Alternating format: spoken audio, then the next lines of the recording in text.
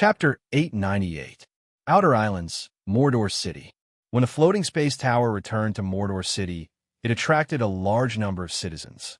As a resident of Mordor City, one must have a strong enough heart and the ability to accept all kinds of new things. The sudden disappearance of the floating space tower attracted the curiosity of many citizens, and when the floating space tower returned, many people came to watch. Recently, the changes in Mordor City were too great. It could be said that it was changing with each passing day. The lighthouse in the port area recently had some airships attached to huge balloons. For the residents of Mordor City, they would not be surprised if the whole city flew into the sky one day. Well, the guide to life in Mordor City had already told them to learn to be used to new things. The Githyanki's inventory was very rich. Gloria and Fallen, which needed some time to sort it out, and Soren also needed to conduct a second study of the war chest bit wall, which was a large-scale killing trial. If this thing could be popularized, Soren's current power of faith could increase by about 30%, and if it could be popularized on a larger scale in the future, then Soren's harvest would be very terrifying. It could be said, no god could recover divine power value as fast as Soren. Even after the end of the Avatar crisis, other gods could hardly compare with Soren's speed of accumulating divine power. Even after the end of the Avatar crisis, divine power value would not appear out of thin air. The gods were close to invincible in the kingdom of God because there were thousands of years of accumulation of divine power in the kingdom of God. If Soren succeeded, there would be a steady stream of power to build the kingdom of God in the future, and he could transform the kingdom of God into the ideal kingdom he needed. The second test began 2 days later. Soren changed the mode this time. He no longer competed with the demons in Mordor City, but changed to another map. In a boundless, blood-red wilderness, huge steel fortresses could be seen in the distance, and on the other side was an endless stretch of tents. At first glance, it was a dense crowd of people. No matter who appeared here for the first time, they would feel small and powerless, because whether it was the creatures in front of them or the atmosphere of the whole environment, it made people feel a trace of depression and madness. This was the 10,000 Abyss Plains. It was also the first battlefield of the endless bloody war. A team of Mordor City officers appeared on the side of the steel fortress. The leader was a drow instructor, and the others were rangers, lurkers, priests, part-time warriors, and monks. Perhaps it was because his reputation had spread to the eastern countries. Soren also had some monks under his command, and some of them even entered the officer class of Mordor City. Lord Terrence, is this the trial that Sir Soren prepared for us? It doesn't look easy. The first to speak was the lurker. He looked around and muttered, "This place feels weird. It's depressing." A dense fog enveloped the entire battlefield. They could only vaguely see everything in the distance, but they couldn't see clearly what it was. The drow instructor named Terrence had a solemn expression on his face. He looked at the steel fortress behind him and murmured, "The scene here seems a little familiar, as if I've seen it in a book. We don't seem to be in the material plane, but have been sent to the lower planes." The ground was blood-red. Bones that had existed for a long time could be seen everywhere. It was a huge and cruel battlefield at first glance. They didn't know how long the war lasted for the earth to be blood-red. This seems to be the plane of 10,000 Abyss. The one who spoke was the only priest among them. Spellcasters were obviously more knowledgeable. He looked around and said solemnly, "If I'm not wrong, we're now in the 10,000 Abyss plane of the bottomless abyss." Plane of 10,000 Abyss? The first layer of the abyss? Bloody war. Hearing the priest's words, the faces of the others present changed drastically. Then one of them said with a trembling voice, "Endless bloody war? Oh my God, we've been sent to a bloody battlefield?" The priest shook his head and said, "This should be a trial, not a real bloody battlefield. Otherwise, we would have died long ago." As if in response to his words, the fog in the surroundings gradually dissipated. Behind them, a well-equipped army of demons appeared.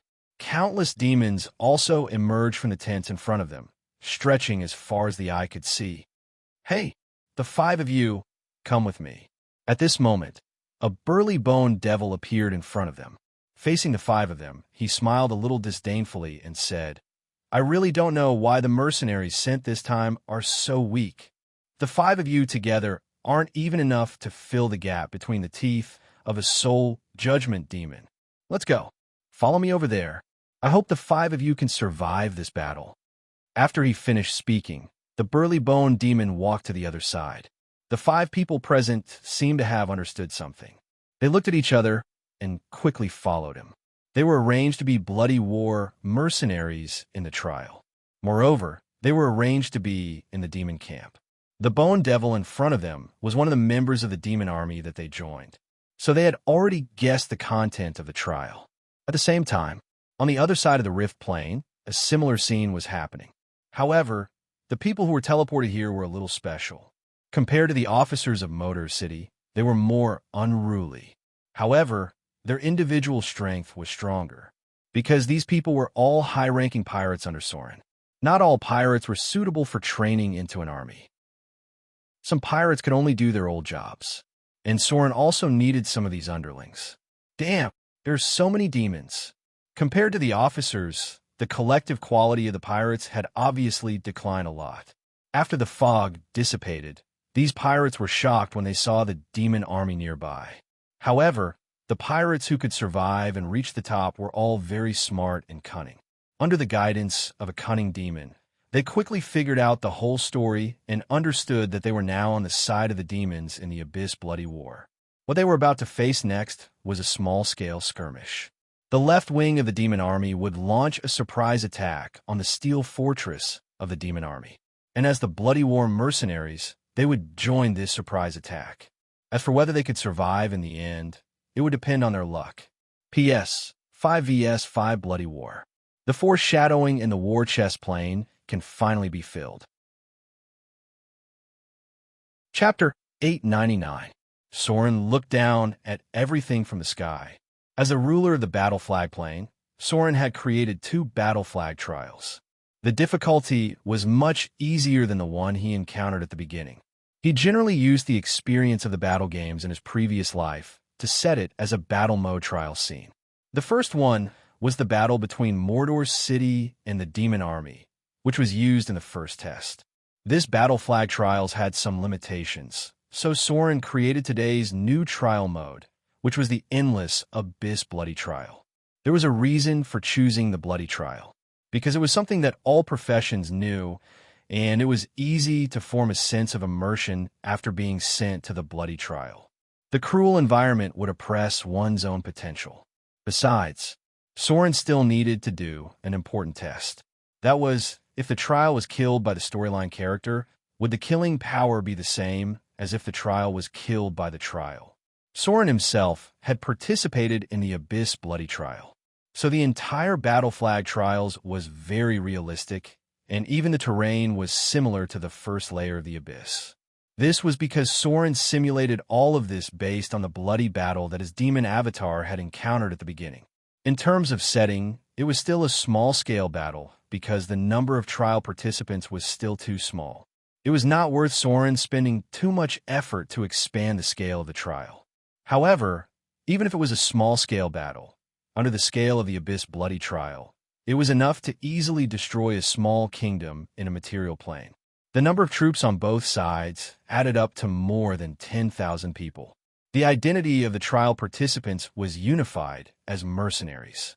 There were no racial restrictions to becoming a bloody trial mercenary.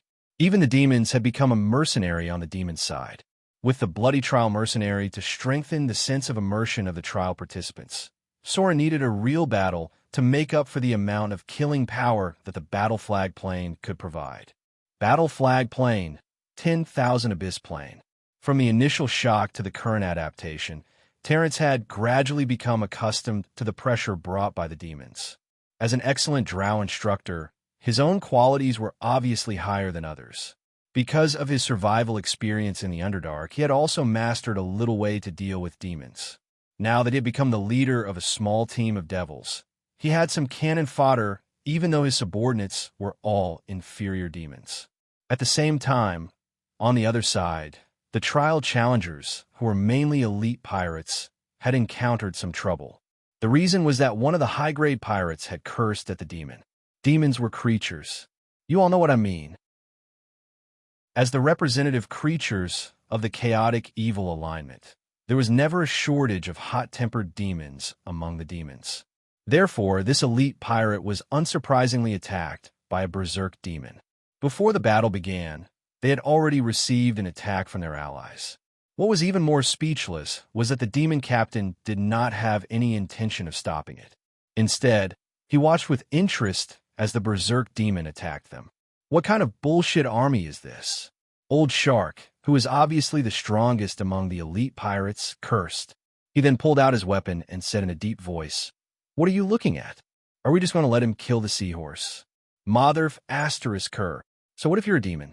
The pirates of Mordor were also a group of hot-tempered people. They had followed Soren through countless battles. Although they were still a little weaker than demons, they were not so weak that they did not even have the courage to fight back when attacked by the other party.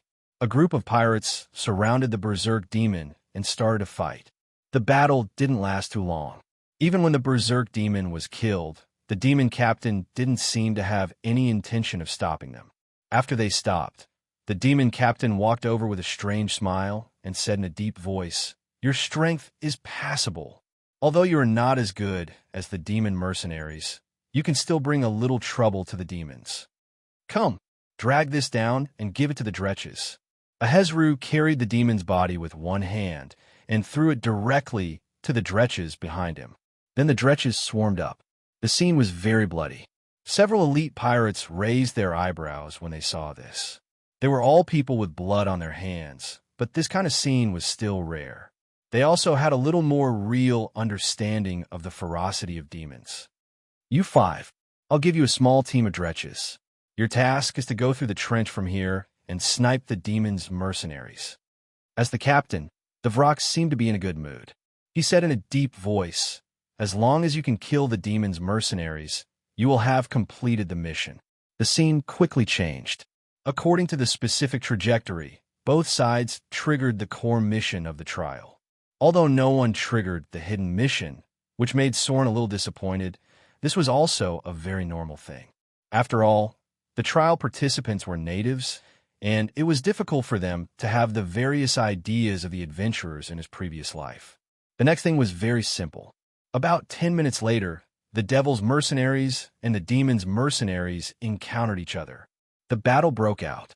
The elite pirates, led by the Old Shark, were obviously stronger individually, while the officer class, led by the Drows, had more organizational ability. The two sides kept fighting back and forth. Although the officers were more experienced, the old pirates were cunning and had some special tactics, so the two sides were evenly matched. When all the demons and devils that served as cannon fodder were exhausted, they had no choice but to join the battle themselves. At this time, Soren couldn't help but focus his attention. Casualties quickly appeared. The first to die was a pirate with a big beard. He died in the hands of the Drows, and the moment he died, a very strong, killing intent surged out. This killing force was almost twice as strong as the one Soren absorbed last time. It was almost equivalent to a devout believer's prayers for a whole day. There was no doubt about it.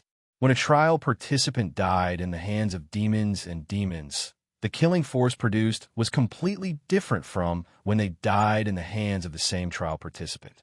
The difference between the two sides was very obvious. I see. Dying in the hands of other trial participants is the most valuable thing? Soren looked down at everything below and couldn't help but fall in a deep thought. The battle continued, and the killing force continued to accumulate. However, just when Soren thought that everything was over, suddenly a very strong killing force emerged, followed by a soul light that directly flew towards Soren's palm. At the same time, on the high platform of the battle flag plane, the 5 elite pirates who seemed to have fallen into a deep sleep suddenly turned pale, and then his breathing became weaker and weaker, and finally his heartbeat stopped. He was dead. When he died in the battle flag trial, he also stopped breathing and heartbeat in reality. Chapter 900. This was an accident. Even Soren didn't expect this accident, because according to his evaluation of the battle flag trial, the professions above, intermediate, and advanced would not die in reality because of death in the trial. But the accident eventually happened. The dead elite pirate had stopped breathing and heartbeat, and Soren also took his soul in his hand. There was a drawback to the battle flag trial. Because it was a real illusion, all those who died in the trial must go through a mandatory test of death when exiting. If their will was not enough, the trial taker may die in reality while dying in the illusion. Obviously, this elite pirate did not pass the test of death. The accident had already happened. Soren had no choice but to send these trial takers out first. As for the aftermath, he already had a plan because he had already thought about what to do if an accident happened. Steel golems appeared one by one. Trial completed. Please leave here with me. The leader of the steel golems spoke to these pirates with a cold mechanical voice. These pirates had just experienced a real death, and they were very tired. Although they found that there seemed to be one person missing, only one of them said, "Where is Swordfish? Why is he missing?" The steel golem said, "He has completed the trial and was sent elsewhere. Now I will escort you out of here." Hearing the words of the steel golem, the other pirates hesitated for a moment and then left. These pirates were randomly selected, and their relationship with each other was not very good. They didn't know what happened, and even if one person was missing, they didn't care too much, because the death they had just experienced made them realize a lot. On the other side, the arrangement was much easier. All the officers of Mordor City returned to the barracks. At this time, Soren also came to the body of the dead pirate. There were no wounds on the body, and the expression on the deceased's face was quite frightened. In short, in fact, he was scared to death. With the ability of advanced professions, they could completely bear the side effects of the trial failure. But if they believed that they were really dead at that moment, then the final result would be that their body died in reality. I need to think of a way to deal with this. Soren thought for a moment. He waved his hand and carved a complicated rune on the device connected to the battle flag trial. He murmured, "An enchantment circle that strengthens the will? The instant the trial taker exits, it will strengthen their immunity. This should reduce the probability of accidents, right?" The formation was quickly completed. After completing the enchantment, he couldn't help but stare blankly because this enchantment looked a little familiar. Where have I seen it? Suddenly, Soren seemed to have thought of something. His whole body froze on the spot. After a long time, he let out a sigh and left. News of the battle flag trial did not spread. On the contrary, its benefits were spread among the higher-ups of Mordor City. Because one of the trial takers, Jack, had quickly broken through the original bottleneck after a battle of death and became a professional very close to the legendary realm in Mordor City. The battle flag trial had a clear effect on the professionals, especially the warriors at the front lines. Facing death was something that every warrior had to experience. In reality, such an experience may not be able to survive in the end. The desperate death provided by the battle flag trial gave the warriors a chance to accumulate anger. The breakthrough between life and death directly allowed Jack to master the ability close to the legendary level. The trial must continue. A little bit of casualties is still bearable compared with the results brought by the battle flag trial. Soren sat in the study and thought about everything. All the people who had been through the battle flag trial were under his observation. Almost every trial taker would have a period of weakness after completing it, but after the period of weakness, their strength had improved significantly. Almost all the trial takers had a small improvement. In this way, an accidental death of a trial taker was not so important. Soren was not overly kind and compassionate. The second wave of the Avatar crisis could break out at any time, and no one knew how many people would die in the third and fourth waves. In the end, only a few people would survive. It was worth it to take a little risk now in exchange for future survival. Mordor City, the port area, accompanied by a series of muffled rumbles, a giant airship slowly docked near the harbor's lighthouse. Although the number of airships had reached double digits now, every return would still attract people's attention. This airship had just returned from Arendelle. Relying on advanced alchemy technology, it only took a day and a half for the airship to go back and forth between Arendelle and Mordor City. It flew in a straight line in the sky. Such high efficiency instantly made many people realize the business opportunities in it. Even other chambers of commerce were trying to imitate the structure of the airship. Soren was not surprised by this. As long as he controlled the core technology of the floating ring, he could firmly hold on to the interests in it. The Great Temple.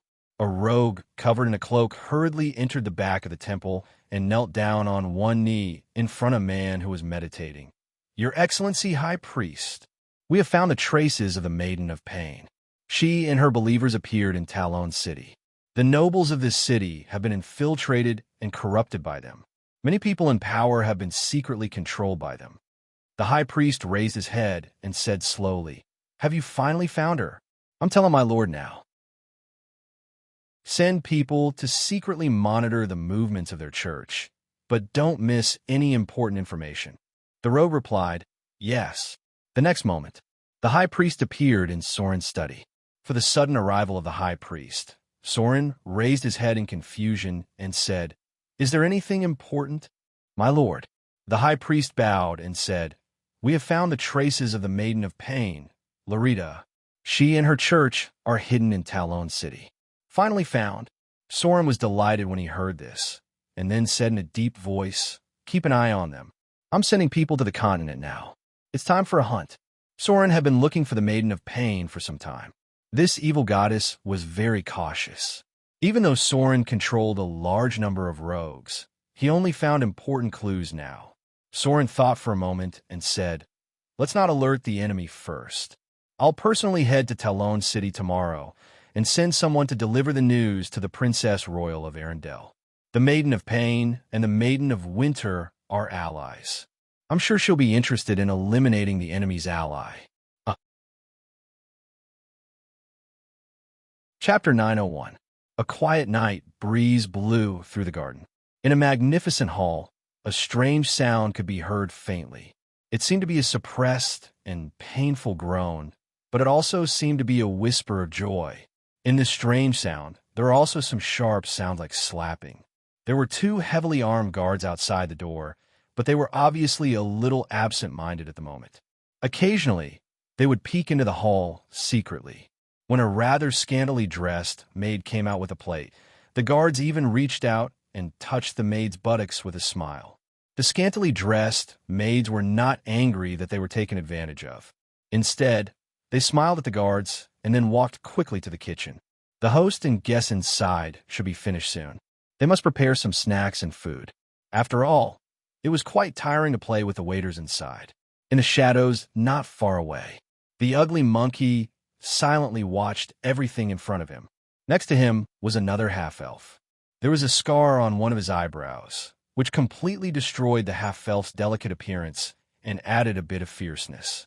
These nobles are quite good at playing. Nothing in the hall could escape their eyes. The half-elf lowered his voice and said, "A high priest, 3 presiding priest attendants, a high-grade knight, and a few others are not up to standard. Shall we do it now?" The ugly monkey glanced at him and whispered, "Wait a little longer. The goddess of abuse, Lorita, is just a god who can't be seen in public. All she does is play with people's hearts. Let's wait until their ceremony is over." Speaking of this, the ugly monkey could not help but curl his lips in disdain. He really looked down on Lorita, the Maiden of Pain, because he had been lurking in Talon City all this time. These believers and priests of the Maiden of Pain played these shameful games all day long, as if they were all masochists. The ceremony inside was about to end. The gorgeous priests were casting magic to heal the wounds of the nobles who were holding the ceremony. Of course, there were also some beautiful girls inside. Some were kneeling under these nobles. As for what they were doing, it was needless to say. As a god that was also active in the Underdark, the Church of the Maiden of Pain had many means to attract these nobles. After a period of observation, Ugly Monkey had figured out the form and method of Lorita's church. Lorita was also an evil god, but she told Ugly Monkey that nothing she did could compare to the Lord he believed in. In conclusion, The way La Vida's church operated was like this: corrupt the nobles, then take them to play the depraved play ritual. Corrupt the merchants, then take them to play the depraved play ritual. Corrupt the civilians, then take them to play the depraved PLY ritual. The only difference was the method of corruption and the scale of the various sadistic rituals. Nearly 70% of the nobles in Talon City had been corrupted by the Church of the Maiden of Pain. As an evil god who was good at manipulating people's hearts, La Vida's priests were very good at cultivating the servility of mortals. In addition, there were many beautiful women in the church, so both the abuser and the abused could be satisfied in their hands. Once the soul was corrupted and fell into the abyss of desire, it would not be easy to get out. The whole Talon City was so depraved. From the officials to the civilians, almost all professions had fallen into the control of La Vida's church. They were all evil gods, but sometimes the gap was so big. Unlike what Soren did in Mordor City, La Vida had been immersed in the joy of the priesthood itself. She liked to abuse people, whether it was physically or mentally, and enjoyed the process of others being abused. It was almost time. When the beautiful half-elf priestess pulled back her whip and was about to cast healing spells on the nobles who had just experienced pain and pleasure, the ugly monkey and the other half-elf also made their move. "Do it!" As his cold voice fell, Ugly Monkey's figure disappeared from where he stood. The next moment, he appeared behind the guards in the hall. With a silent flash of cold light, one of the guards died in his hands. The other half-elf also moved quickly, and the two of them cooperated well to kill the two guards at the door. Shadow Jump. After taking over the priesthood of Shadow, Soren's divine power began to give more special abilities to his believers, especially the extension ability in the Shadow Realm, which greatly increased the strength of many rogues under his command. Ugly Monkey's target was the priest. As a spellcaster, when Ugly Monkey sneaked behind her, the fate of La Vida was already decided. No mercy. Ugly Monkey pierced her heart with a dagger without any mercy. At this time, the nobles who had just recovered from the joy and pain let out a scream of horror. There were one or two naked ladies who directly screamed and fainted after seeing the blood spurting out from the priest's chest. The killing did not stop. Ugly Monkey was still harvesting lives. He suddenly felt like laughing when he saw the nobles, who were usually high and mighty, trembling in fear. Without the code of power, these guys are really disappointing. The whole process was very fast. When Ugly Monkey stopped, the hall was already full of corpses. At this time, the guards outside also reacted, and there were hurried footsteps in the distance. "Let's go." Without any hesitation, Ugly Monkey disappeared, and the other half-elf also disappeared quickly. This night, Talon City was very restless. This was because this was not the only place where the attack took place. Tonight, at least 10 places in Talon City had similar assassinations. The targets were almost all the influential people in the city, and almost all of them had priests from the La Vida church present. Soren had already made his move. Before dealing with the Maiden of Pain, the members of the church under his command had already launched an attack on the opposing church. A large number of assassins had cut off Lorita's wings with cold means, and, at the same time, they had severely damaged the noble forces that they had corrupted and controlled. This meant that the secular forces of Talon City would be deterred. Those nobles had to weigh their own heads before thinking about whether to get involved in the struggle between the two churches. However, everything had just begun. The Church of Abuse had spent a lot of effort to corrupt the city. Many of the guards and army had been secretly controlled by them. Although Soren's church was stronger, it was not easy for a strong dragon to suppress a snake in its own territory.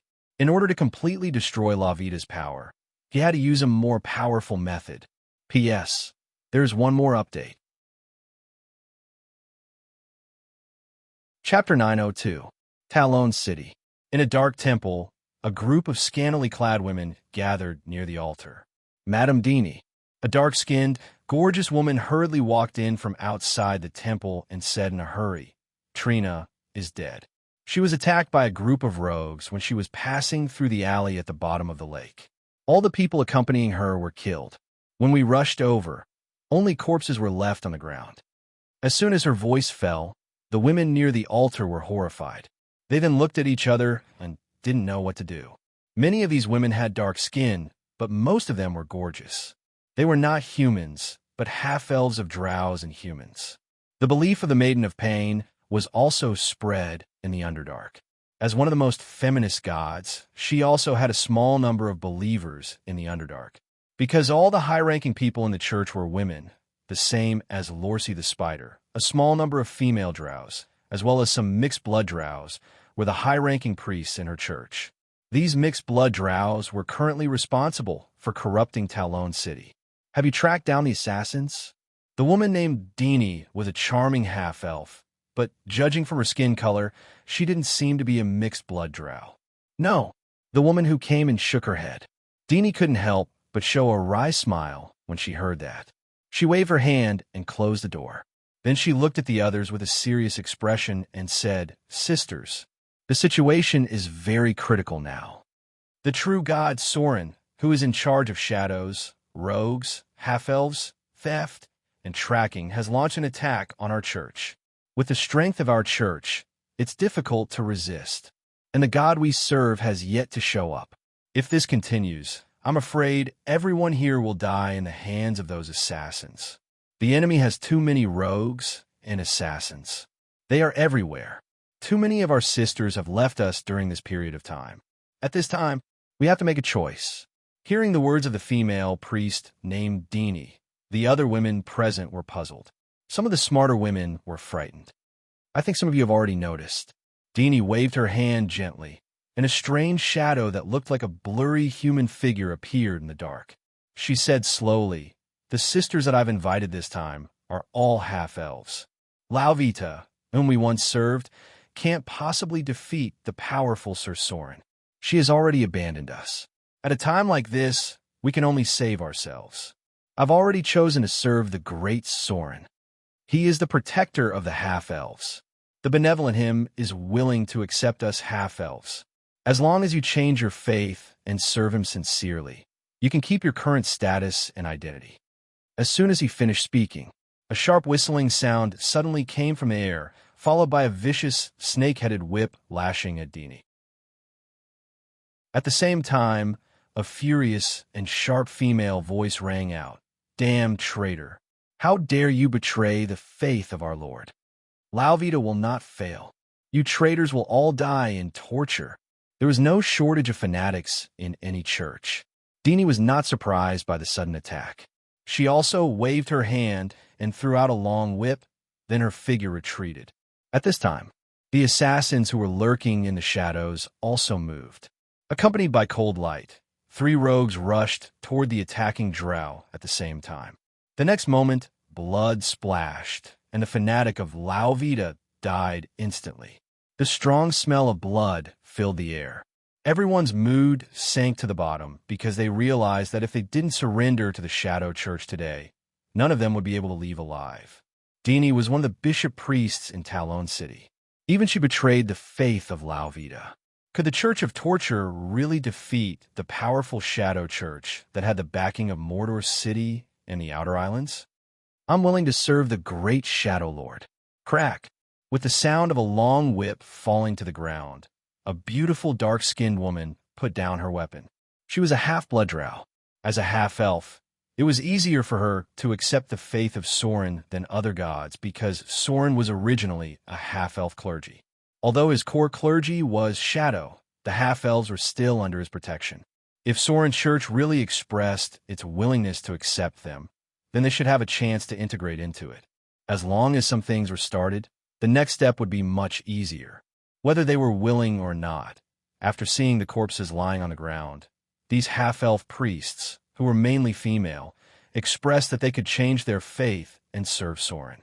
Whether they were sincere or not, as long as people first began to surrender to Soren's church, then the situation would move in a direction that was more favorable to the Shadow Church. They were just a group of mortals, and this was a collision between the gods and the church. Although Lauvita had a lot of strength on the surface world, there were still some believers gathered in the Underdark. It was impossible to compete with the Shadow Church only by relying on the church in Talon City. Your Excellency, High Priest. After all the half-elf priests gave up resistance, Dini came to a prayer room at the back. She humbly bowed her head to the woman hiding in the shadows in front of her and carefully said, "The half-elf priests in the temple area have basically surrendered. If you agree, I will try my best to persuade the other half-elf priests to give up resistance." The high priest's figure came out. A faint smile appeared on her face as she slowly said, "My lord is merciful.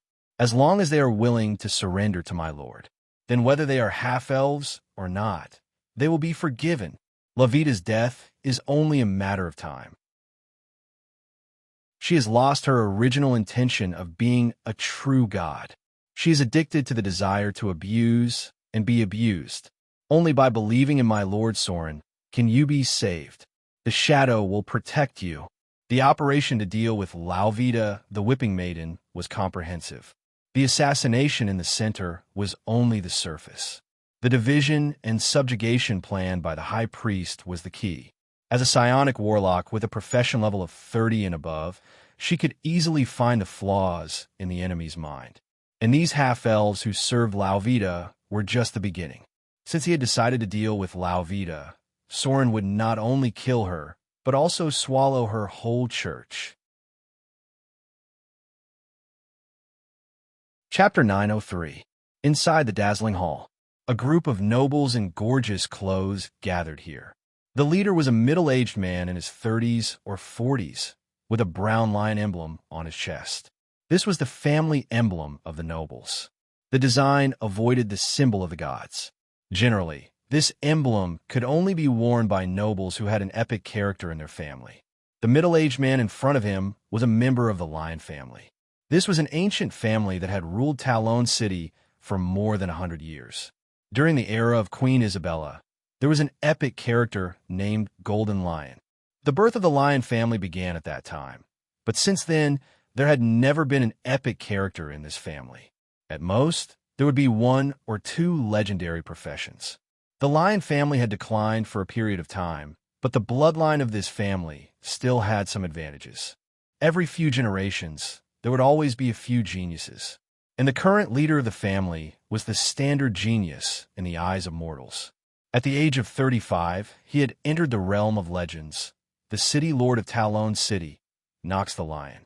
Although his strength had entered the realm of legends, and he was already a powerful figure among mortals, at this moment, Nox's expression was quite hesitant and tangled. There were few aristocratic virtues left. This was a dark and foolish era. Everything that Sauron had seen and encountered in Amber City would also appear in Talon City, and it might even be worse than it was in Talon City. The glory of the lion family had been gone for a long time. Although there was a legendary character in these years, there is no doubt that the virtues of the Golden Lion had not been passed on to his descendants. Nox was a noble lord in the lawful evil camp. His cruel rule had always exploited and oppressed the civilians in Talon City. He let the Church of Torture grow stronger in exchange for some gifts from the gods.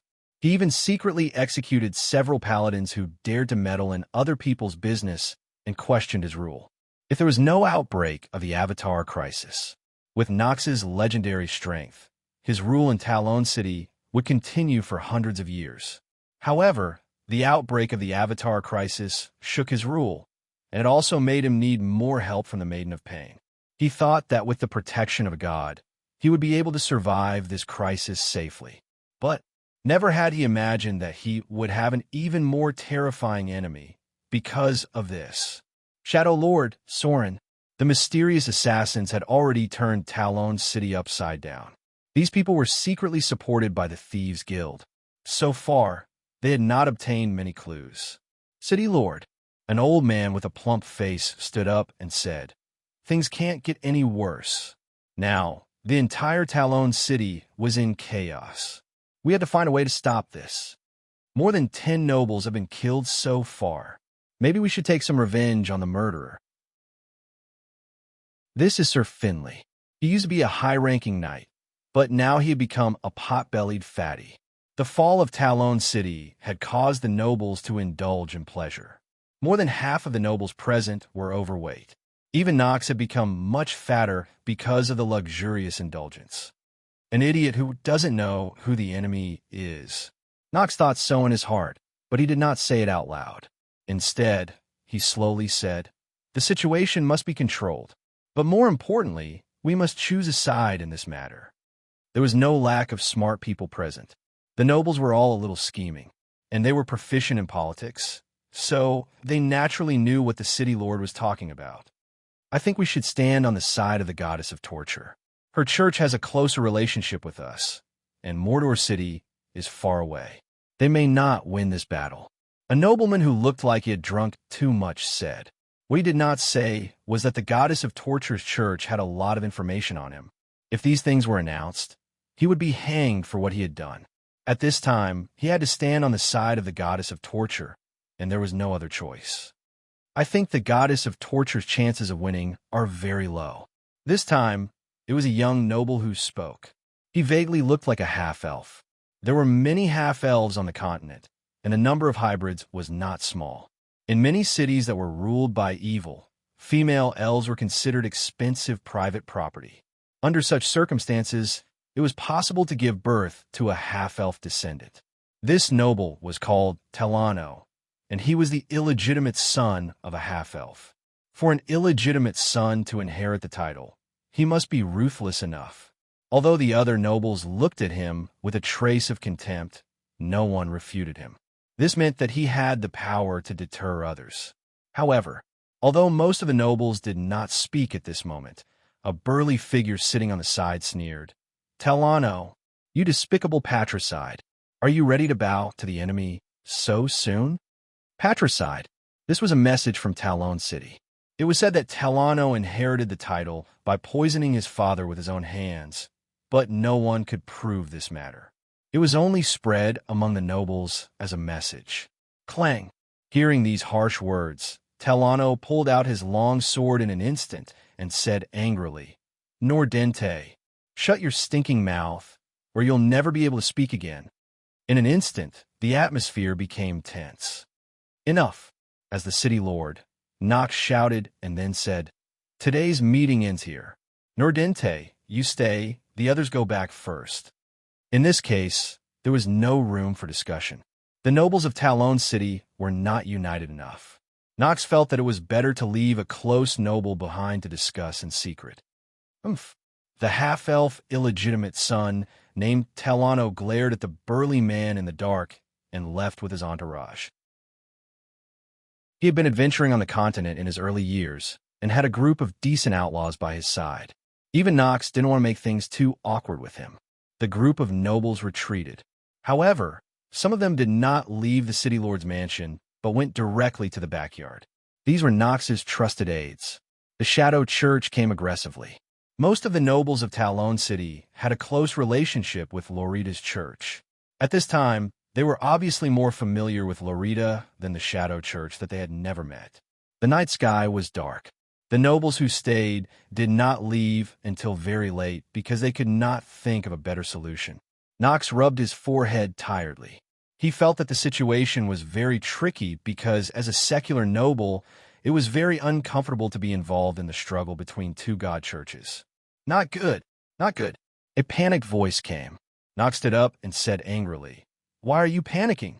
A man dressed as an official staggered in and then said in a panic, "City Lord, not good." Telano rebelled. "He has led people to attack the warehouse. He is now attacking the city defense. Many guards have been bribed by him to rebel." Rebel? In an instant, Knox woke up with a start. Recalling Telano's resentful eyes when he left, he suddenly felt a chill in his heart and said in a deep voice, "How many people do they have? Immediately gather the other nobles and follow me." The man dressed as an official stammered, "Many, many troops." Telano found many reinforcements from God knows where. These rebel troops are all flying a black flag. Ignoring the stammering official, Knox immediately rushed out with the others. As soon as they went out, they saw the flames in the distance. Many places in Talon City were on fire, and they could vaguely hear mournful cries. Further away, there was the sound of troops gathering and some dull, loud noises. They did not know what was going on. "City Lord, don't worry." The burly noble named Nordente frowned and looked at the flames, then said, "With Teleno's strength, even if there are reinforcements, there can't be many of them. I think he is trying to confuse us. Let me bring people to catch him and bring him to you." Chapter 904. The entire Talon city fell into chaos. Ordinary people locked their doors and windows and looked at the army gathering outside in horror. Fortunately, Trano's men were disciplined, and no one took the opportunity to rob civilians. Rumble. The dull sound of artillery fire came, and this loud noise made Nox's heart skip a beat. He said angrily, "Why is there the sound of artillery? Did Trano capture the armory as well?" "No," a man stammered. "He should have found a way to get it from outside." The guard from the city lord quickly gathered, and then they encountered Trano's men on the street. Nox couldn't help but curl his lips because the army in front of him was obviously a motley crew of adventurers and mercenaries. Compared to the personal guards of the Lion family, these people were obviously not enough. The fact was as he guessed. These Trano's men were almost defeated at the first touch. They could only fight with the corrupt city guards, but they were no match for the private guards of the nobles. But just when Nox thought he could quell the rebellion quickly, an army with a black flag appeared in front of him. At the moment when he saw this army, Nox's heart couldn't help but sink. He had been on the battlefield. He had seen a real army, and the team that was advancing silently in front of him was undoubtedly the kind of real army. Black flag, the flag of Mordor City. As if thinking of something, Nox's expression suddenly became very scary. Reality soon gave him a response, because at this moment in Mordor City, in a laboratory near the arcane tower, a cold mechanical voice had just sounded. "Space waymark lock. Target Talon City. Open the number 1 temporary portal. Release the steel golems. Space waymark lock. Target Talon City. Open the number 2 temporary portal. Release the third guard of Mordor City." Several mechanical voices sounded in succession. With the white teleportation aura, an army suddenly appeared in Talon City thousands of miles away. At this moment, 5 heavy steel golems appeared in front of Nox. Damn it! Nox felt that the situation was out of his control, but he had no other choice. He roared, drew his weapon, and rushed toward the army in front of him. Now he only hoped that the goddess of abuse, Lorita, could appear as soon as possible because the decayed guards of Talon City could not stop the attack of the elites of Mordor City. First Street has been conquered. The south gate of Talon City has been occupied. The central square has been occupied. The third squad is attacking the Ordnance Division. The fifth guard is attacking the City Lord's mansion. The continuous mechanical sound echoed, and the army of Mordor City was like a sophisticated instrument, easily destroying the defense line of Talon City, and then steadily advancing, gradually encroaching on the enemy's territory. At this moment, Soren was also quietly observing everything. This was the first time that Mordor City had used the portal for a long-range siege. Although they had secretly provoked a rebellion of a noble, when it came to actual command, many elements were still far beyond the military standards of this era. Fortunately, under the command of Thaling, the army of Mordor City had been steadily advancing. Defeat the city guards, taking over the defense. The captives have all been escorted. The third street has been strongly resisted. A large number of enemy knights have appeared, requesting support from the rear. As a big city, Talon City naturally had a group of old noble forces.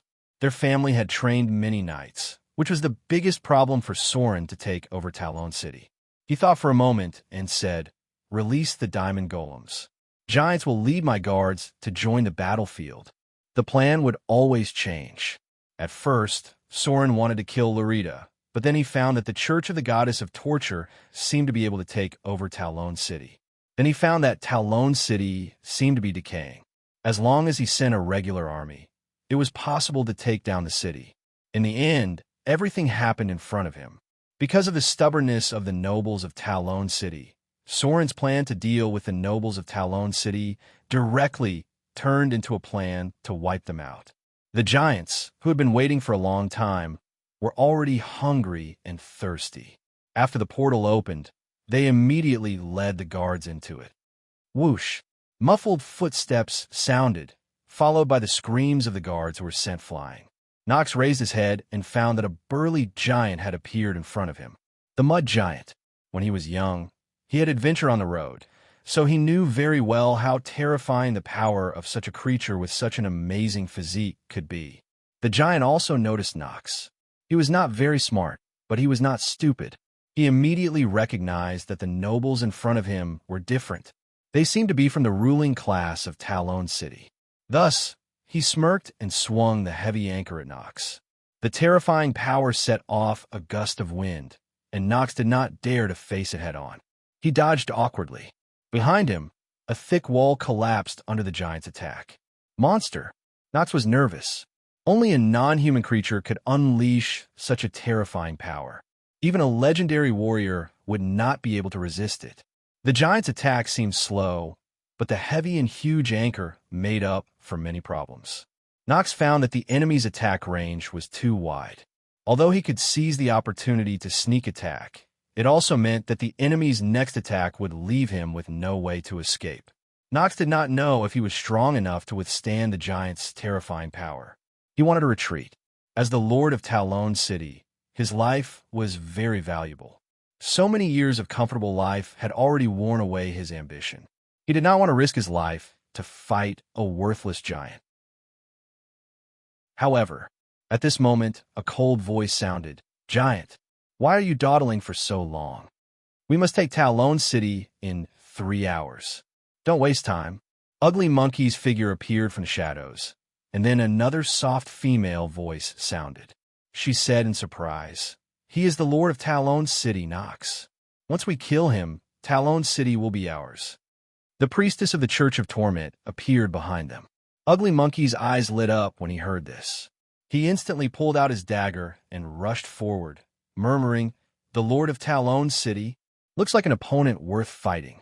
Panting, heavy panting, Nox felt that his physical strength was about to be exhausted. As a legendary warrior, although he had great strength, more than 10 years of comfortable aristocratic life had made him unable to break through for a long time. His legs were stabbed 3 times, and 2 of his ribs were broken by the huge force in his chest. He knew that he was about to die. The battle in Talon City was about to stop. He could still stand now because of the pride of the Lion family and the legendary profession. Seeing Trano's figure in front of him, Nox's eyes suddenly turned red, and he said angrily, "You shameless traitor!" "Traitor?" Trano smiled, then bowed respectfully to a woman in the shadows, and said, "This is called adapting to circumstances. What does Lauvita have that is worth us fighting for her? Don't think that I don't know why you don't want to surrender. I know all about the despicable things you did with the Church of Torment." TSK, TSK. Trano walked over slowly with a hint of madness on his face. "Don't think that you can control Talon City by killing me. You are just a puppet of Mordor City," Nox said angrily. Trano didn't care about it all and said slowly, "So what? At least I control Talon City in name, and I have more power and wealth. Mortals should know how to be content." Mordor City was far away. Even if he controlled Talon City secretly, there must be a puppet standing on the surface. This puppet didn't need to be a puppet because Soren didn't have so much energy to manage Talon City. Trano could enter Soren's sight because he was a half-elf, and because he was a ruthless guy who could help Soren deal with a lot of shady things. Soren didn't care about the constraints of morality. As a god of the evil alignment, he only cared about the benefits that he could obtain. Boom! A loud noise came from the distance, and it came from the temple area. This time, the chaos didn't affect the temples of other gods. The only one that was attacked was Lauvita's temple. At this moment, a dazzling light appeared on Lauvita's temple. The figure of a goddess could be vaguely seen. Nox suddenly laughed and said crazily, "Lauvita has arrived. You guys are all going to die." "Is that so?" Trano smiled. Then, he slowly said, "My lord has been waiting for him for a long time." My lord? Trano already believed in the half-elf god. Almost at the same time, just as the dazzling light appeared above Lavita's temple, a golden figure also appeared above the great temple of Mordor City. Then, Sorin, who was in the form of a saint, appeared above Talon City. "I finally forced you out." He stared coldly at Lauvita in front of him. She was a beautiful woman with a cold face, holding a nine-tailed whip in her hand. At this moment, she was facing Sorin's gaze. She had no choice because if she didn't appear, Lauvita's faith in the surface world would collapse, and the church was so badly damaged that the gods didn't dare to come out to fight. The faith in the Underdark would be easily taken away by other gods. The Queen of Spiders had been waiting for this for a long time. If Lauvita didn't even have the courage to fight Sorin, then Lolth would be very willing to completely erase her influence in the Underdark. At that time, perhaps Lauvita could only wait for her death. P.S. I owe a lot of manuscripts, but fortunately, I've already paid them back. Chapter 905. The Avatar Crisis did not require mercy. When Lauvita's figure appeared, Sorin immediately transformed into his saint form and greeted her. This time, the battle was completely different from the past. The moment the two sides clashed, there was almost no close-range combat. The reason was simple. The Avatar Crisis had been going on for some time. Sorin had accumulated a lot of divine power, and Lauvita had also accumulated a lot of divine power. As long as the divine power was not depleted, the divine shield of a god could resist almost any magic damage and physical damage. For gods like the Queen of Spiders, even the super arcane crystal pulse cannon could be resisted by the divine shield. Sorin did not encounter an enemy with enough divine power when he killed Malor, the god of the hunt and the Lord of Shadows. But when he fought against Lauvita, he encountered an enemy who had at least 30% of her divine power. Rumble. A dazzling golden light erupted over Talon City. This was a battle that was very close to the true god form. Lauvita cast at least 3 level 9 divine spells in a row the moment Sorin appeared, and Sorin also used his divine power to offset the opponent's attack. Under their feet was the temple district of Talon City. It was just the beginning of the battle, but the aftermath of the divine power had already destroyed the land. The only thing that was intact were the temples that were shrouded in light. A little civilian casualties were inevitable, but at this time, no one cared about it. When the Avatar Crisis broke out, mortals were like ants. In the past 2 years, almost hundreds of millions of innocent creatures died tragically. Sorin had long been mentally prepared for some things. The battle of divine power continued. Sorin's divine power was not far from Lauvita's, which meant that after both sides exhausted their divine power, they would not be able to cast divine spells in their saint form. Next, it was time to test their true strength. The strength of a god was not only determined by their own divinity level and divine power, but also the most basic profession level and comprehensive strength. During the Avatar Crisis, no god could squander their divine power points without limit. After fighting against more than 10 level 9 divine spells, their divine power points were running low. Sorin stopped casting divine spells, while Lauvita activated her divine shield. They could only use the remaining divine power points to defend themselves. Any extravagant actions could cause both sides to be unable to defend against a single fatal attack. At this moment, Sorin finally saw Lauvita's appearance. A very beautiful and cold young woman. This should be Lauvita's original form. A cruel and merciless beautiful woman. She was like a flower with poisonous thorns, not minding taking the lives of others. Shadow Lord Sorin. Lauvita's voice was unusually calm as she said calmly, "I don't have any grudges with you. I don't understand why you're targeting me." Sorin looked at him quietly and said slowly, "Is that so? In this calamity, we have no choice. You are blocking my path forward. That's all." Lauvita fell into silence. In fact, her question just now had no meaning, because an evil god almost didn't need any legitimate reason to deal with someone, as long as there were enough benefits. She was like this. Soren was like this too. Almost all evil gods were like this. Lauvita didn't speak again, but waved her nine-tailed whip and rushed up in an instant. She was not a spellcaster. Lauvita, who was in charge of pain and torture, was a very good fighting god.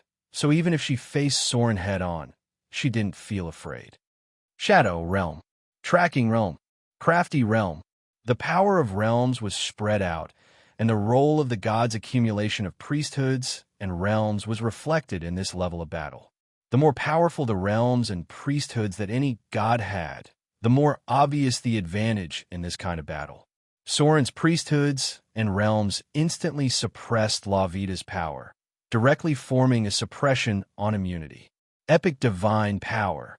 Soren's figure was accompanied by a silver-white stream of light, and he could sneak around freely within the range of the Shadow Realm. Lauvita's priesthoods strengthened the pain that Soren suffered, but it was nothing to his will. With the power of an intermediate god against a lesser god, it was already suppressing. As long as the battle continued like this, Soren's victory was only a matter of time. However, any victory would not come so easily. Just when Soren was suppressing Lauvita to the point where she could not raise her head, a rotten smell suddenly filled the night, and then the army from Mordor City had a dark face. Some people with weaker physiques almost died instantly. Be careful. These gases are poisonous. Priest, hurry up and disperse these poisonous gases. Everyone gather around the priest. Panicked voices sounded. These highly poisonous gases appeared in Talon City without anyone knowing. Not only the army of Mordor City, but also many residents died from the poison. It was a bit like the Cloud of Death, which had a fatal effect on low-level creatures, but the range was many times larger than that of the Cloud of Death. Huh, Soren, the Lord of Shadows, do you think I will deal with you alone? My reinforcements are here. Lauvita suddenly teleported away, and a smile appeared on her face. In just a short time, hundreds of people died in the army of Mordor City. Almost all of them died from the poisonous gases. At the same time, some figures of drool appeared in Talon City. The Witherers.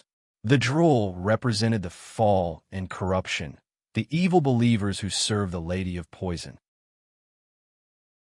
These Witherers summoned rotten vines and plants, and appeared in the dark to attack the army of Mordor City. There were also traces of lizardmen. The Lady of Poison, Talona? Soren's figure stopped in midair. He looked into the darkness, where there was a rotten and gloomy divine breath. He said with a blank expression, "It seems that I guessed right. But do you think you can defeat me like this?" The Lady of Poison, the Lady of Disease, the mother of all plagues, Talona had many titles that made mortals afraid. She was often described as a haggard old woman with various religious tattoos on her face. Wherever she went, misfortune and suffering would inevitably follow. Her heart was like that of a headstrong and greedy child, but trapped in a shell that had once been beautiful but was now ravaged by disease and age. A poor god who had been corrupted by her clergy. This was why Soren had always paid attention to his own will. Talona was a typical god who had been controlled by her clergy. Even her body had been corrupted by the clergy of poison and disease. Talona used to serve the god of slaughter, Baal, together with Lauvita. Soren's calmness made Lauvita feel a little uneasy. Two weak gods could kill Soren, but Soren's calmness at this moment meant that he didn't care. A gust of cold wind appeared. Without any warning, the temperature of the entire Talon City began to drop gradually. It was already the 4th or 5th month of the year, but Talon City, which was located in the south, seemed to have entered the cold winter season all of a sudden. A gust of wind with snow and ice raged, blowing away all the poison and gas. Amidst the dancing snow and ice, the figure of the Princess Royal slowly appeared in Talon City. She had been here for a long time. It was just that Soren didn't signal her to do it, so Princess Royal didn't show up. When the plot of the Lady of Poison emerged, the time for Princess Royal to show up had also arrived. The cold wind blew away the haze of death, and the ice and snow turned the Witherers into crystallized sculptures. Arendel's Queen of Ice, Lauvita's face suddenly changed. The goddess of torture paid a big price to persuade Talona to help her, But the appearance of Princess Royal directly destroyed her plot, because she was a mortal comparable to a god. Arendelle's Queen of Ice, a mortal who inherited the power of the goddess of the north wind and snow.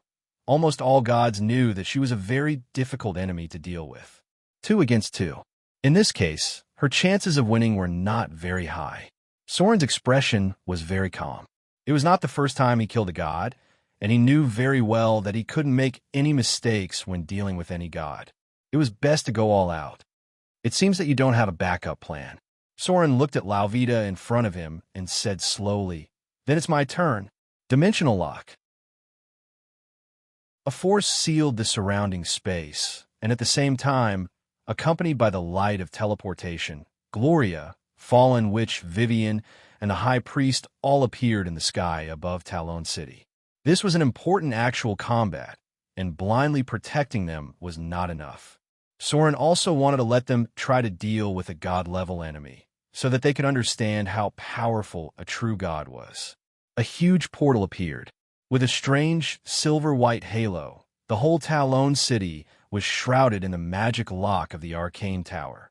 This was the second generation of Magic Lock, which integrated the characteristics of the astral sand into the magic lock.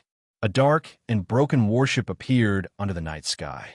The ghost ship, Dead Man's Voice, appeared silently and immediately headed towards the believers of the goddess of poison. The corrupted Witherers continued to bombard them, but there were still a lot of enemies. The believers of the goddess of poison greatly made up for the enemy's strength. However, the balance of the battle was still tilting towards Soren's side, because with the magic lock of the Arcane Tower covering the whole Talon City, the power of the field had been added to the army of Motor City. The magic lock's protective field. This was Soren's trump card to deal with the Blood War Legion, and today was the first large-scale practical test of the magic lock's field. Chapter 906. The goddess of poison and the goddess of torture once served the god of slaughter Baal. Soren knew from the beginning that dealing with Laurita would not be as simple as dealing with the god of the hunt, Mailer. It might even be more troublesome than dealing with the god of shadows. Because according to Soren's worst-case scenario, when dealing with the goddess of torture, Laurita, it was possible that the Lady of Night, Shar, would come out. Laurita once served the Lady of Night, but with the resurrection of the god of tyranny, Ban, she returned to the command of the 3 gods of death and became Ban's subordinate. Later, Ban died under the conspiracy of Sirik. The goddess of torture once followed the Dread Lord, but later she wavered between the Dread Lord and the Lady of Night. The battle on the ground became more and more intense. It could be seen that this time Laurita, the goddess of torture, was desperate because the army of Mordor had encountered the Drows from the Underdark, which meant that Laurita had even sent out the believers of the Underdark. The goddess of poison did not put in all her power, but there were also a lot of Witherers and Fallen Drool in Talon City. They were good at using disease spells, and almost all the weapons of the believers were smeared with poison, which put a lot of pressure on the army of Mordor, especially the priests, who could only cast healing and detoxification spells with all their strength. Leave this to me. Gloria's figure floated in the air, and 72 tarot cards kept flying around her. As a legendary, which with the full support of Mordor, her equipment and strength were even stronger than high-grade legendary wizards. At this moment, Gloria was the main force against the Witherers, and the Fallen which was casting slightly forbidden spells to eliminate the Drool who served the Lady of Poison. Because the goddess of poison was in charge of poisons, she also had a group of assassin followers under her command. The rogues from Sauron were fighting with the other side, but at the moment, they did not have much of an advantage. The rogues who believed in Soren had more powerful shadow abilities and stealth abilities, and almost all the assassins who served the Lady of Poison were good at using deadly poison. In contrast, at this moment, the casualties in Mordor City were greater. The scope of the battle between the gods was very large, and there were not many intact parts of the temple area. Princess Royal was fighting against Lady of Poison at first, but after a few minutes, she appeared beside Soren and said, "Change. Leave this to me." Soren didn't know why at first, but when he saw that Princess Royal's face was a little pale, he didn't think too much about it. He immediately changed his target to the Lady of Poison and handed the Goddess of Torture, Larita, to Princess Royal. The Lady of Poison was a deity with an ugly and ferocious appearance because her divine title had corrupted her body. After approaching the Lady of Poison, Soren knew why Princess Royal wanted to change her opponent. A malicious and decaying domain power enveloped him. As Soren approached the Lady of Venom, a row of data popped up in front of his eyes. Affected by poison domain, triggered a mandatory immunity test. Constitution immunity test passed. Will immunity test passed. Within the range of the poison domain, you will receive 3 poison corrosion damage per second. Affected by disease domain, activated a mandatory immunity test. Constitution immunity test passed. Will immunity test passed. Within the range of the disease domain, you will receive 3 poison corrosion damage per second. Soren almost passed all the mandatory immunity tests. But the problem was that even so, after he got close enough to the Lady of Poison, he would constantly receive damage from the other party's divine title domain.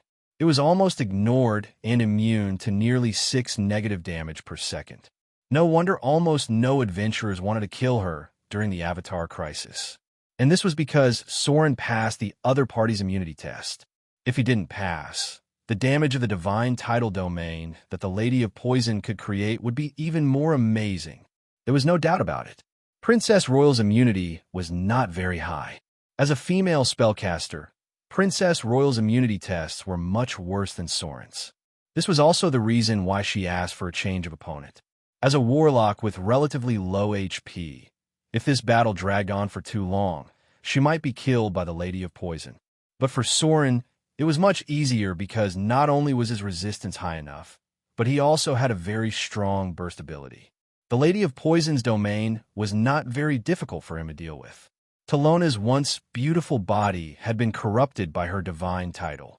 Her face looked like it was infected with leprosy, and there were strange abscesses and swollen lumps on her body. This was rarely seen on other gods, and the meaning it represented was naturally extraordinary. First of all, Talona could not control her divine title at all. The power of these 2 divine titles had suppressed her body, turning a god's body into this appearance. Secondly, the divine domain of poison and disease was much stronger than what they had shown. It was definitely not just a divine domain of lesser divine powers. It might even be a divine domain of intermediate divine powers or greater divine powers. It was precisely because of this that Talona's body was corroded by the divine domain. The divine title of poison was a little better, but according to Soren's judgment, the divine title of disease should not be a low-level divine title. It was very likely to be a mid-level divine title or above. This was because diseases contained too many things. There was once a mid-level divine title or above that of the Goddess of Pestilence. In order to replenish her divine power, Talona had once released a plague. This allowed her to gain more hatred from the Goddess of Agriculture, but it also allowed her to recover a lot of power. Facing Soren in front of her, the Lady of Poison was not afraid because, in her view, Soren would never be able to get rid of the brand of a new god. Even if the divine title was lower than Soren's, Talona believed that she had a high chance of winning. Buzz. After the first tentative fight, the ferocious Lady of Poison in front of him suddenly opened her mouth and spat out a strange insect. The ground under her feet was quickly contaminated and turned into a land full of poison. All the plants around her quickly withered and died. This was the power of her divine title. The diseases that Talona was in charge of not only included intelligent life, but also all animals and plants. It was because of this that the Goddess of Earth and the Goddess of Agriculture hated her very much. The dark green poison quickly spread. Even the stones under her feet were quickly corroded, and the strange insect spat out by the Lady of Poison turned into a black cloud and quickly rushed towards Soren, completely enveloping him from all directions. An inexplicable sense of crisis. Soren felt a strong sense of danger from these strange insects. and his divine sixth sense made him realize that these insects could even kill him. Chapter 907. The sixth sense was a very powerful ability. It could give the user an amazing intuition of danger, and when the crisis of death was approaching, the user would also have a strong sense of danger. Poisonous insects were everywhere. They didn't know what kind of strange things they were, but they seemed to be a kind of magical creature. Spells and flames couldn't kill them all at once. The sense of crisis was getting closer and closer because these insects were too small and there were too many of them. Soren had no place to dodge at all. "Brother, be careful. There is only one person on the battlefield who had a strong sixth sense, and that was Vivian." The little girl was keenly aware of the danger and directly teleported closer and cast a legendary spell. Time stopped. The flying insects suddenly stopped in midair. Although they were magical creatures of the gods, there was no way for them to be immune to the effect of time stop. Good chance. Soren realized that this was a once-in-a-lifetime opportunity. Vivian's temporary help gave Soren a chance to attack. The goddess of poison, Talona, was a god who did not use weapons. Her full name was the goddess of poison and disease. Her weapon was the rough hand, which was the legendary barehanded attack. Because she was in charge of diseases and poisons, Talona's hands could automatically trigger various diseases and toxins when they came into contact with the enemy. This ability was very fatal to mortals. With the power of her realm, even thousands of professions could not necessarily kill her. However, for Soren, who had amazing resistance, once he closed the distance and attacked Talona with her bare hands, she would be a lamb waiting to be slaughtered. Shadow Strike. Simulacrum. Soren's sudden attack seemed to be a signal. In an instant, the situation of the whole battlefield was reversed. His figure split into two when he jumped. Two Saurons that looked exactly the same appeared in front of the goddess of poison. They attacked from a left and right respectively, brandishing their silver-white scimitars. At the same time, the power of the Shadow Realm covered the area, the breath of death spread, and the power of slaughter temporarily suppressed the Poison Realm. Soren was ready to rush to the opponent's side for close combat. On the other side of the battlefield, the Blighters who served the goddess of poison and the followers of the goddess of torment both suffered a devastating blow. This was because when Soren cast the mimicry spell, Gloria also split into two under the night sky, and the spell bombarded the Blighters like cannon fire. But this was only the beginning. Fallen Witch Kalina, who was obviously absent-minded and seemed to be slacking, also became serious. She also cast Simulacrum. The two black-robed Fallen Witch acted separately, and countless spells fell like a torrent. The easiest one was probably Vivian. The little girl's magic attack was already overwhelming, and because Lillian was in her body, she was even more effective than Soren when she cast Simulacrum. She was the only one who could fully display the power of Simulacrum among everyone present. Two figures of Vivian appeared on the battlefield. The original was controlled by Vivian herself, while the avatar was controlled by Lillian's consciousness. The first round of attacks was thousands of arcane missiles. The arcane missiles formed a torrent and completely enveloped the followers of the goddess of torment. At this moment, the whole battlefield changed, and even Princess Royal was slightly surprised. She opened her mouth and murmured, "What kind of spell is this?" Simulacrum, one of the core spells that was lost during the Arcane Empire. Splat. Rotten and poisonous blood splattered. Soren brandished his scimitar and sliced off the rotten flesh on his arm. Then, he converted his divine power and cast restoration on himself. In front of him was the goddess of poison, Talona, who was covered in wounds. Many of the pustules on her body had ruptured, and the blood of the deity had been corrupted by her divine domain, turning into a horribly corrosive liquid. Everything that came into contact with her blood would be stained with poison and decay. The outcome of the battle was obvious. Soren disappeared on the spot and appeared behind the goddess of poison. Along with a strange, silver-whitish stream of light, he swung his scimitar and decapitated her. Thud! The headless corpse fell to the ground. Along with Talona's death, a dazzling divine radiance spread. A large part of it poured into Soren's body, while the rest spread to the others on the battlefield. A divine radiance entered Gloria's body. A divine radiance entered Vivian's body. A divine radiance entered Princess Royal's body. What surprised Soren was that at the moment of the goddess of poison's death, a divine radiance that represented the power of her divine domain flew directly to the nearby fallen witch. Then, the fallen witch's body trembled as the radiance merged with her body.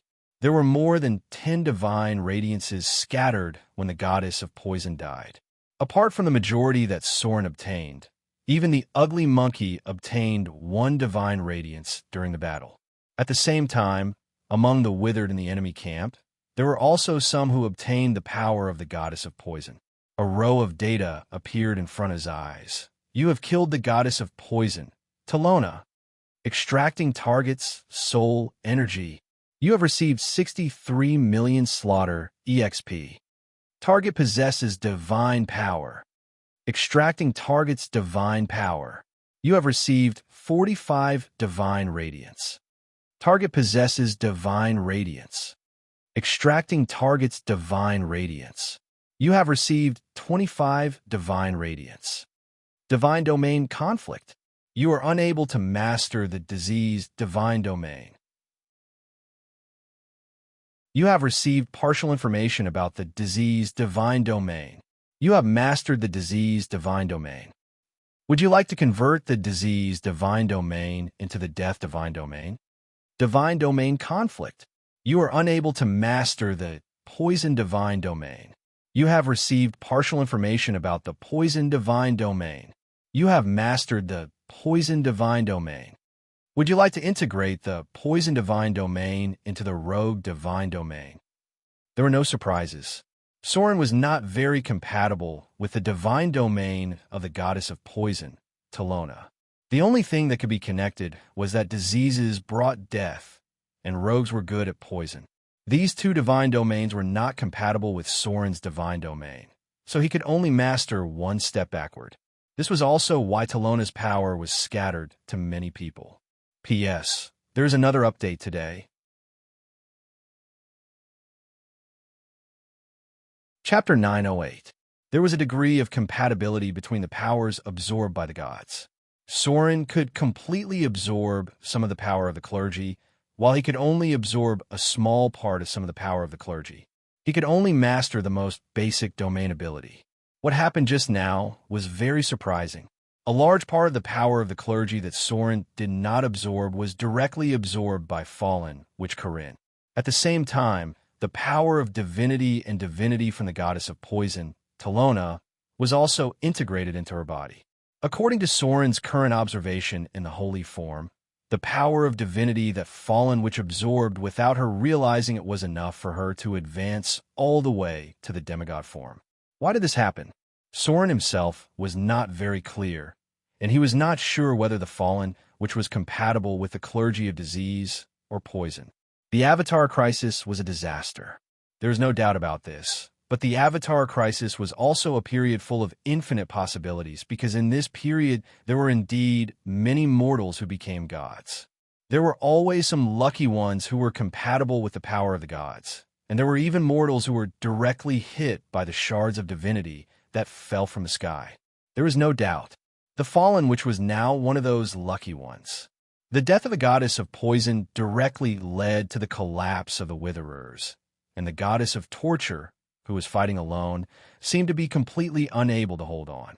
Soren killed Talona, so if he joined forces with the Princess Royal, Lauvita would not be able to hold on for a while.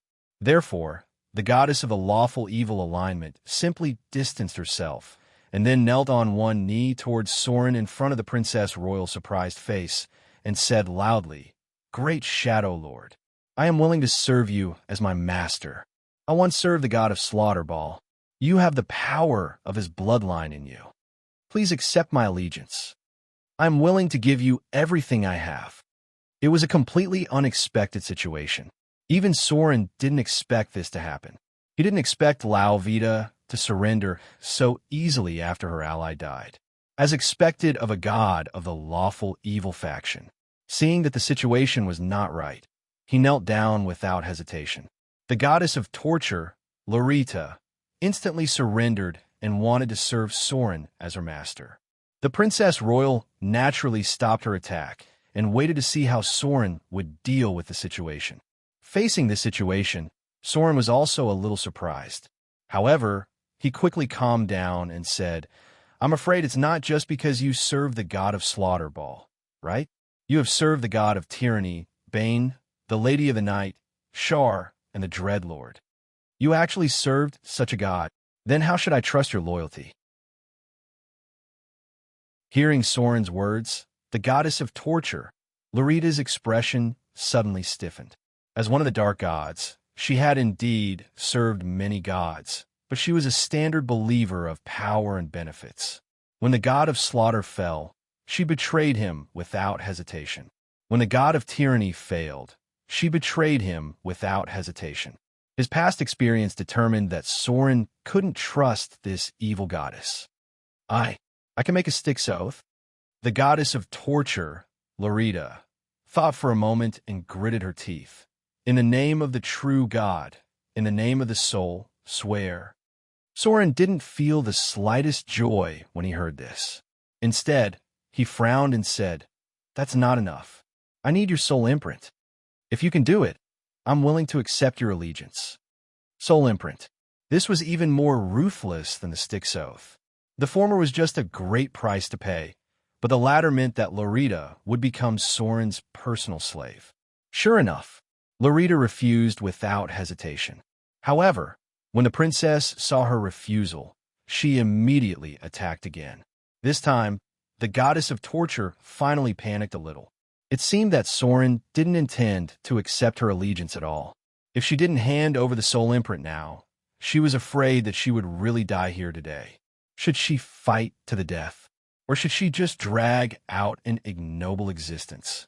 Without much time to think, the goddess of torture, Lorita, quickly made a decision and said, "Great Lord of Shadows, if I hand over the soul imprint, can you guarantee my status and power?" As expected of a god of the evil faction. At this time, she was still thinking about her status and power in the future. Soren quickly gave an answer and said in a deep voice, "I will give you the status of a god, and I won't deprive you of any power or power. But you must be completely loyal to me. Otherwise, I will give you a very serious punishment. In the name of the Styx." As gods of the evil faction, Soren and Lorita's oaths carried weight. The goddess of torture hesitated for a while, then said, "Okay, I'm willing to use the soul imprint in exchange for your trust." A golden light of divinity appeared. Soren's face finally showed a smile, and he directly took back the golden light in his hand. After confirming that there was no problem, he injected his god's soul imprint into it. From now on, the goddess of torture was equivalent to his personal servant, and her life was completely in his hands. However, she was still a true god, and Soren still had to give her enough respect. At the very least, he had to maintain the status of a god. It was always easier to deal with evil gods than with good gods of the evil faction. Once the soul imprint was completed, the goddess of torture quickly adapted to her new identity. She directly ordered all her believers to give up resistance, and at the same time told them that she had become a god of the Shadow Lord. Everything was so dramatic. The enemies who were fighting to the death in the beginning suddenly became allies. As the goddess of torture served Soren as her master, her church naturally became a subordinate church under Soren's command. From now on, Lorita's identity was Soren's god, and her church had to listen to Soren's control and orders. In any case, the final result was very good. The believers who thought that they were doomed to die quickly accepted their new identity. Since the goddess of torture was shameless enough to surrender and become a god of the Shadow Lord, then why should they care about the mortals? Surrendering to a strong god was not a shameful thing. The surrender of the goddess of torture, Lorita, made Soren's harvest a little more than he expected. It meant that he would have a lesser god at his disposal in the future, but it also meant that Vivian's priesthood was temporarily unavailable. He was afraid that he would have to think of other ways to find a suitable priesthood for the little girl. P.S. Second update. Not today.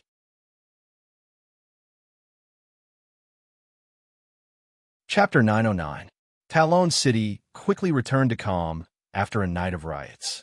However, compared to the past, this city had a slightly different atmosphere. The originally lazy guards were nowhere to be seen. Many of the nobles' mansions had been raided. There were many new faces on the streets and city walls. The city guards also had an obvious murderous aura. With the support of Mordor City, the half-elf noble Trano quickly gained a foothold in Talon City. This was a very smart half-elf. In order to prove his value to Mordor City, he was very straightforward and ruthless. He killed more than 30% of the nobles in Talon City. But this was nothing. After sitting on the throne of the city lord, he quickly condemned the other nobles, but they did not have to be exterminated. Instead, they had to take out a sum of money to atone for their sins.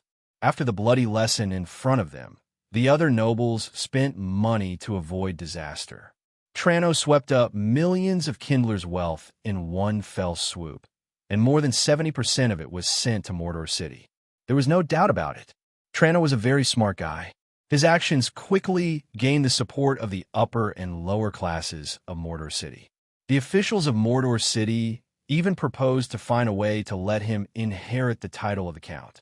After a night of riots subsided, in the temple area of Talon City, there was a new temple to serve Sauron, and in the central square of Mordor City, an area behind the original temple was also divided, and a new temple was built. This was the temple to serve the goddess of torture, Larita, as Sauron's subordinate god.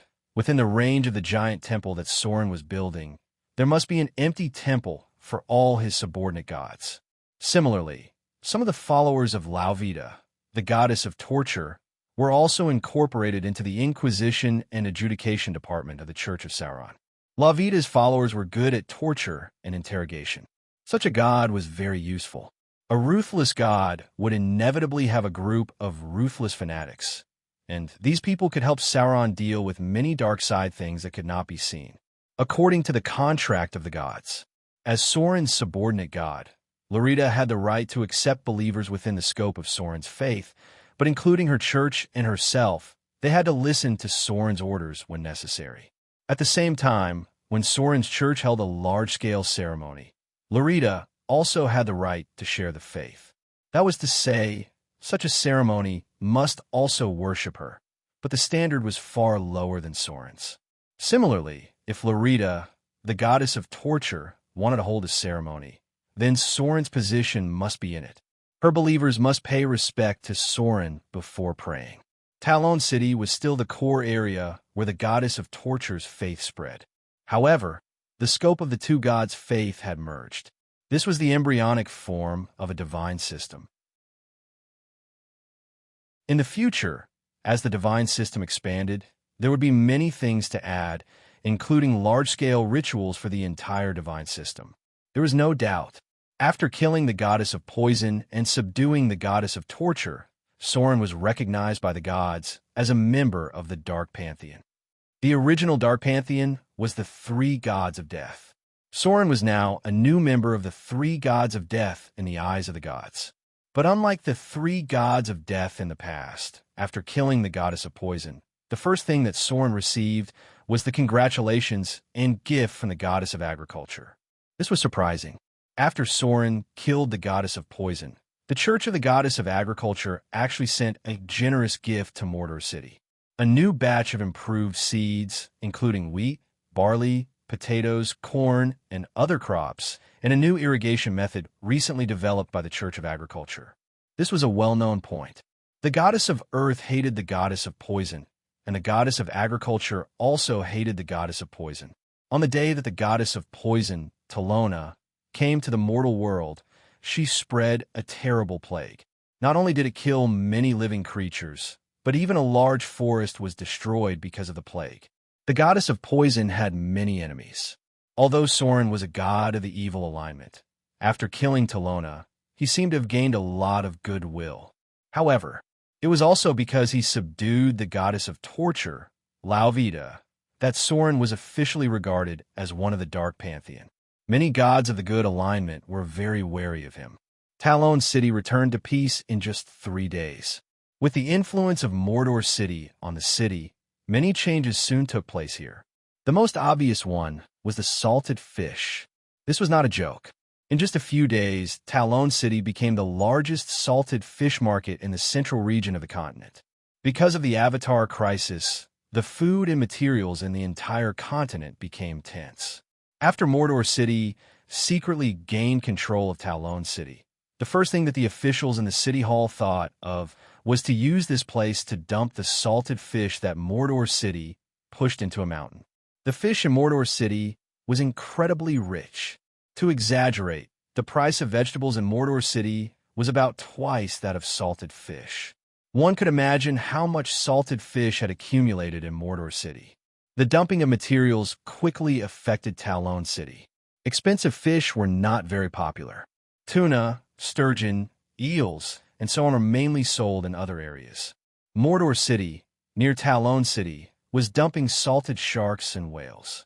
The weight of these large fish was very amazing because salt was not a problem in the coastal areas. The salted fish sold in Mordor City was only about 1.5 times the price of food. It was almost sold according to the price of salt in the past.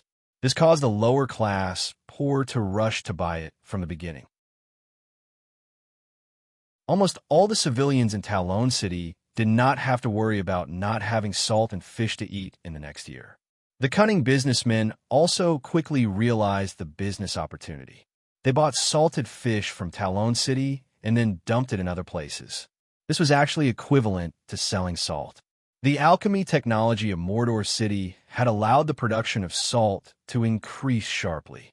In order to exchange it for wealth as soon as possible, Soren almost sold and gave away the rich fish.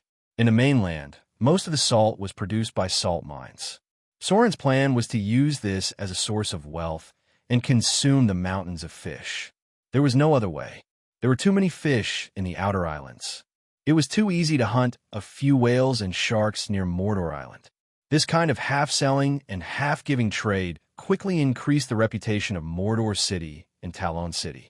After the civilians here had a lot of influence on Mordor City, Soren immediately began the next part of his plan. That was the population. Civilians, craftsmen, farmers, and so on. Mordor City needed a large number of foreign people to build. The Avatar crisis caused a shortage of materials, and many refugees have been displaced.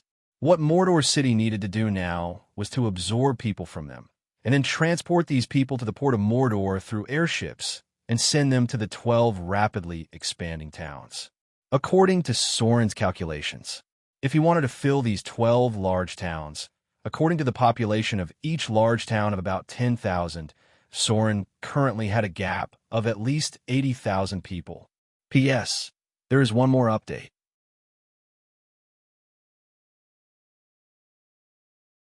Chapter 9:10.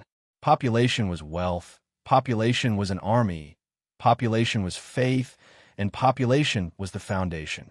For a long time, Soren's influence had been limited to the coastal areas.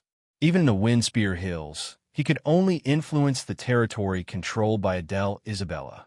But this time, after opening the gap in Talon City, Soren had reached into the inner areas of the continent. Many civilians who were affected by the first and second waves of the Avatar crisis were mainly humans. Many farmers, craftsmen, and merchants were attracted by Soren and moved to Mordor City. At present, the structure of Mordor City was clearly divided. The half-elves dominated the population in the city, while the other places were quickly filled by humans. It was easy for the half-elves to cultivate skilled craftsmen, and humans were the best at farming.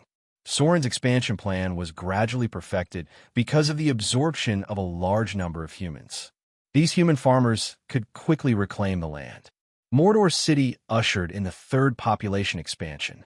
According to the calculation of the officials in the city hall, after the completion of the entire population migration process, the total population of Mordor City would reach about 300,000. With the current level of civilization in the material plane, the largest city only had a population of 100,000. Mordor City could accommodate so many people because of Soren's epic-making plan. Otherwise, the entire city would become dirty and messy because of the excessive density of the population. According to the calculations of the witches, after the completion of the third phase of the plan, the upper limit of the population that Mordor City could accommodate was about 1 million. This was equivalent to the entire population of a small duchy. Traces of demons began to become more and more common. The third wave of the Avatar crisis officially came after a short period of preparation. At first, only the dwarves were attacked, but now even humans, elves, and orcs were attacked by the demons. The most severely damaged race was the elves. As the most powerful race in the material plane, the elves were far more popular in magic and professions than other intelligent creatures. The attack of the demons did not cause huge casualties to the elves, but the cunning demons naturally had other ways. They started a fire near the forest where the elves lived, and the fire spread for hundreds of kilometers. Many demons were immune to fire damage, and when they burned the forest, it naturally greatly affected the elves living in the forest. Even a misty forest was attacked by the demon army. However, because of Soren, the original timeline had changed. In the process of attacking the misty forest, the Devil Legion was instantly taught a lesson by a group of ancient tree guardians. Soren had saved this forest.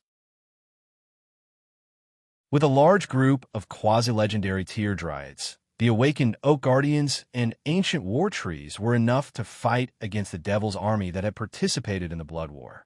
The plan to plunder and kill the treants and turn them into lustful demons failed. The demon army had given up on the Misty Forest during the third wave of attacks. The Misty Forest, which was supposed to have turned into a sea of fire during the second wave of attacks, had survived until now and had become one of the top forces in the material plane. It was just that this force didn't have good relations with any race and was relatively isolated.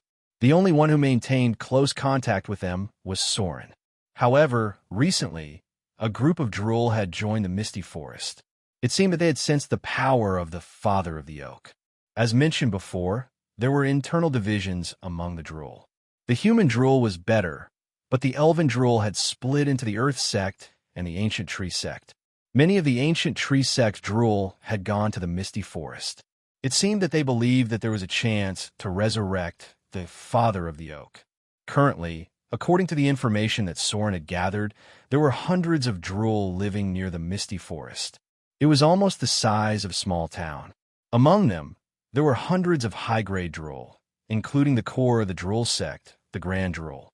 At the same time, because of the strengthening of the chaotic storm of the Avatar crisis, the tree shepherds near the eastern desert were also moving to the Misty Forest. The tree shepherds had always been followers of the Father of the Oak. After the fall of the Father of the Oak, they inherited the will of the Father of the Oak and had been grazing the forest to improve the environment of the world. Now, many tree shepherds were going to the Misty Forest. Soren estimated that in the fourth wave of the Avatar crisis, the number of Drool in the Misty Forest might reach thousands. In other words, the Misty Forest would form an unprecedentedly powerful Drool sect because of the power of the Father of the Oak that Soren had awakened. The third wave of the Avatar crisis was getting more and more intense. Compared to the reckless demons of the Abyss, the demons were much more difficult to deal with. Because there had been many fallen followers of the demons on the continent, and there were even human sects that believed in the Archduke of the Devil. Even the city of Mordor could not avoid this, because the city of Mordor had recently caught a fallen follower of the Devil Lord, Manman. This human fallen follower had been completely corrupted by the demons. The evil demons had infiltrated many races from the inside, and the most complicated human beings were obviously the easiest to break through. The devil follower was handed over by Soren to the followers of the goddess of torture, Larida. Under the extreme torture that was cruel and almost artistic, the devil follower told everything he knew. The situation was not optimistic. The devil follower came from the coastal areas. At present, the devil lords who had infiltrated the human world and controlled many followers were Manman and the Queen of Yuma. The former had infiltrated the vicinity of Port Tylon, while the latter had great power in the Principality of Rossard. In the end, the fallen follower was secretly executed, and Soren also gave a special task to the Church of the Goddess of Torture, Lorita.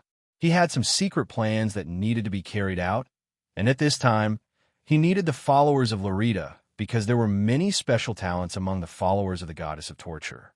Night fell. After dealing with a lot of things, Soren began to learn legendary spells. As a new god, he still needed to learn a lot because he also had the ability of a wizard. There was a soft sound of footsteps. When Soren looked up, Fallen Witch Corinne appeared in front of him. The other party was wearing a black robe, which seemed to be empty because the contours of her body were exposed. I seem to be in a little trouble. Fallen Witch's voice seemed to be a little hesitant, but more of it was a kind of panic. After seeing Soren's puzzled expression, Corinne slowly took off her robe. She only wore a gauzy, silk dress underneath. With a faint light, the Fallen Witch's alluring body emerged in front of Soren's eyes. But at this moment, the two people's attention was not on it, because Soren saw strange dark tattoos on the Fallen Witch's white and smooth skin.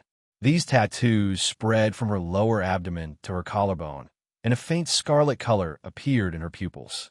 It looked like a succubus.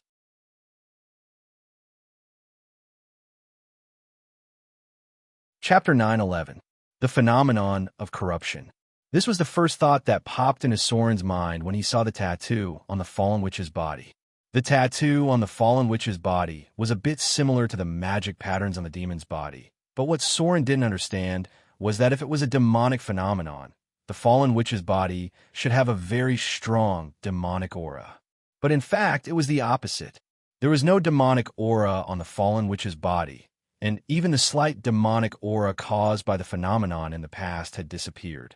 If there was a change on the Fallen Witch's body, then there was no doubt that the human aura on her body had gradually turned into the aura of a creature from the lower planes.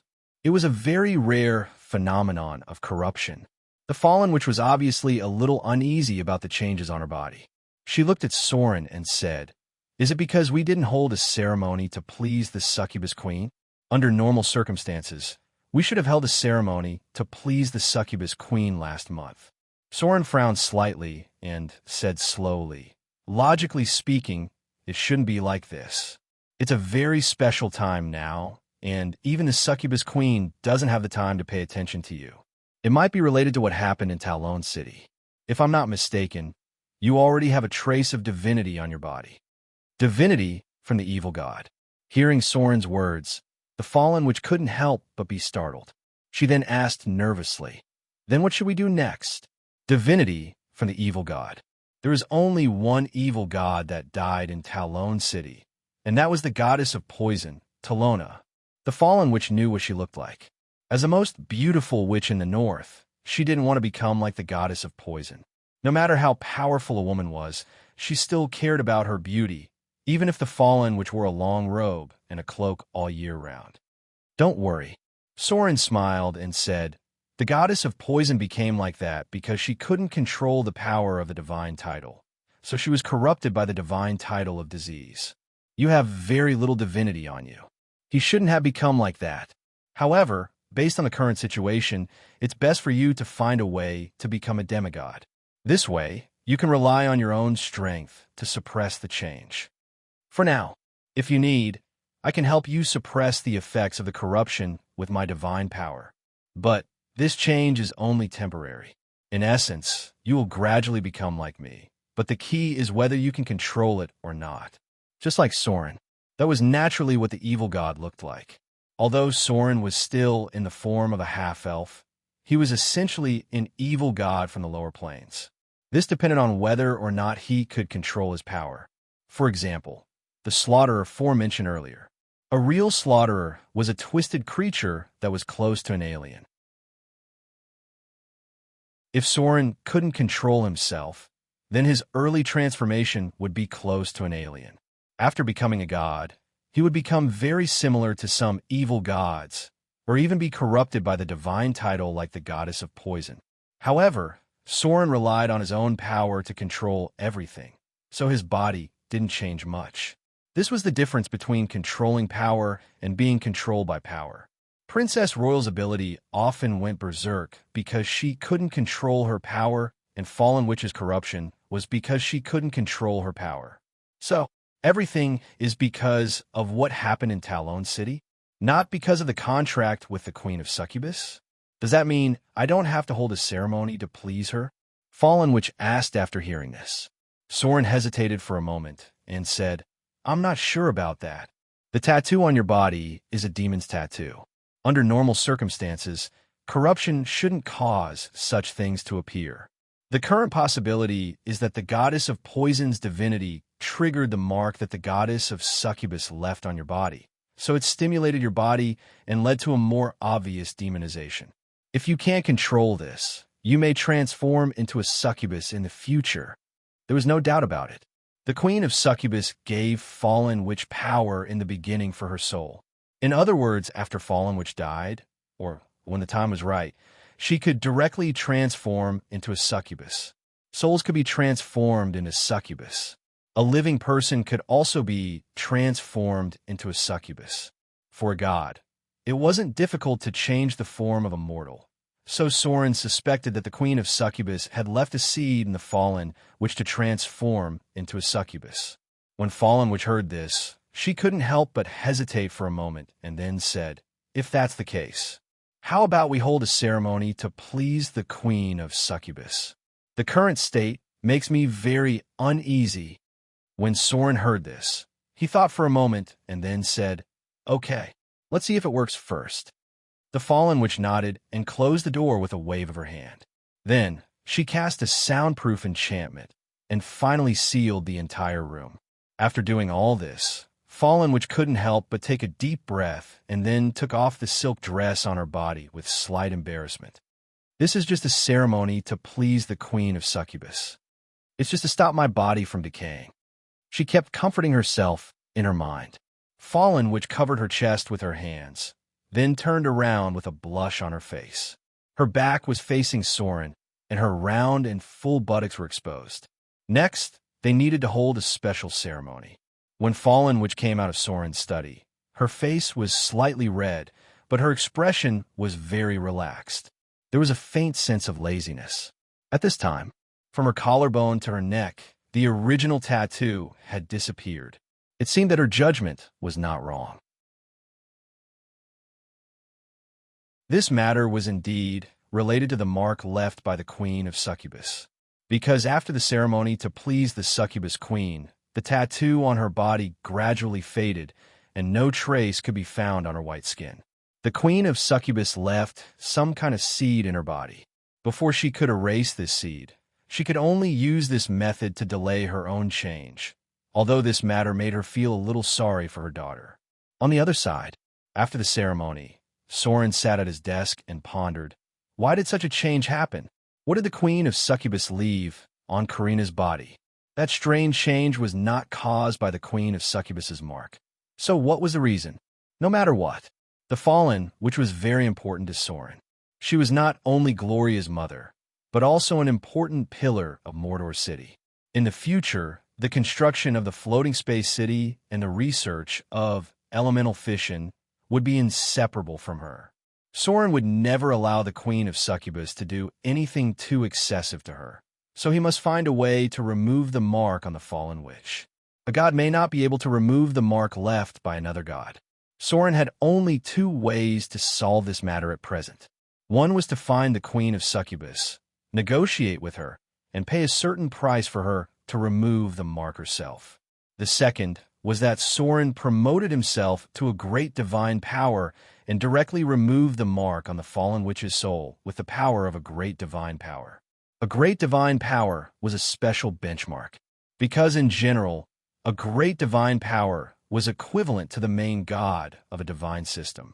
Although the Queen of Succubus was very powerful, she was only a weak god after all. It was possible to forcibly remove the mark with the power of a great divine power. The first way was more difficult because Soren had never dealt with the Queen of Succubus, and he didn't know where she was. As for the second way, he could try because Soren would be promoted to a great divine power sooner or later.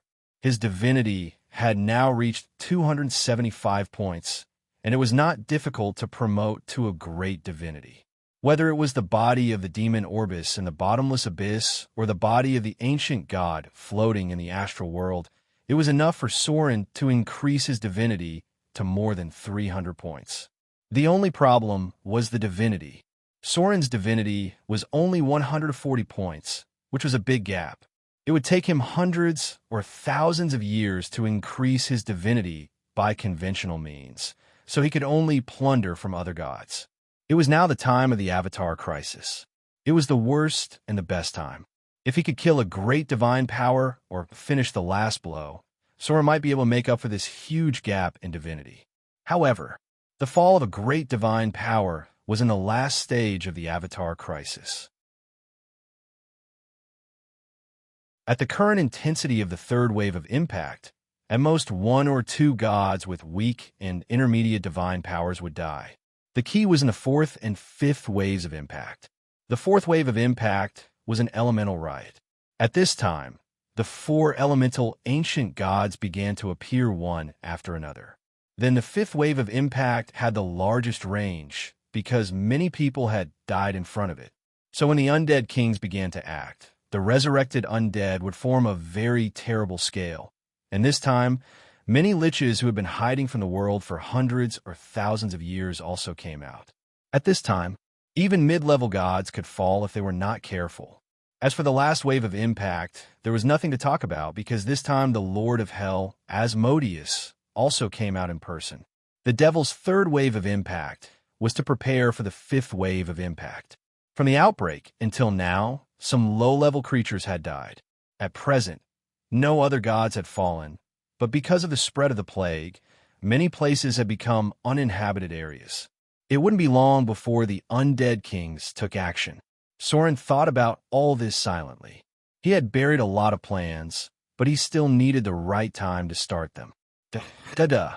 Just as Soren was lost in thought, there was a rush of footsteps outside the door, followed by a high-grade rogue who rushed in and said in a hurry, "My lord, not good. Our fleet near the Amazon Sea was wiped out. No survivors have been found so far." Soren suddenly opened his eyes when he heard this, and then his expression became dignified.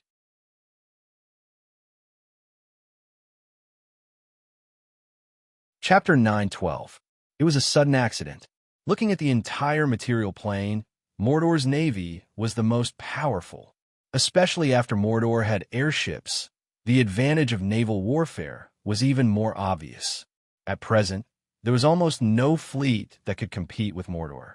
Soren's navy had firmly grasped the South Sea, West Sea, and North Sea in his hands. But the news he received today was really unbelievable. A fleet under Soren's command, consisting of 3 32-gun warships, 2 frigates, and 2 medium-sized ships, was wiped out during a routine patrol. Such an armed force was enough to attack the port of a coastal city. It was almost impossible to make them disappear quietly, unless there was a mortal who did it. Not a single survivor. Soren's face was pale. "Have you searched the nearby sea and land?" The lurker bowed and said carefully, "We have searched. Not a single survivor was found." Could it be the Storm Lord? Soren thought for a moment and said in a deep voice, "Could it be the Amazons? Have they done anything unusual recently?" The lurker thought for a moment and whispered, "It shouldn't be them. Recently, the Amazon region has not been very peaceful. It is said that there is a wind element in the central part of the Amazon rainforest, and in the nearby sea, an Amazon fleet suddenly had an accident. Similarly, there was not a single survivor." What? Something happened in the Amazon? Soren suddenly looked puzzled, and then he seemed to remember something and murmured, "Did that thing run out? No way. It happened nearly a year earlier." Thinking of this, he looked at the lurker in front of him and said in a deep voice, "Okay, I got it. You go and inform the high priest to come over." The lurker bowed and left. Soren immediately teleported to Gloria's laboratory, Fallen, which had returned at this time. Her expression didn't seem to have changed, but her eyes flickered a little when she looked at Soren. "What's wrong?" Gloria was smart enough to tell that Soren had something on his mind. Soren reached out and caressed her face. Then he kissed Gloria's forehead and said slowly, "There's a bit of trouble." After that, he recounted the whole story. Do you want to see it for yourself? Gloria's expression also became solemn when she heard this. She slowly said, "It's unlikely that a fleet can be wiped out silently.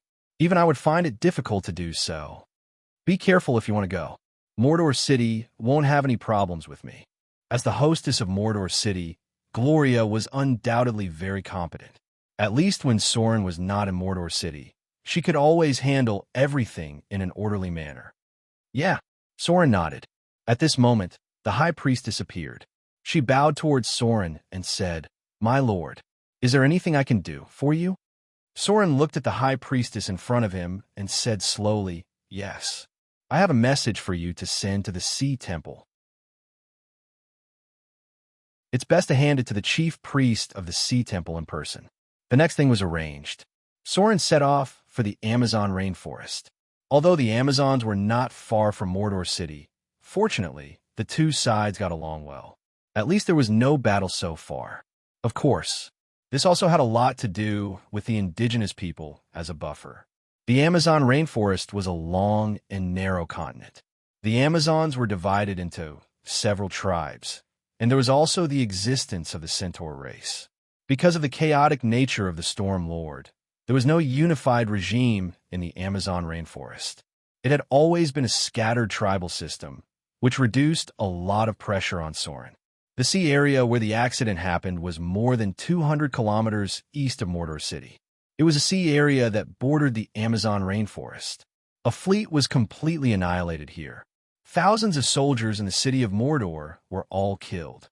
Except for some floating pieces of wood, no corpses have been found so far. This matter was simply too bizarre.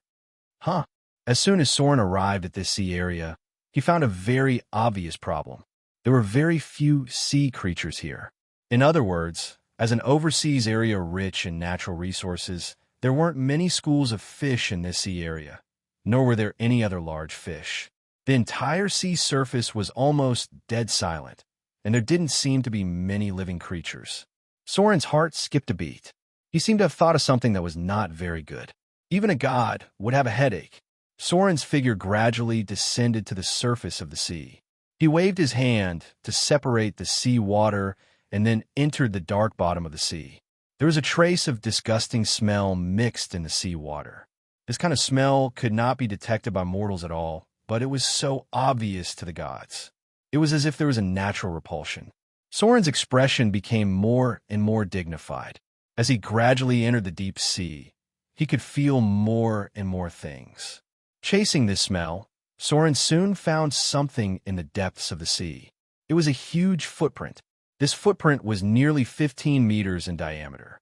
It did not look like the footprint of a human species, but a bit like the footprint of a dinosaur.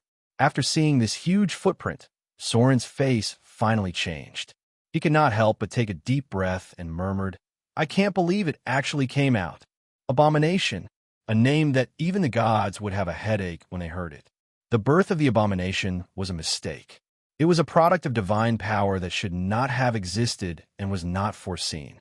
As souls that died prematurely, the abominations continued to live, absorbing nutrients from their power and pure hatred for their ancestors and all natural products. The abominations included countless types, all of which were unimaginable to mortals.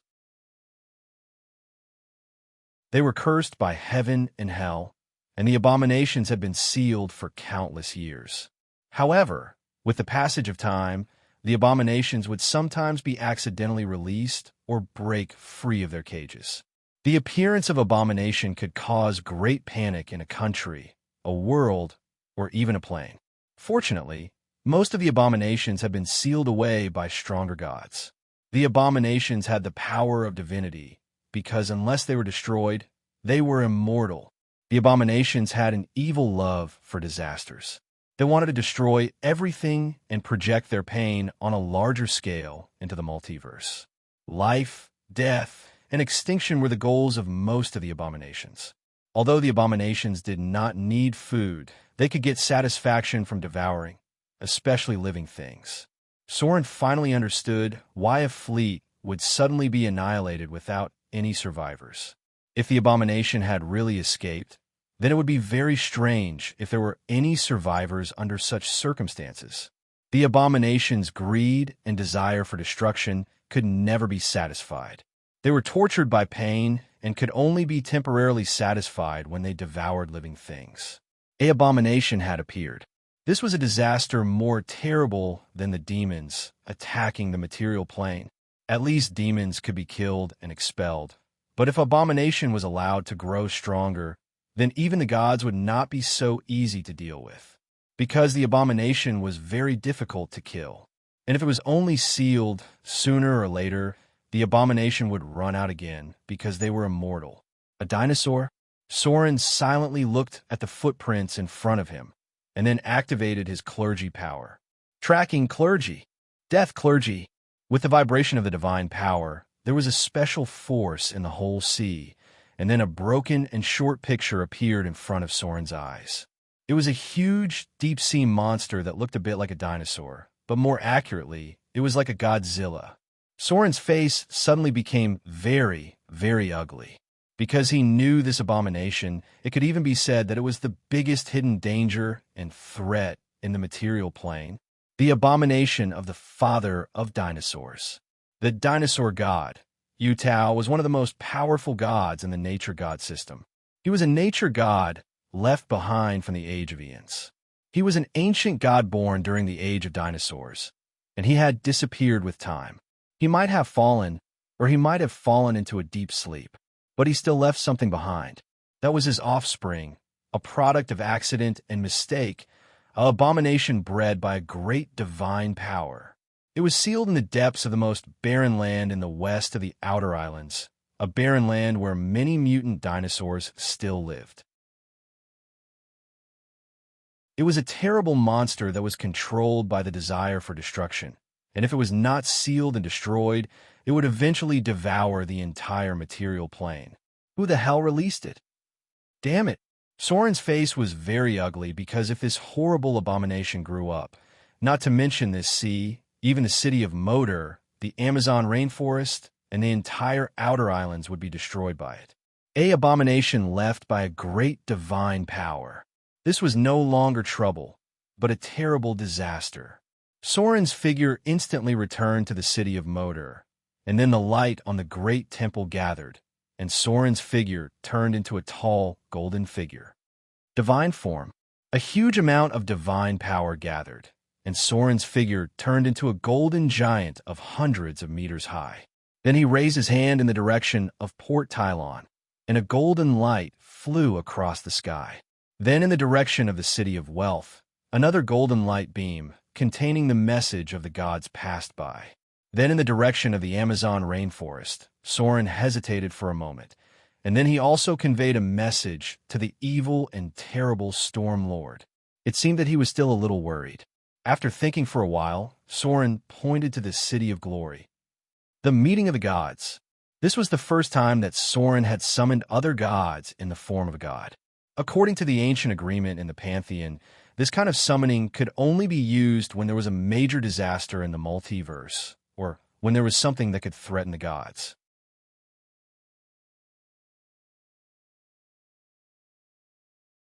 Chapter 9:13. If it wasn't for the abomination, if it wasn't for the fact that this abomination was the son of the great divine power, dinosaur god, the Tao, Sauron would never launch a meeting of the gods to invite so many gods, let alone a god like the god of light who was on the opposite side of him. But now was the time of the Avatar crisis. The power of all the gods had been greatly reduced. Soren could seal, or even kill, an ordinary abomination alone in the form of a god. But now he was at most in the form of a saint. It was very difficult to kill the abomination left by the dinosaur god.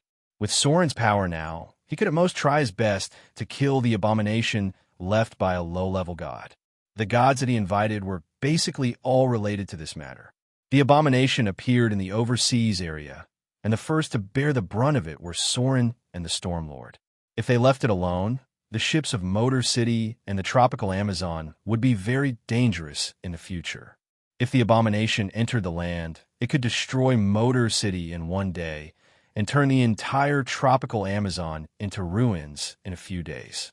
Therefore, Soren and the Storm Lord couldn't just sit by and do nothing. Then there was the Sea Goddess. At present, the abomination was active in the area under the sea. It seemed that it still had some wisdom and knew to use sea creatures to make up for the loss of power after being sealed for a long time. If the abomination continued to grow, the sea would be seriously damaged because the abomination's desire to destroy was endless. They were crazier than the demons. If the sea goddess didn't do anything, the sharkmen, the dark-scale fishmen, and all the races in the sea who believed in her would be killed in minutes. As for the Lady of Wealth, there was nothing to say. As long as the abomination was not destroyed, the maritime trade of Motor City must be stopped. A fleet was completely destroyed, and thousands of soldiers of Motor City were all killed. Even Soren couldn't bear such a loss. Ordinary merchant ships and frigates were basically sent to their deaths when encountering the abomination. In this case, all the routes in the nearby sea must be stopped, and the trade of the Lady of Wealth naturally couldn't continue. If the scale of the disaster continued to expand, the entire overseas trade would be paralyzed. Finally, the God of Light needed no further explanation. The God of Light had always regarded protecting the world as his mission. Even if he wasn't very friendly to Soren, who was from the evil camp, he should still be aware of the terrible disaster that a God of Light could cause if he were to wreak havoc. However, Soren had always been curious about one thing. Who was the one who released the abomination? No matter who it was, this guy must be hoping for great chaos to occur in the material plane. After sending out the message of the meeting of the gods, Soren's golden giant also slowly disappeared. This movement alarmed many people, and many intelligence personnel who were secretly paying attention to Mordor City also reported this abnormality. Very soon, Soren received the first response from the gods. The message he sent out contained a trace of the power of the clergy of tracking, and the last trace of the tracking image was also sent to the other gods. The Sea Temple was the first to react. With a golden light, a golden figure immediately appeared above the Sea Temple. Many believers who served the Sea Goddess knelt down, and the avatar of the Sea Goddess also appeared above the temple. She held a trident and nodded slightly to Soren. It seemed that the goddess had realized the seriousness of the matter, and soon her avatar came to Mordor City. The second to respond to Soren was the Goddess of Wealth.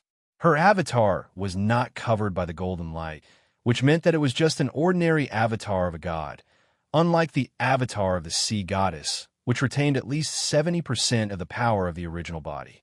This meant that she was not very willing to contribute, and she just casually sent an avatar to respond to Soren's call. The growth of the abomination was very fast.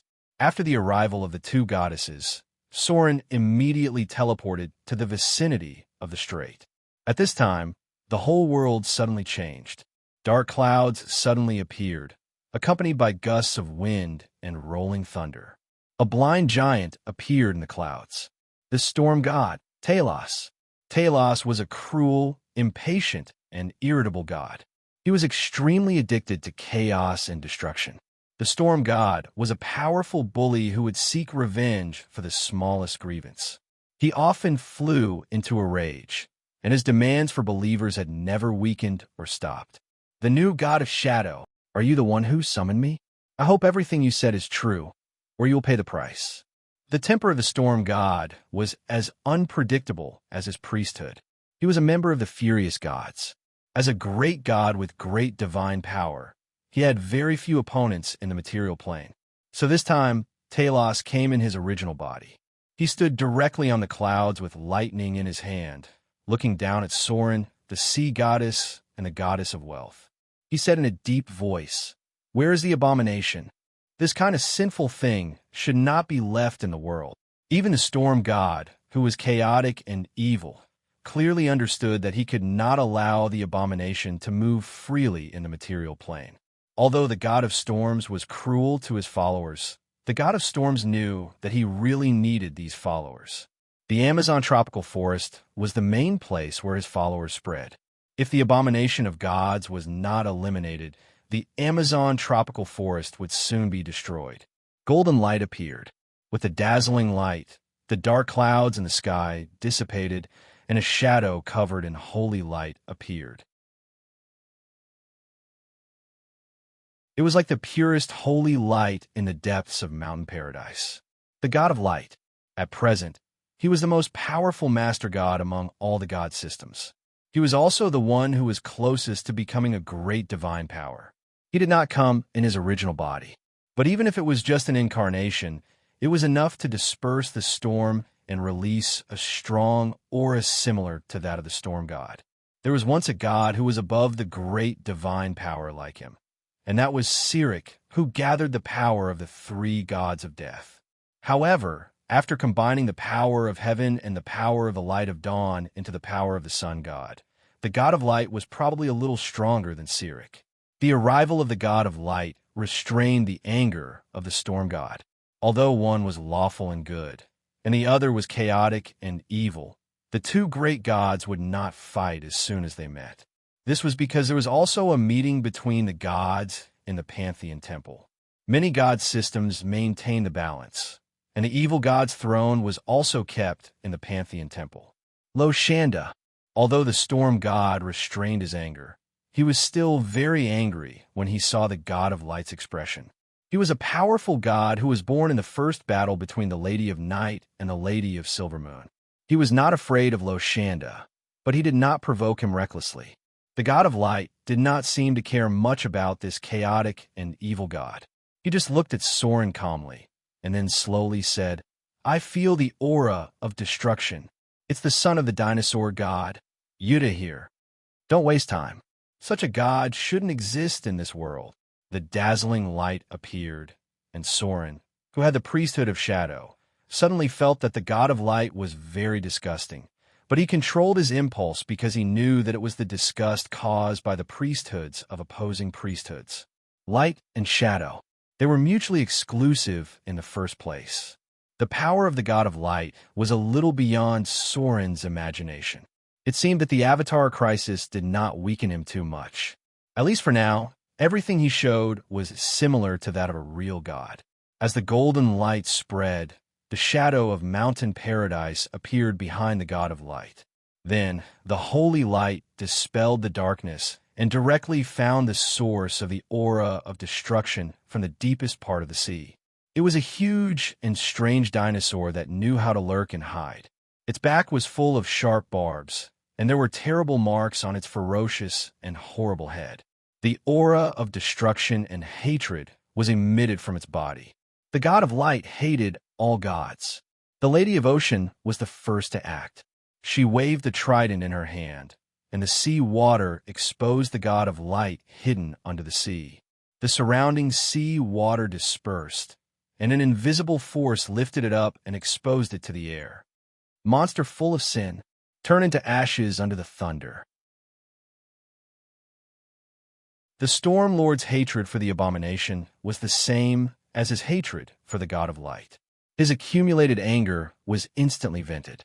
Accompanied by a loud rumbling sound, the wind and clouds within dozens of kilometers of the entire sea area changed drastically.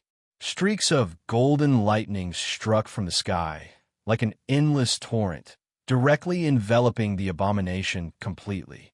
The power of a great divine power was so amazing. Talos, who was in charge of the priesthood of storm and destruction, easily summoned thousands of lightning and directly covered the god of light in thunder. Roar! A furious roar filled with hatred rang out. The dinosaur-like abomination stood at the bottom of the sea and took all the attacks head-on. Thousands of lightning bolts struck its body, and soon its body was charred and riddled with holes. However, then, something unbelievable happened. Although the lightning summoned by the Storm Lord with all his strength hit its body full of holes, its body quickly recovered in an instant. This was no longer regeneration. It was simply a terrifying mutation. The flesh and blood of the god of light almost recovered in an explosive way. As soon as the Storm Lord finished the thousands of lightning strikes, the injuries on its body were almost healed. It was as if nothing had happened. Roar! The god of light roared with hatred. The god of light opened its mouth and spat out a beam of light full of decay and destruction toward the Storm Lord in the sky. Dragon's breath? Soren's face changed slightly, and the Storm Lord in the sky also dodged this attack. The god of light in front of him could spit out a special dragon's breath, which was similar to the dragon's breath. This meant that it had eaten at least a high-level dragon in the past, and this dragon had caused it to further mutate.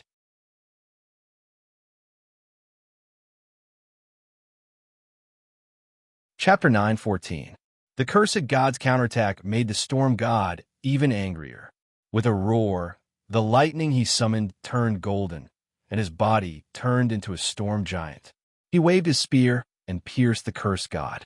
This was his artifact, Lightning Beam, a weapon made of thunder. The Storm Lord, a special legendary profession in the Amazon, was formed based on his ability. Without holding back, the storm god suddenly showed his powerful strength. The cursed god's regeneration speed was completely suppressed by the storm god's attack. When the storm god waved his artifact, the cursed god's flesh was almost completely evaporated. As a powerful god in charge of battle, the storm god's power was amazing. Finally, the cursed god's regeneration speed could no longer keep up. With the storm god's roar, he directly pierced the cursed god's brain with his lightning spear. The cursed god was dead. The storm god's last attack completely wiped out the cursed god's breath of life, and even half of its body was evaporated. The battle seemed to be over. Soren was just about to breathe a sigh of relief, but something that the other gods had never thought of happened. The abomination, which had been killed by the god of storms a moment ago, suddenly came back to life. Its broken body regenerated at an astonishing speed, and soon it returned to its original appearance. Resurrection. Soren looked at the other gods in surprise and murmured, "It was dead just now." This time, it was the goddess of wealth who answered him. She said softly, "This cursed god seemed to have swallowed a lot of souls, and it did die just now. But it seems to have come back to life very quickly." The resurrection of the cursed god made the storm god hesitate. He had just used a lot of divine power, but after killing the cursed god, it came back to life. In the long history, this kind of cursed god was the most difficult to deal with. In the end, even the gods had no way to deal with it, and could only barely seal it. This kind of cursed god that could come back to life was even more terrible than ancient evil creatures. Obviously, a cursed god left behind by a powerful god was not so easy to kill. As the storm god retreated, the god of light, who had been watching the battle, also moved. Purify. The god of light frowned as he stared at the resurrected abomination in front of him. He raised his hand and pointed at the abomination, causing a blinding holy light to fall from the sky. This light was lethal to evil, and even Soren felt threatened by it. The abomination's body dissipated in the holy light. It was as if the god of light had been disintegrated. The light emitted by the god of light had a shockingly high temperature, which vaporized much of the abomination's body. The abomination was instantly heavily injured. Soon after, his body became less and less, and in the end, his entire existence was wiped out. He should be dead now, right? Soren wasn't the only one who thought this way. The other two goddesses had similar thoughts as well. Although the Storm Lord had killed the abomination, he had not completely destroyed its physical body. However, the Lord of Glory had just disintegrated the other party's body. Under such circumstances, even an abomination would have had a hard time surviving. But everything was still beyond their expectations. When the god of light withdrew his divine power, the abomination, which had been completely destroyed, suddenly began to regenerate wildly. At first, it was just a mass of twisted flesh and blood. Then it quickly became a hideous mass of flesh and finally returned to its original appearance. A mass of dead flesh and blood turned into a shell. Then, the abomination, which had been killed, came back to life again, The goddess of ocean also had a troubled expression at this moment. She said to the other gods, "This abomination seems to be very difficult to kill. We are not in our god kingdoms at the moment. Why don't we seal it first?" It was impossible to kill. No one knew how many times this abomination could be resurrected. If it could be resurrected continuously, then it would be impossible to kill it. In the end, they could only seal it. The god of light frowned and fell into deep thought. He seemed to be looking for a way to completely destroy this abomination, but he did not have many ideas.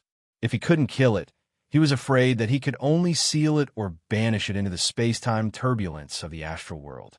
However, if he did that, sooner or later, this abomination would run out one day. Just as the god of light was about to use his divine power to seal the abomination with the level 12 imprisonment spell. Note, only mid-level gods and above can use this spell. Soren suddenly said, "Wait a minute. Please kill it again. Let me try one last time." Hearing Soren's words, the other gods could not help but look at him in surprise. The god of light took a deep look at Soren, as if he had found something in him, and then nodded silently. The holy light appeared again. This time, the speed was much slower, as if to take care of Soren. Under the divine power of the god of light, the abomination was once again broken down and purified. It quickly entered a state of serious injury, and then it was close to death. Slaughter domain. Death domain. Just as the abomination was close to death, Soren's figure turned into a golden giant. He directly rushed towards the abomination in the form of a saint, and the god of light stopped attacking in an instant. Divine power shockwave. The power from slaughter and death shrouded the nearby space. The golden giant, transformed by Soren, directly waved his hand and hit the abomination as the last blow.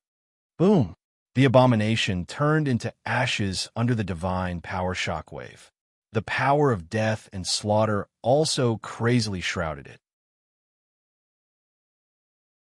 With a strange energy wave, suddenly the body of the abomination exploded. Countless dazzling lights sprinkled down. It was not an entity visible to the naked eye, but a substantial divine power and soul power. Many souls poured down like a torrent, and among them, thousands of souls rushed directly to Soren's position and gathered in the palm of the golden giant transformed by him. This was the fleet swallowed by the abomination. The warriors of Modor City, those souls who died in the mouth of the abomination, were trapped in the body of the abomination until it was killed. Are they really dead? The expression of the goddess of ocean was very surprised because at this moment, the scattered souls were the gods who were killed and swallowed by the abomination. There was also the scattered divine light, most of which rushed to Soren, while the rest fell on the gods. The god of light gathered the most souls. More than half of the souls automatically rushed to his position, and then these souls were purified in the moment when they approached the body of the god of light. They directly turned into white, pure souls, and then disappeared in the shadow of mountain paradise behind him. The Storm Lord received the second most souls, among which there were many souls of the Amazon warriors. The Storm Lord directly held them in his palm and sent them into the kingdom of God. The third was Soren. There were about 3,000 or 4,000 souls gathered around him, and they were also held in his palm and sent into the kingdom of God. The goddess of ocean received slightly less souls, only about 1,000 souls, most of which were sea-intelligent creatures. Only the goddess of wealth received the least souls, at most 300 or 500 souls, but she did not contribute much. The power of slaughter, the successor of the 3 gods of death. When Soren completely killed the abomination with his last blow, the other gods could not help but look at him with complicated expressions. The 3 gods of death had always been the axis of the gods of the evil camp. Although they had disappeared for a long time, the divine power that Soren just used obviously came from the god of Slaughter Ball. No wonder he could kill the abomination and prevent it from continuously reviving. The power that each god mastered had its own strengths, just like the Storm Lord's combat ability, the god of light's origin of holy light, and Soren's power from the 3 gods of death. There were also things that other gods feared. That was if you were killed by him, you would really die. With the divine light of the abomination's death sprinkling down, a row of data appeared in front of Soren's eyes. You've killed the abomination, descendant of the dinosaur god, extracting the target's soul energy. You've received 1500 slaughter EXP. The target has divinity. Extracting the target's divinity. You've received 20 divinity. The target has Shingezi. Extracting the target's divinity. You've received 25 divinity. The power of the abomination was distributed to the gods. Because there were two gods with great divine powers, Soren did not receive much slaughter EXP and divinity, especially the slaughter EXP that he received. In the end, it all turned into souls that gathered around the gods. However, what surprised Soren was that the abomination actually gave Soren 25 divinity, which was almost more than the divinity that he received. This was extremely rare. Perhaps the power of the divinity really came from the dinosaur god, which was the key to the continuous revival of this abomination. The abomination was dead. The meeting of the gods had come to an end. Before the god of light left, he took a deep look at Soren and then disappeared into the sky. The Storm Lord had a brief conversation with the goddess of the ocean and then returned to the tropical Amazon forest. The goddess of wealth was just there to share the spoils of war, so she left quickly after killing the abomination. Only the goddess of the ocean stayed for a while, and then said a few words to Soren. The meeting of the gods was temporary. Only when there was a serious threat to the existence of the gods, they could cooperate for a short time. Now that the abomination was dead, they naturally had to leave. Otherwise, Soren suspected that the god of light and the Storm Lord would fight on the spot. After all, one was lawful and good, and the other was chaotic and evil. Soren soon returned to the city of Moder. He was not in a hurry to convert the power he got from the abomination to upgrade his profession level. The most important thing now was to settle these souls. They could be converted into petitioners in Soren's holy kingdom. Thousands of people died in Moder, and 70% of the souls that Soren got were professionals. These excellent souls could give birth to the first batch of high-quality petitioners in Soren's holy kingdom.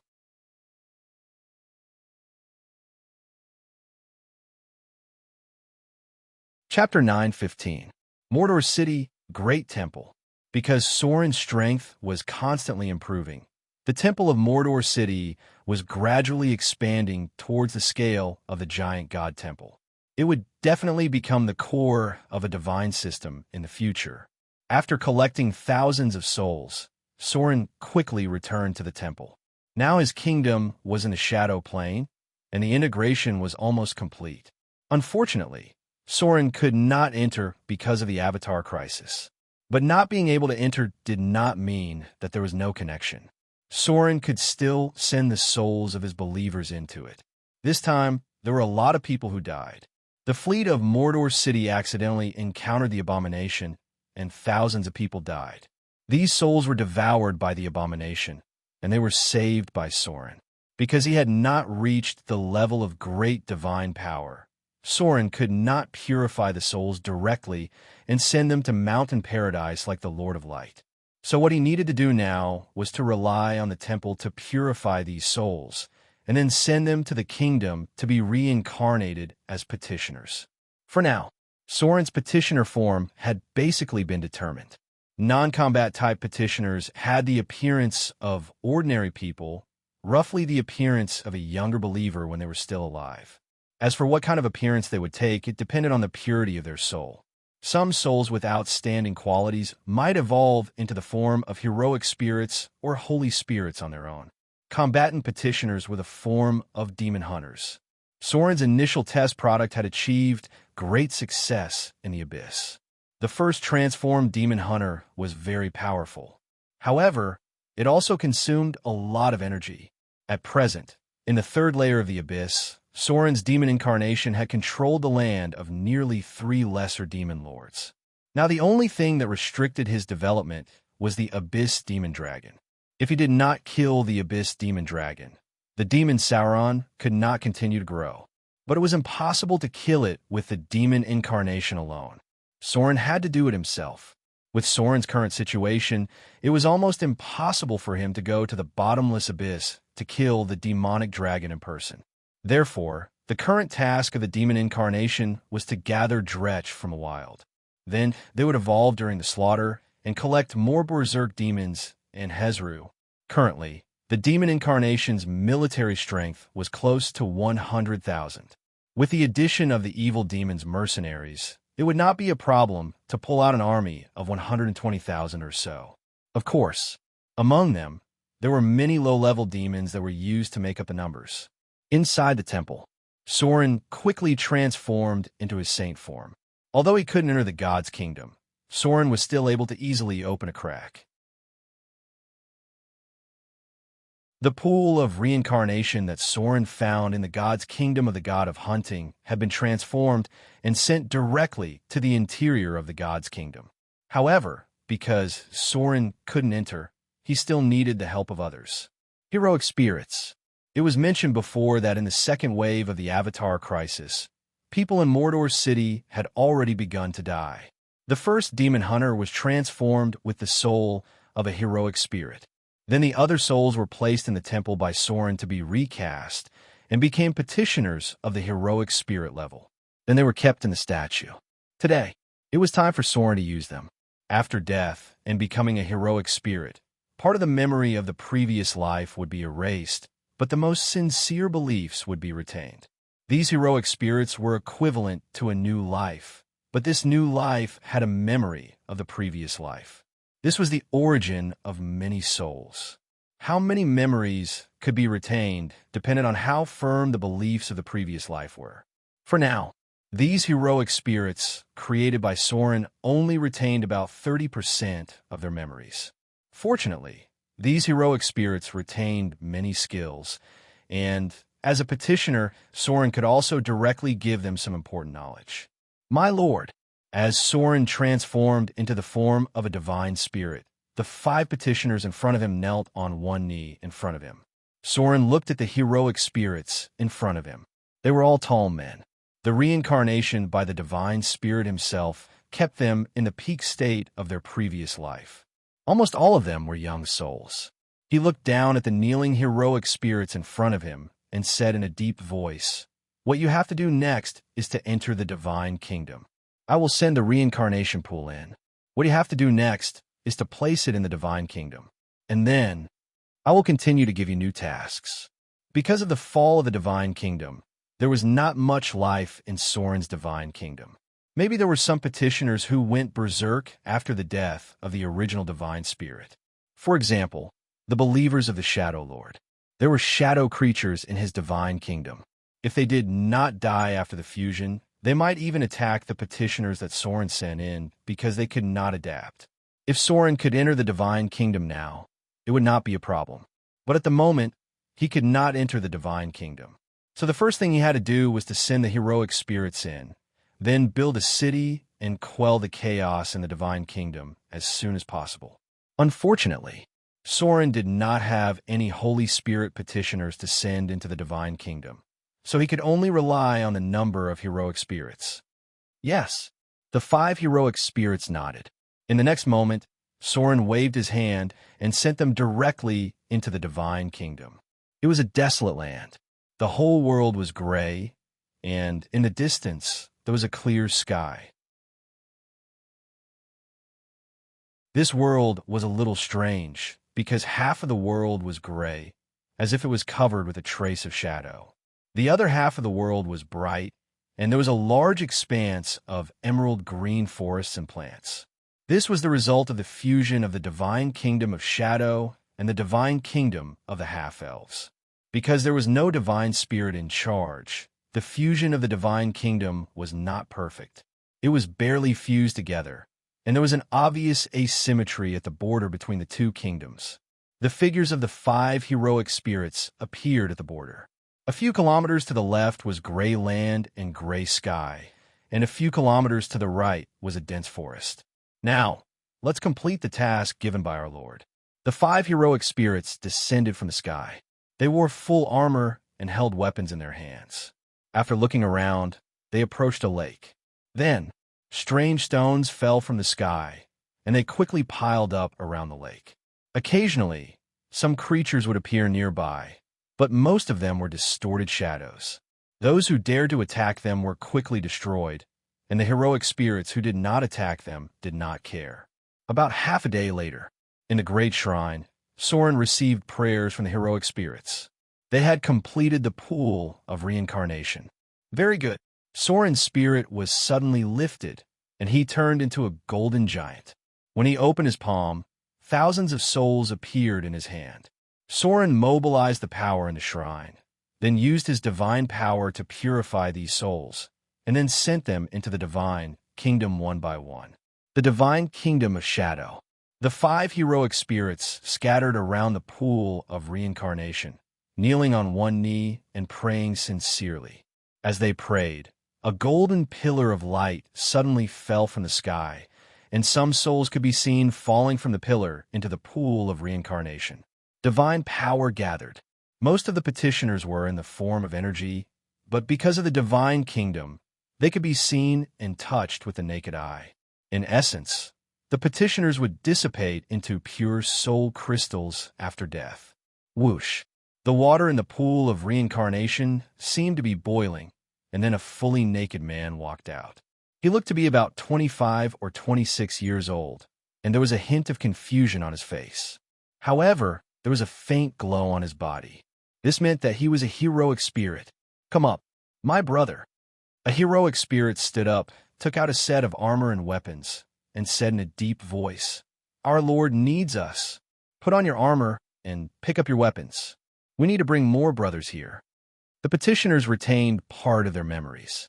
The man who came out of the pool of reincarnation quickly regained his consciousness, nodded, put on his armor, and stood next to him. The second soul fell into the pool of reincarnation. This time, it was just an ordinary petitioner, and there was no heroic spirit on him. He was placed on the other side. In addition to heroic spirits, the divine kingdom also needed more ordinary petitioners because the kingdom needed to be rebuilt. The third soul that came was a woman. As the pool of reincarnation boiled, a beautiful woman walked out of it. She seemed to know better than the other reincarnators. After being resurrected, she put on a set of armor and said, "For our Lord Soren." This was a priest who died in battle. Her soul form was 1 level higher than a heroic spirit, but unfortunately, there was still a little gap between her and a Holy Spirit. In the fleet of Motor City, there were priests sent by the temple to accompany them. She was one of them who died in battle. She looked like a half-elf, and after being reincarnated, she became a petitioner that was more advanced than a heroic spirit. The golden pillar of light in the sky continued to shine. One by one, souls were thrown into the pool of reincarnation. Soon, nearly 1,000 petitioners had gathered by the lake. Some looked confused, and some looked clear. The quality of their souls varied. The better the soul, the faster it would recover. Among them, the priest in the previous life had become the leader of this group of petitioners. The heroic spirits were the guardians. Because the soldiers who died this time were all from Mordor City, there were also a lot of heroic spirits. There were nearly 100 heroic spirits that were reincarnated. The petitioners quickly built a crude altar and a statue of the god. With the prayer of the heroic spirit, the leader of the female petitioners said in a deep voice, "Our Lord has given an oracle. He needs us to build a city nearby as soon as possible. There are other souls and petitioners in this kingdom. As long as they are caught and sent into the pool of reincarnation, they will become our brothers and sisters.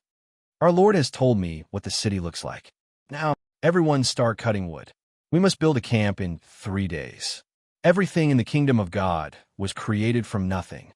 Although this was a world dominated by gods, Soren could only transfer materials into it. As for what the kingdom of God would look like, he still needed to plan it himself. Just like the kingdom of Succubus created by the queen of Succubus, everything depended on the preferences of the gods. P.S. I'm almost done writing the manuscript. After that, I'll be able to update it steadily. Now that I've entered the kingdom of God, Soren needs to start planning his own kingdom.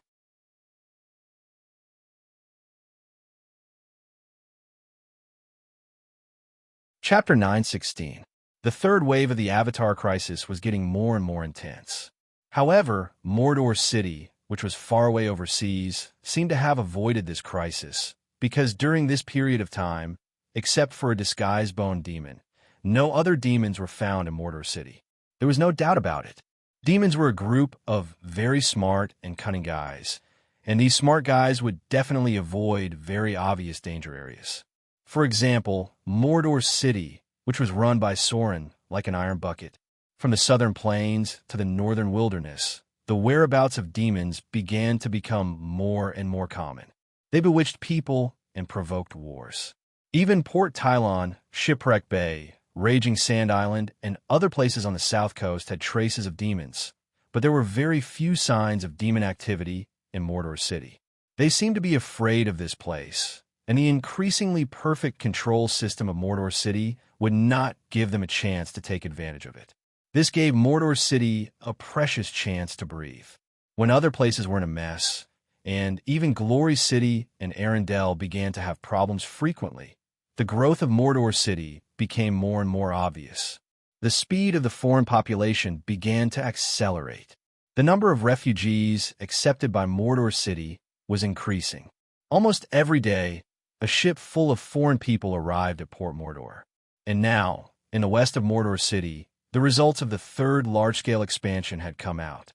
Rows of neat brick houses extended all the way to the harbor. These houses were all of the same standard, so they looked very neat. They were all two-story buildings, and each house had 3 to 5 families. The planning here was similar to the internal planning of Mordor City. There was a unified drainage channel and clean and neat gravel roads, which was very different from the dirty and messy residential areas of other cities. And this new residential area also inherited the good traditions of Mordor City. It was a felony to urinate and defecate anywhere in Mordor City, and it was also possible to be arrested and locked up for several days. At present, the residential area was mainly occupied by craftsmen and technicians. They were allocated a place to live for free, but if they wanted to obtain the property rights of the place, they needed enough wealth and contributions. Now, the thing that the foreign population of Mordor City was keen on was to get the property certificate of the city hall as soon as possible. This meant that they had really integrated into Mordor City and had obtained a corresponding status in Mordor City, becoming a real citizen. According to this progress, it was estimated that the population of Mordor City could reach more than 300,000 this year. It was a relatively large and densely populated city in the entire material plane. The city hall had been making arrangements for logistics and distribution recently. When the population was highly concentrated, the demand for resources would increase. Although the products of Mordor City could still be met at present, according to the plan of the city hall in the future, Mordor City would definitely become a metropolis with a population of more than 1 million.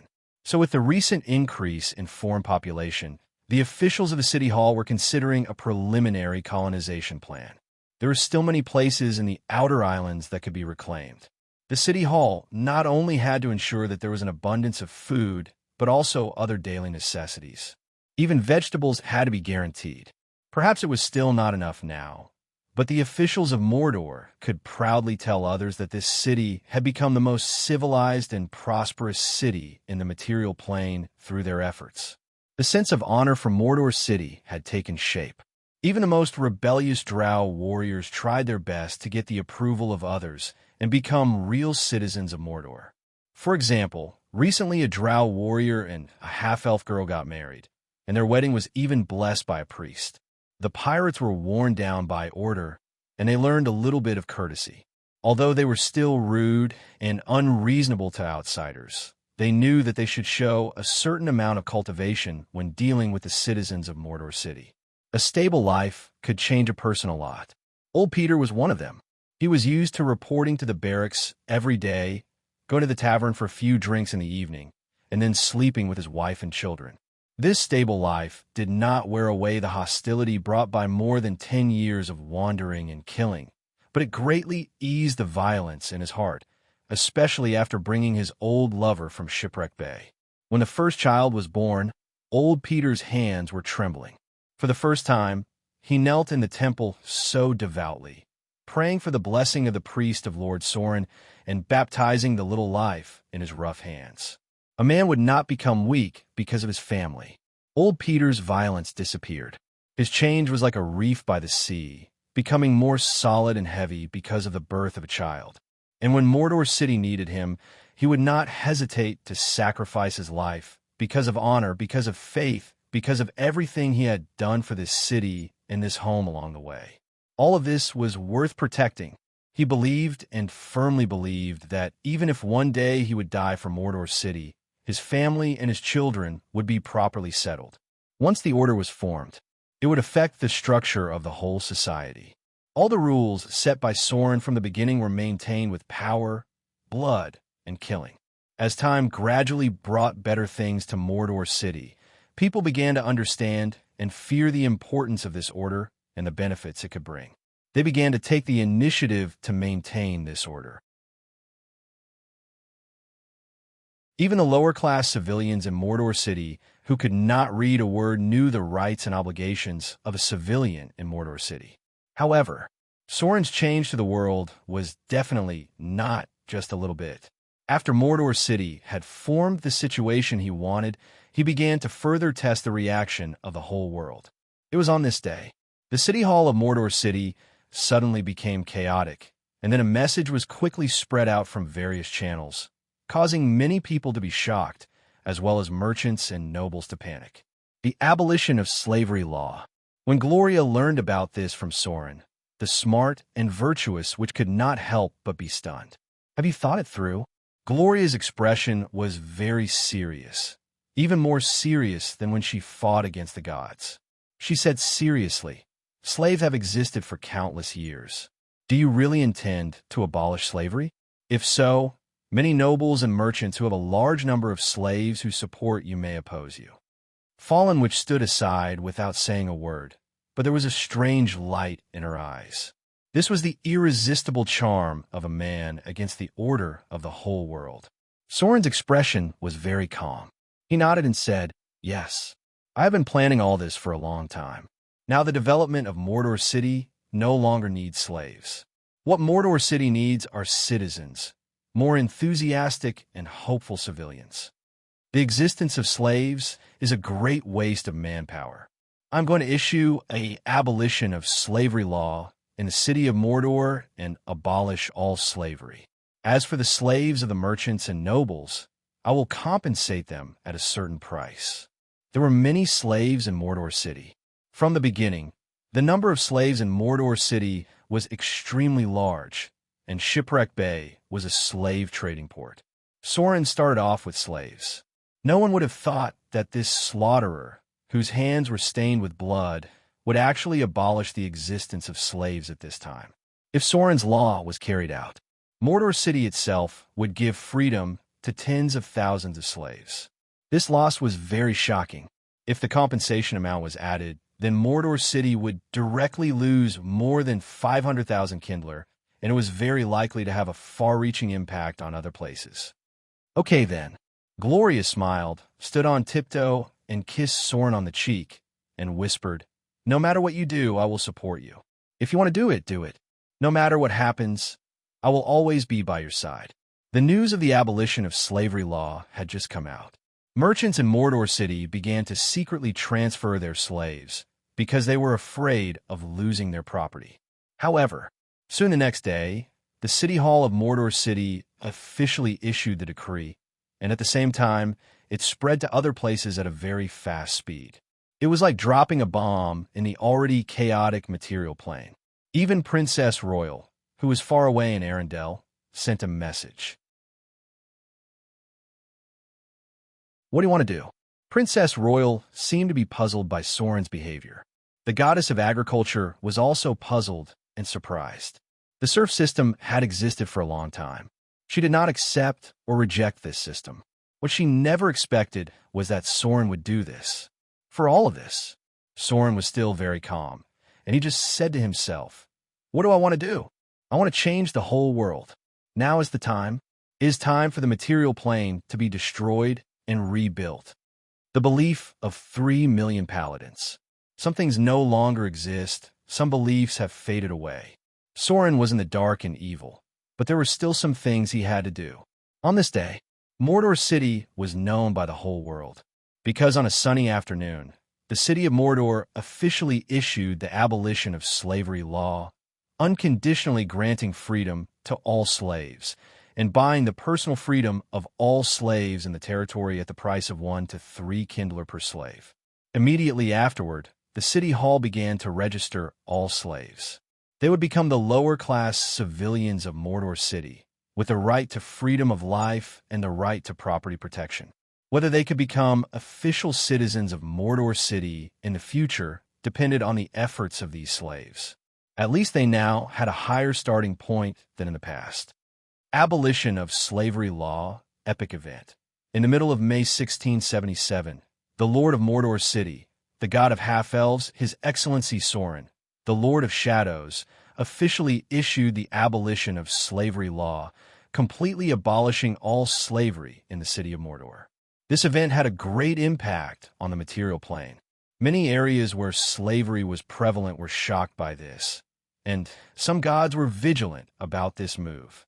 The rules and order of the whole world were impacted, and the move of Mordor City to challenge the slavery system made many stubborn old powers and gods feel a trace of dissatisfaction. Legend level plus 100.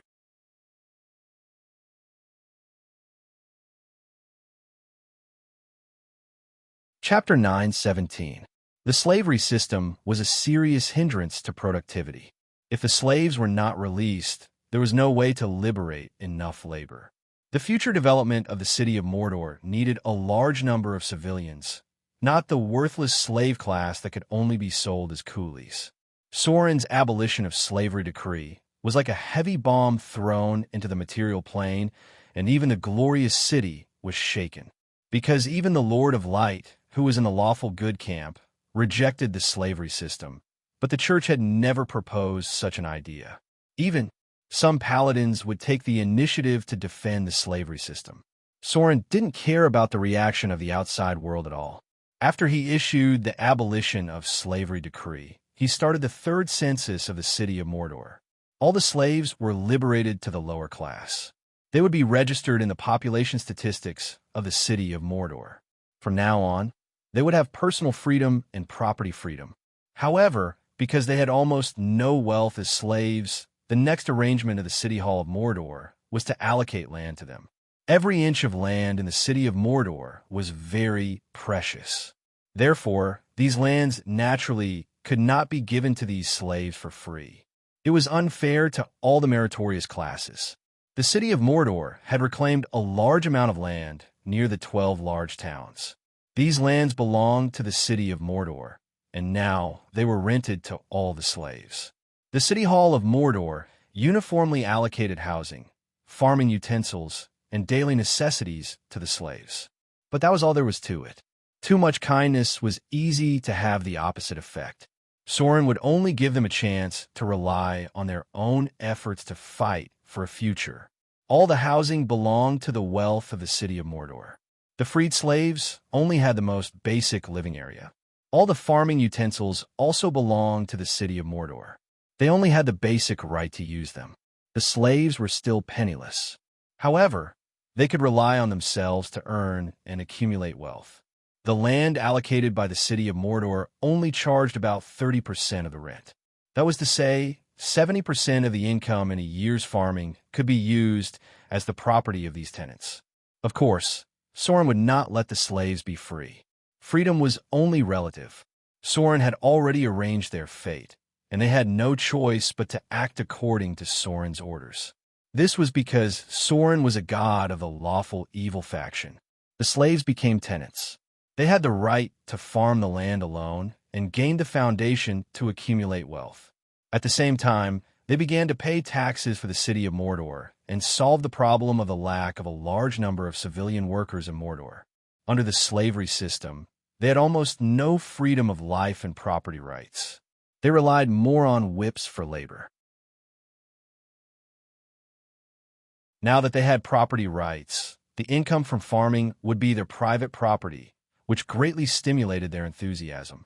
At the same time, the city of Mordor also opened up a more preferential policy for them compared to outsiders. The freed slaves could use about one-third of the wealth of the outside world to buy the ownership of residents and convert the land into private property.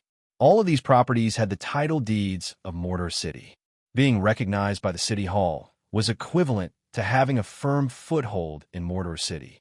Sauron's promises had been tested by time, so there was no need to doubt his words. The third census was done very quickly. The city hall of Mordor City had long been accustomed to efficient operations. After the third census, the number of people counted had reached about 270,000. It seemed that the hidden population of Mordor City was really large. The blacksmith was stepping up the forging of farming tools. This time, the cultivated land of Mordor City had nearly doubled. Because of the abolition of slavery law, there were about 50,000 more farmers in Mordor City. At the same time, all 12 towns were operating. The deep-plowing system was being popularized. Relying on the promotion of fertilizers, the grain output of Mordor City was estimated to be enough to support about 500,000 people. However, for Sauron, agriculture was only the most basic part. He needed to do more than that. Everything he planned so far was just to pave the way for a large-scale farm economy. When farming grew to a certain extent, what he needed to do was to liberate these workers and move them to other places. Slaves could only be squeezed a little bit of strength, but Sauron needed more. The morning sun shone. Kovano woke up at daybreak. He looked at the clean bed he was lying on. It was so clean that everything felt like a dream. He was a slave. He came from Shipwreck Bay and was bought by a merchant. He used to be a guard, but he became a slave because of a noble. Life as a slave was not easy. The merchant used a whip to urge him to work every day. The other 5 slaves like him were beaten and scolded. As a slave, he had nothing. Even if his master killed him, he had no responsibility. This situation lasted until the abolition of slavery law was issued. At that time, the merchant wanted to urgently transfer him to the south coast and then sell him for money. Unfortunately, he was still caught by the guards of Mordor City. He was free. Everything was like a dream. However, freedom was relative. Kovano soon found that the guards did not let him go.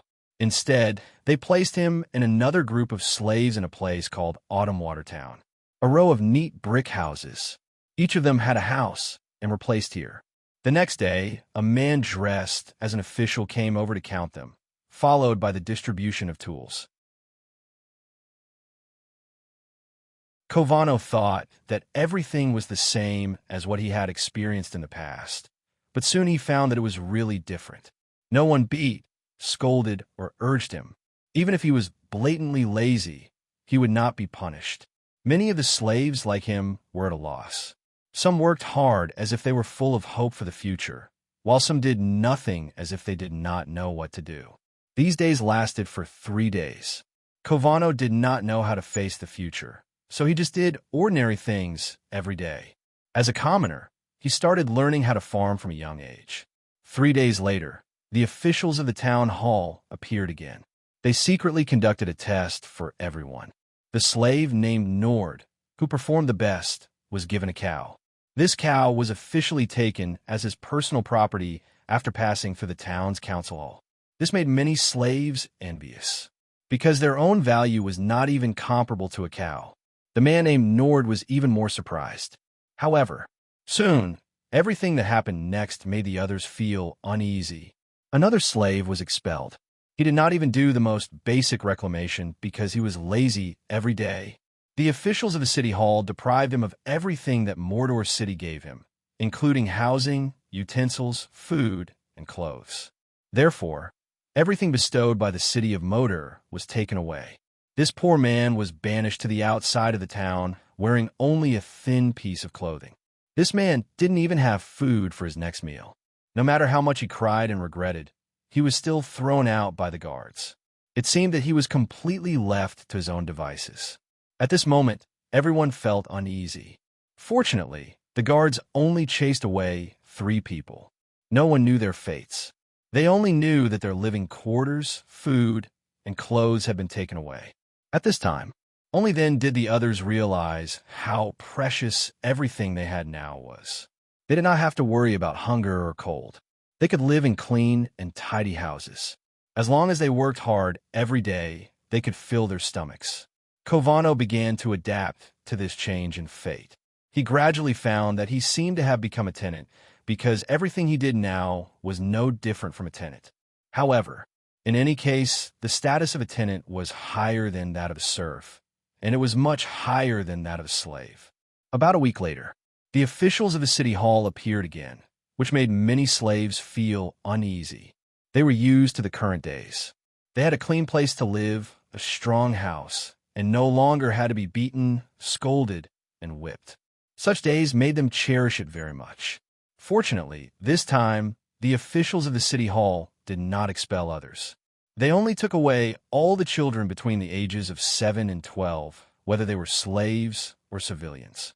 Then Covano heard that there seemed to be a school in the town, and these children were gathered there to learn? Yes. Soon, they learned that Mordor City was educating these children. This kind of thing sounded a bit unbelievable because in other places, only the nobles and merchants would receive formal education. Covano felt that the owner of Mordor City seemed to be doing something great, but he knew too little and did not know what Mordor City was going to do. He just felt that the future was full of hope. In addition to counting the number of people, the third census also counted the age of all the residents. Then, under the operation of the city hall, all the territories of Mordor City, including Port Mordor, began to establish schools one after another. They taught the most basic knowledge, such as arithmetic, literacy, reading, and writing. These basic knowledge were all taught to all the children of the right age for free and compulsory. At the same time, some huge and dense buildings began to appear in Mordor City. These 3- or 4-story buildings were placed in the south, and a large number of workers were transferred to work in them. No one knew what Sauron was going to do, but now Mordor City seemed to be a machine that was gradually running at high speed. P.S. Go to Beijing tomorrow to discuss something.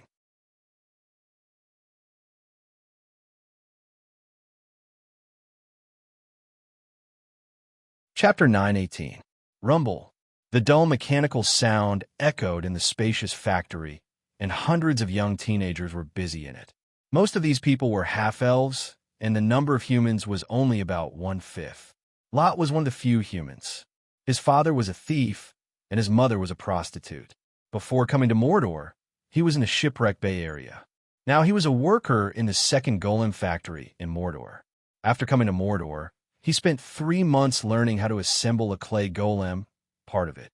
Maybe it was the talent from his father, but he learned much faster than other humans, so he was honored to become a member of the factory. In the factory was a workbench more than 100 meters long. Lot was responsible for the arm part of the clay golem, and there were dozens of people doing the same thing as him. As for the other group, they were responsible for the legs and torso. The most complicated part, the head, was handled by the mysterious witches. On the wide workbench, Lot carefully carved the rune lines. Although he didn't know what they meant, he just had to do it according to what the witches told him to do. Every day, Lot had to complete more than 5 arms, which could bring him 3 silver dirhams, which was enough for him to live a civilian life in Mordor. The operation of the golem factory was like a huge machine. Each worker was just a part of it. They were responsible for their own parts, and the witches would finish the final work. Dozens of clay golems were completed in this factory every day. These golems were sent to the edge of Mordor. They flattened the mountains, filled the ravines, and leveled the land. Golems replaced most of the manpower. They could initially reclaim the land, and when the land had been flattened, it was handed over to the farmers to clean up the ditches and loosen the land. Lot had been working here for almost a month. At first, there were only a few dozen people, and then more and more people entered the golem factory. Now there were hundreds of people. He didn't know how many golems were made in Mordor, but he was afraid that there were more than 1,000. A large portion of these powerful fellows were stored somewhere. Perhaps one day they would be of use to them. Lot's biggest ambition at present was to further improve his skills, because there were also technicians who made golems and iron golems in Mordor City. The former's income was 5 times his, while the latter's income was more than 10 times his. Moreover, such a person had a high status in Mordor City. Lot felt that he might become a puppeteer in the future because some talented people had been accepted as apprentices by the mysterious Eastern Witch. Yes, it was the Eastern Witch who rarely showed up, but had a very high status in the city of Mordor. She was always accompanied by many delicate dolls, which looked just like a living person. My lord. In front of Sorin's study, a beautiful half-elf woman knelt before him. Her name was Vina. She was originally a noble in Autumnfall, but after abandoning her original identity, she joined Sorin's church and was now a core member of the church. She humbly knelt in front of Sorin and said softly, "The third batch of golems has been completed. At present, there are about 700 golems in the city of Mordor, and more than 1,800 are sealed in the basement." Sorin raised his head, looked at her, and nodded. "I see. Prepare a batch of golems that have not yet been assembled and send them directly to my laboratory." Vina nodded, yes. When the half-elf left, Sorin raised his head, rubbed the corner of his eyes, and murmured, "The blockade of the kingdom of God is still too serious. It seems difficult to send living things in." Just yesterday, Sorin tried to send the golems into the kingdom of God, but it seemed to have failed. Because these golems were directly erased as soon as they entered the kingdom of God, they could not help his believers to build the kingdom of God. So Sorin thought about it and prepared to change the way. He directly sent the golems as materials, and then let the souls inside reassemble them. As more and more souls entered the kingdom of God, although Sorin still could not enter the kingdom of God, he could perceive more and more things. Next, he needed to build the framework of the kingdom of God and make plans to descend into the bottomless abyss in the future. The kingdom of shadow. A clear lake was like a mirror. With the first large-scale reincarnation of souls, the number of souls entering the kingdom of God began to decrease. About 1 or 2 souls would be reincarnated in the kingdom of God every day. Some were believers from Mordor who died in battle, and some were creatures from other places who believed in Sorin. There were half-elves who died in Autumnfall because Sorin was in charge of the half-elves' priesthood, and there were also creatures who believed in the shadow priesthood. There was even a wizard reincarnated in Sorin's kingdom of God. This was a shadow wizard with shallow faith. Sorin himself did not know anything about his life, but this guy automatically entered Sorin's kingdom of God after death. He transformed into a petitioner that was close to the shadow form, retaining part of his casting ability. His soul level was a little lower than the souls, but his combat ability may be much higher because he could cast a lot of shadow spells. Judging from these performances, this shadow wizard who reincarnated as a petitioner was a high-grade spellcaster before his death. Souls continued to enter. Some of the rogues who died on the continent would automatically reincarnate in Sorin's kingdom of God. Compare with the desolation at the beginning. There was now a simple camp near the reincarnation pool. It was not as magnificent as the kingdom of the Queen of Spiders. Sorin's kingdom of God had just begun to be built. This camp was the outline of a city, and now the number of petitioners gathered had reached more than 1,600. Becoming a petitioner was a new life. They had a longer life, retained part of the memory of their previous life, lived a new life, and integrated into the kingdom of God at the end of the second life. If there were no accidents, most of these petitioners could live for hundreds of years, and holy spirits were almost immortal. As long as the gods did not die, they were immortal. So for any petitioner, becoming a holy spirit was a very high pursuit because no one was willing to accept the fate of death.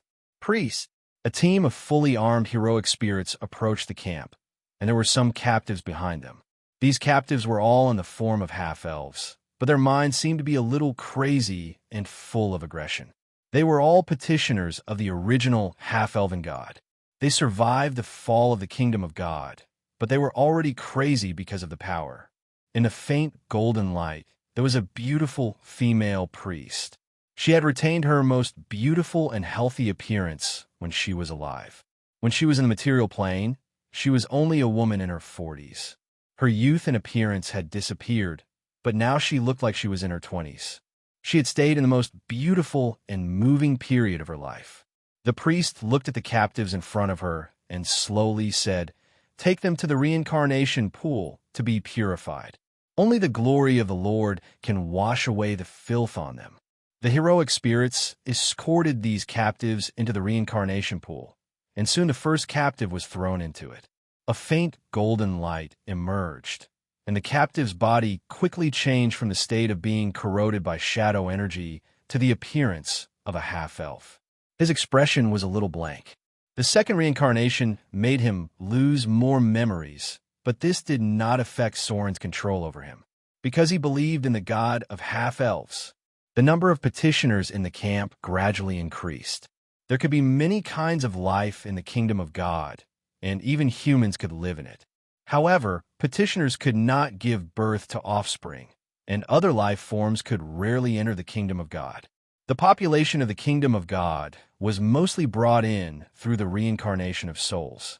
Of course, if Soren wanted to learn from the Queen of Spiders and raise a large group of spiders, then the population of the kingdom of God would quickly expand. There was not enough manpower. The petitioner form was not enough to bring too much power. So when the initial construction of the kingdom of God reached a bottleneck, Soren began to throw in golem puppets. The first batch of golem puppets were all clay golem puppets, and there were about 300 of them.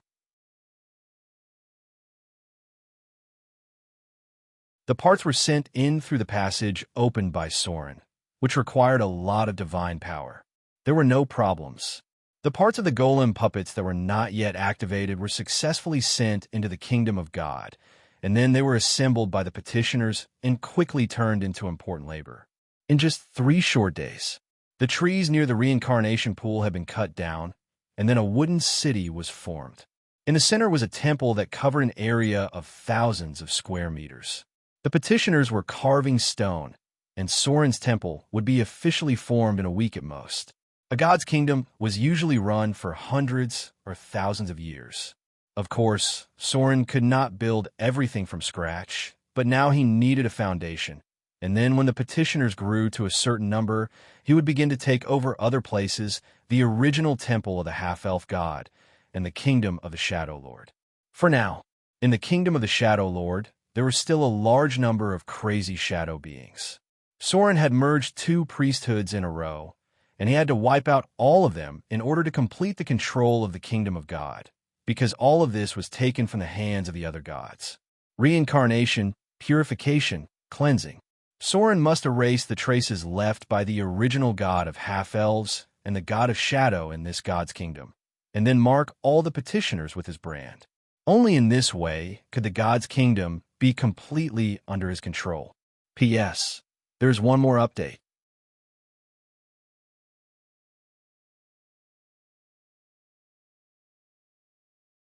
Chapter 919. Under the quiet night sky. Soren stood at the top of the wizard tower and looked down at the whole city of Mordor. The stars in the night sky were getting dimmer and dimmer. The power of the gods had declined very badly. Basically, most of the gods had fallen to the mortal world. After the initial careful hiding, some gods began to appear in the eyes of the world. The halfling divine system had moved to the Shire. The Lord of Light had completed the control of the southern region. The Queen of Spiders had unified the Drows in the Underdark, and the Elven divine system had gathered together at this moment. It was obvious. As the Avatar crisis became more and more intense, the gods had a strong sense of uneasiness. Soren silently looked at the city under his feet. The city of Mordor was very quiet at night. There were no pedestrians on the streets, only the faint light of magic crystal lamps. Every once in a while, a patrol would pass by. The devils could not find any opportunity here. Haven't you slept yet? With a faint fragrance, the figure of Fallen, which appeared behind Soren. Soren did not look back, but whispered, "Since I became a god, sleep is no longer necessary for me. Maintaining sleep is just a habit." Fallen, which did not speak. She just walked to Soren side by side and whispered, "You seem a little confused." Soren was silent. Fallen which did not stop and continued. I can feel it. You are making a very important decision. This decision may change the whole world. You are a little hesitant. It seems that you know what kind of change your decision will bring. This makes you feel uneasy and hesitant. This is the first time I have seen you show such an expression. Do you know, I'm very curious about what you are going to do. But I know I can't ask, but I will patiently wait for the day you tell me. Do you feel it? Soren was still silent. He was indeed making a very important decision, which would inevitably change the whole world. As the two women closest to him, Gloria and Fallen, which seemed to have noticed it, but Gloria didn't ask. The Fallen which took a deep breath. The night wind blew her long hair. She turned to the side and smiled at Soren. No matter what decision you make, she said softly, I will always be by your side. Maybe you don't believe me now, but one day I will prove it. The Fallen which looked at Soren seriously. Compared with the past, she had changed a lot during this period of time in Mordor City. She was less frivolous and more stable. Unconsciously, Karina began to have the air of a leader. She was no longer as paranoid as she used to be. She had changed a lot. Although it was indescribable, it could be felt. The operation of the elemental furnace has been completed. Fallen which didn't continue the topic. Instead, she said seriously, I need the core knowledge about elemental fission. If it can be successful, the energy generated should be enough to make the whole Mordor city float. But, before that, I may need to leave for a while. Soren frowned slightly, turned around, and said, Leave? Where to? Fallen which gently lifted her long hair, which was almost the same as Gloria's. She said slowly, Sigil City. Sigil City, the territory of Lady of Pain. Soren looked serious and whispered, Why do you suddenly want to go to this place? Although it has opened the door, it is still very dangerous for the outside world. Sigil City was a very special place. There were many terrible things in this city, some of which even the gods couldn't fight against. Fallen which said, seriously, I need the knowledge about extra-dimensional fortresses. The closure of Sigil City began during the destruction of the Arcane Empire. There should be something I need there. As for a little danger, everything we do is risky, isn't it? Fallen which decided to go to Sigil City. This news was not good for Soren, but her decision was not wrong, because Sigil City did have what they needed. As a god, Soren had some places that were difficult to set foot in, and Sigil City was one of them. Lady of Pain did not welcome any gods. As a mortal and a legendary spellcaster, it was much easier for Fallen which to enter Sigil City than for Soren. I won't leave right away. Fallen which hesitated for a moment, then said, This operation is not led by me alone. The Eye of the North will also go with me. Many witches have lost their ability to cast spells.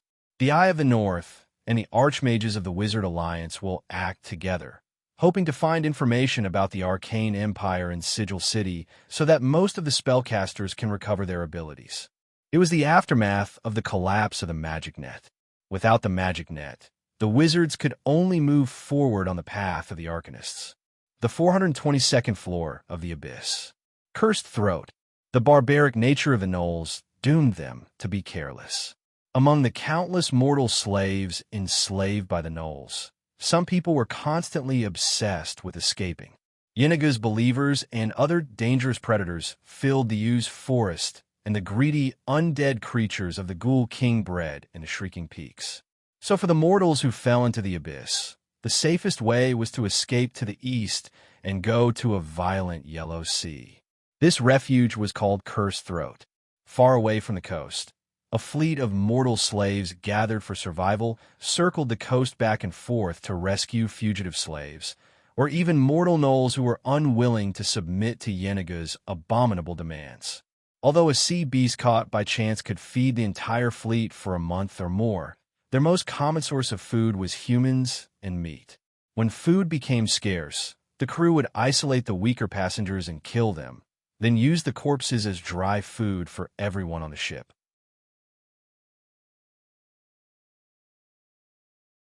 Each member had to eat a small piece of flesh from their former companions to prove their loyalty and dedication to survival. But the real feast had not yet begun until some new refugees refused the gruesome meal.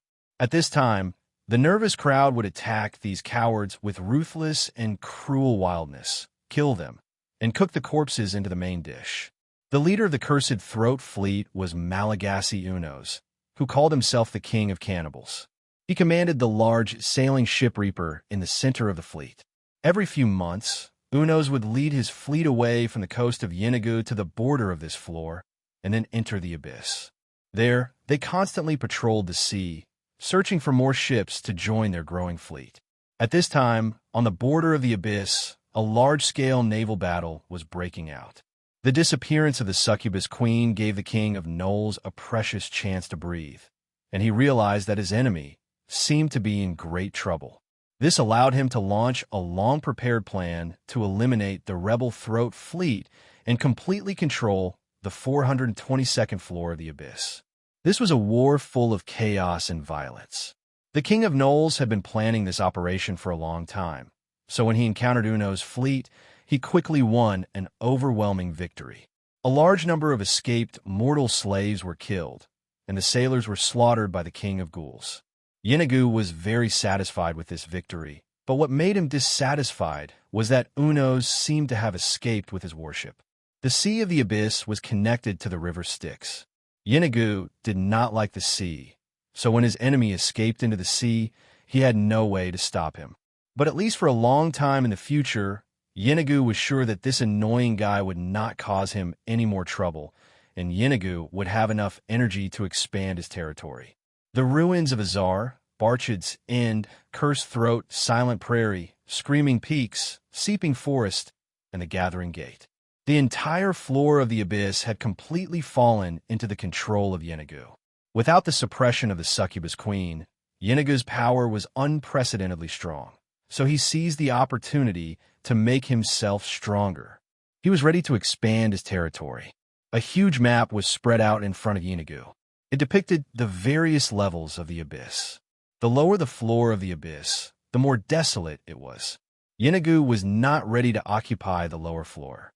What he needed was the upper floor. The closer to the upper floor, the more souls there would be. These places were once controlled by other demon lords.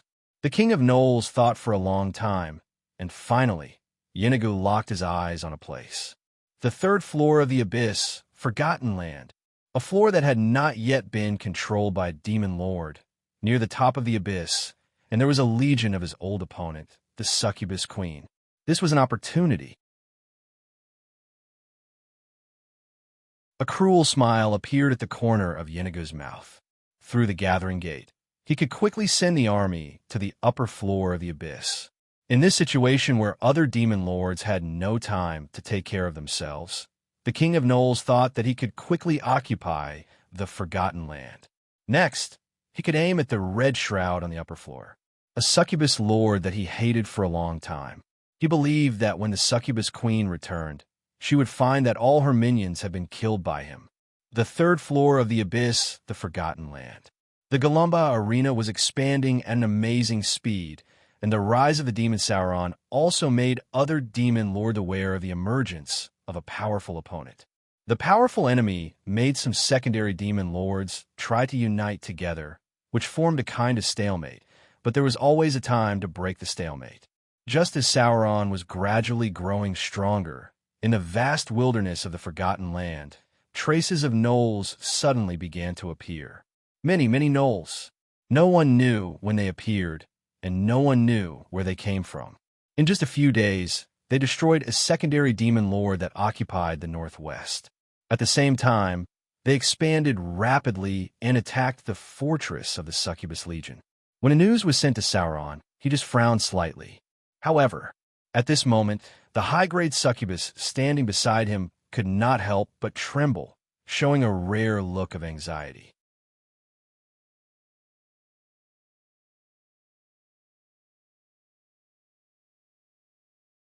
Chapter 9:20. The sudden appearance of the gnolls alerted Sauron. Although there were no real demon lords on the third floor of the abyss, there were still a lot of secondary demon lords, But these secondary demon lords were all in a state of disunity. When a large number of gnolls appeared, the secondary demon lords were in a mess, and some simply surrendered. These secondary demon lords were all fence-sitters. But the first 3 floors of the abyss were very close to the bloody battle, and not all demon lords were afraid to fight against the Gnoll King. When a Gnoll army took down a fortress, their path forward was attacked. A newly promoted Sister of Glory led the Succubus Legion to attack them. At the same time, there were 3 other lesser demon lords participating in the battle. They were Sauron, the Baelor leader, and an 8-armed snake demon. There is no doubt that there were still many ambitious demons who were unwilling to submit to a Gnoll. When Sauron received an invitation from the Succubus army to fight against the invading Gnolls in the Golumba arena, he did not hesitate to agree. The 3rd floor of the abyss, the Forgotten Land, was the key to his future descent of the Divine Kingdom. It must not fall into the hands of an enemy like Yeenoghu. The mighty demon army began to gather. This was the first time that the Golumba arena had sent out a large number of troops. There were more than 100,000 demons gathered.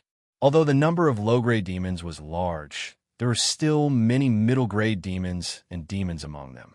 Your Excellency, an assassin demon appeared from the darkness and came to Sauron. He bowed his head and said, "The 8-armed snake demon army has arrived, but the Baelor army has not arrived yet." This was the frigid wind tundra. At the border of the Forgotten Land, the portal of the Gnoll god Yeenoghu was here. It could directly connect to the 422nd floor of the abyss. "I see." Sauron frowned as he pondered. He then glanced at the 2 high succubus beside him. Not all of the promised allies had arrived. Something seemed to have happened to the Baelor's army.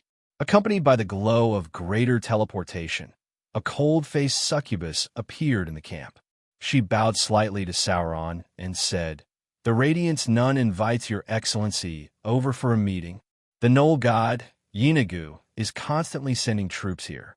Sauron nodded and led a team of guards to the succubus camp. There was a succubus legion in the Forgotten Land, the 3rd layer of the bottomless abyss. Due to the disappearance of the succubus queen, all the succubus legions were fighting for themselves, with many Radiance nuns leading them to compete for status and power. And it was said that Sister Glory, who was in charge here, was a newborn. She became famous when she fought against the Gnoll god, Yeenoghu. When Sauron arrived at the camp, he saw the newborn Sister Glory, Cridiana, as the daughter created by the Queen of Succubus herself. Cridiana had amazing beauty, but these were not the main points. The main point was that as a Sister Glory, she was currently the most qualified to lead the Succubus Legion. When Sauron walked into the tent, Cridiana, who was being observed, was also observing Sauron. The demon lord in front of her gave her a sense of familiarity, but she didn't quite remember why. It seemed that the other party's aura had touched a little of her memory, and some vague pictures flashed faintly. But when she turned her gaze to the high succubus next to Sauron, the Sister Glory couldn't help but tremble, and then she looked away without leaving a trace. Sauron obviously noticed this, so he turned around and took a deep look at the high succubus next to him. To be able to make the Sister Glory in front of him have such a big reaction, her identity was probably not that simple. "Your Excellency, Sauron." At this time, the 8-armed snake demon had not come over yet. Cridiana in front of him bowed slightly to Sauron and suddenly said, "I think the succubus next to you seems very interesting. Why don't you give her to me? I'm willing to exchange a succubus legion for her." I was discovered. Hearing Cridiana's words, the high succubus next to Sauron suddenly trembled. She could hide it from Rachel, but it was difficult to hide it from her own daughter, especially when she had just created her. Cridiana obviously felt something from her, so she suddenly spoke to Sauron. "Is there really something fishy?" Sauron was puzzled, but at this time he turned his head to the high succubus next to him and said, "What do you think? If you don't want to, I won't send you there by force." At this moment, Mechanut, who had turned into an ordinary succubus, naturally had some thoughts in her mind. She couldn't help but chuckle and said, "Since this Sister Glory values me so much, I don't mind following her." This problem must be solved, especially when the Knoll god Yinagu suddenly attacked. Mekanthet thought for a moment and immediately made a decision. With Critiana's recent birth, it was unlikely that she would betray her. At present, it was indeed not suitable for her to show up. So if there was an agent at this time, it should help her control the Succubus Legion. Unfortunately, Sauron should have been aware of her identity. Originally, according to her plan, she was going to use this demon lord well, but it seemed impossible at the moment. Sure enough, there was something fishy. Sauron immediately confirmed the guess in his heart. The identity of the High Succubus next to him was not simple. If she was not another Sister Glory, then she must be the missing Succubus Queen herself. Otherwise, why would Critiana go over when she saw her glance? Unfortunately, now was not the time to be entangled with this, because just when Mechanut stood behind Critiana, another secondary demon lord, an 8-armed snake demon, had arrived. The 3 demon armies gathered. The other Baelor demon lord did not appear at this time, either betraying them or wanting to take advantage of the situation. Although the demon army fought very fiercely, there was also a drawback. That was, most of the strategies and tactics were not used. Once the battle started, it was either an overwhelming victory or they could only be left to their own devices, because most demons would not listen to commands after entering the battle. There was no other way. Chaotic and evil creatures were like this. Therefore, the meeting of the 3 demon lords was also very simple. There was basically no need to discuss any tactics. They brought an army of nearly 500,000 demons. With such a large demon army, they only needed to push forward. The whole plan took less than half an hour to discuss, and then the 3 demon lords immediately decided to launch an attack in the afternoon and directly take down a fortress that was originally occupied by the Succubus Legion. Of course, the discussion of the attack actually took less than 3 minutes. The rest of the time was more to form an alliance agreement. Since they were going to help the Succubus Legion deal with the Knolls, Soren and the 8-armed snake demon naturally had something they needed. Soren really left the Succubus Queen disguised as a high succubus in the camp. Since discovering her unusual identity, Sauron felt that she was a ticking time bomb. Although it was still fun to play with her, a successful demon lord could not indulge in playing with Succubus. Critiana was very trustworthy. This Sister of Radiance really sent a Succubus army over at noon. There were a total of 121 Succubus, among which there were more than a dozen High Succubus. They were a regular Succubus formation, which was just right to be commanded by the Lady Boss. This deal did not seem to be a loss. Using a total of Succubus in exchange for a large group of Succubus. Even if they were just playing, they should be able to play for a long time, at least for the other demon lords. Succubus Camp. When Sauron and the 8-armed snake demon left, Critiana immediately knelt on one knee and said, "Mother, I have been looking for you for a long time. I didn't expect you to be here. Why did you suddenly disappear? Now the entire Succubus Legion is torn apart. The sisters are fighting for the power you left behind." It seemed that there was no way to continue the disguise. Critiana saw through her identity at a glance, and Mechanut could only show her original appearance. With a dazzling brilliance, a graceful figure appeared. Her gorgeous red lips always had a raging smile. Her long black hair was scattered, and her eyes were flowing with fiery red asterisk, asterisk, asterisk.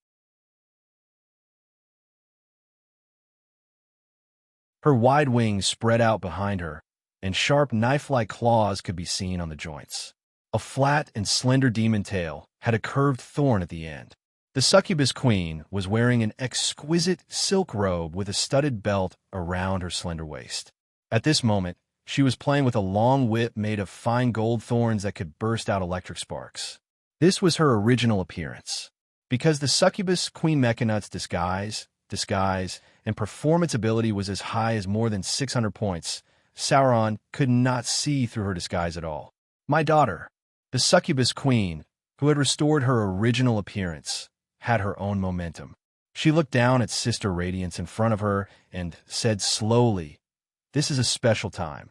I need to use some means to make my enemies jump out so that I can destroy them." The Avatar crisis forced her out, although she also had her own plans. But at this time, she must put on a confident look, so Mechanut said, "I can't show up yet, don't leak any information about me. The most important thing now is to defeat the Knoll god, Yeenagu. The Forgotten Land must not fall into his hands." As an old opponent of thousands of years, Mechanut knew very well that if the Forgotten Land was controlled by the Knolls, the Succubus Legion in the upper 2 layers of space would be in danger. It might even threaten her important assistant, Red Shroud, who occupied the first layer of the Abyss.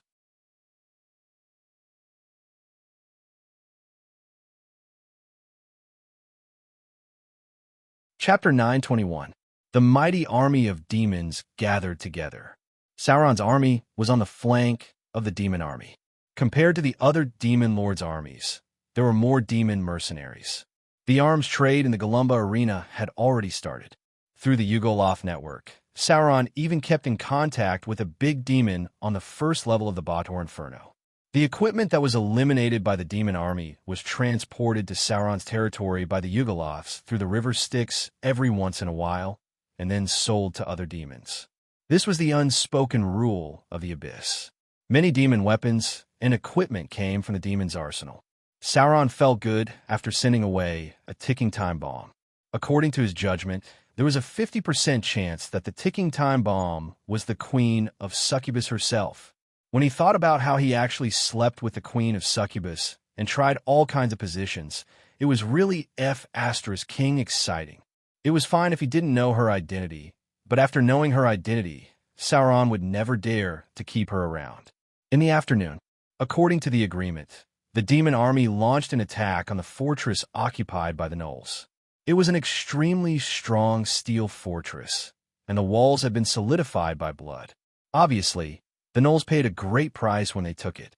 There were about 20 to 30,000 Knolls here. Their numbers were far less than the demon army, but their quality was much better than the low-grade demons. Dong, dong, dong. Accompanied by the silent sound of war drums, the demon army launched their first attack. Sauron's figure stood at the back of the army, watching a group of Voro's army driving the Dretches forward. This was the usual tactic used by demons. They first sent a group of low-grade demons to die, trying to consume some of the enemy's regenerative power. There was no doubt. This tactic was very effective, because when hundreds of thousands of Dretches were driven to the battlefield, the Knolls in the Steel Fortress could not help but become nervous. There were countless low-grade demons. Among Sauron's army of more than 100,000 demons, nearly 60,000 of them were reincarnated demons that had recently gathered in the wilderness. They were all free cannon fodder. Only demons that advanced through death and slaughter had a chance to rise. The sky was filled with arrows. These Knolls were completely different from the Knolls that Sauron had seen before. They were more like a real army. Under the first wave of attack, thousands of low-grade demons fell. The smell of blood filled the battlefield, and many Dretch corpses were trampled into meat paste by their companions. Regarding this, all the high-grade demons did not seem to care. Even if the casualties of the Dretches exceeded tens of thousands, they did not care at all. This was the bottomless abyss. If you don't want to enter this purgatory field, you either don't do evil while you're alive, firmly believe in a god, or make yourself strong enough. Life was so cheap in the abyss. After getting close to the steel fortress, the death rate of the Dretches increased sharply. Suddenly, 10 to 20,000 Dretches fell under the wall, and the pile of corpses was already 3 to 5 meters high. Some Dretches tried to escape, but they were greeted by the grinning Hezru. These Hezru did not hesitate to tear apart the low-grade demons that tried to escape. Demons won't reason with you. Hundreds of thousands of Dretches finally began to cause casualties to the Knolls, and the ghouls began to appear on the battlefield as a substitute.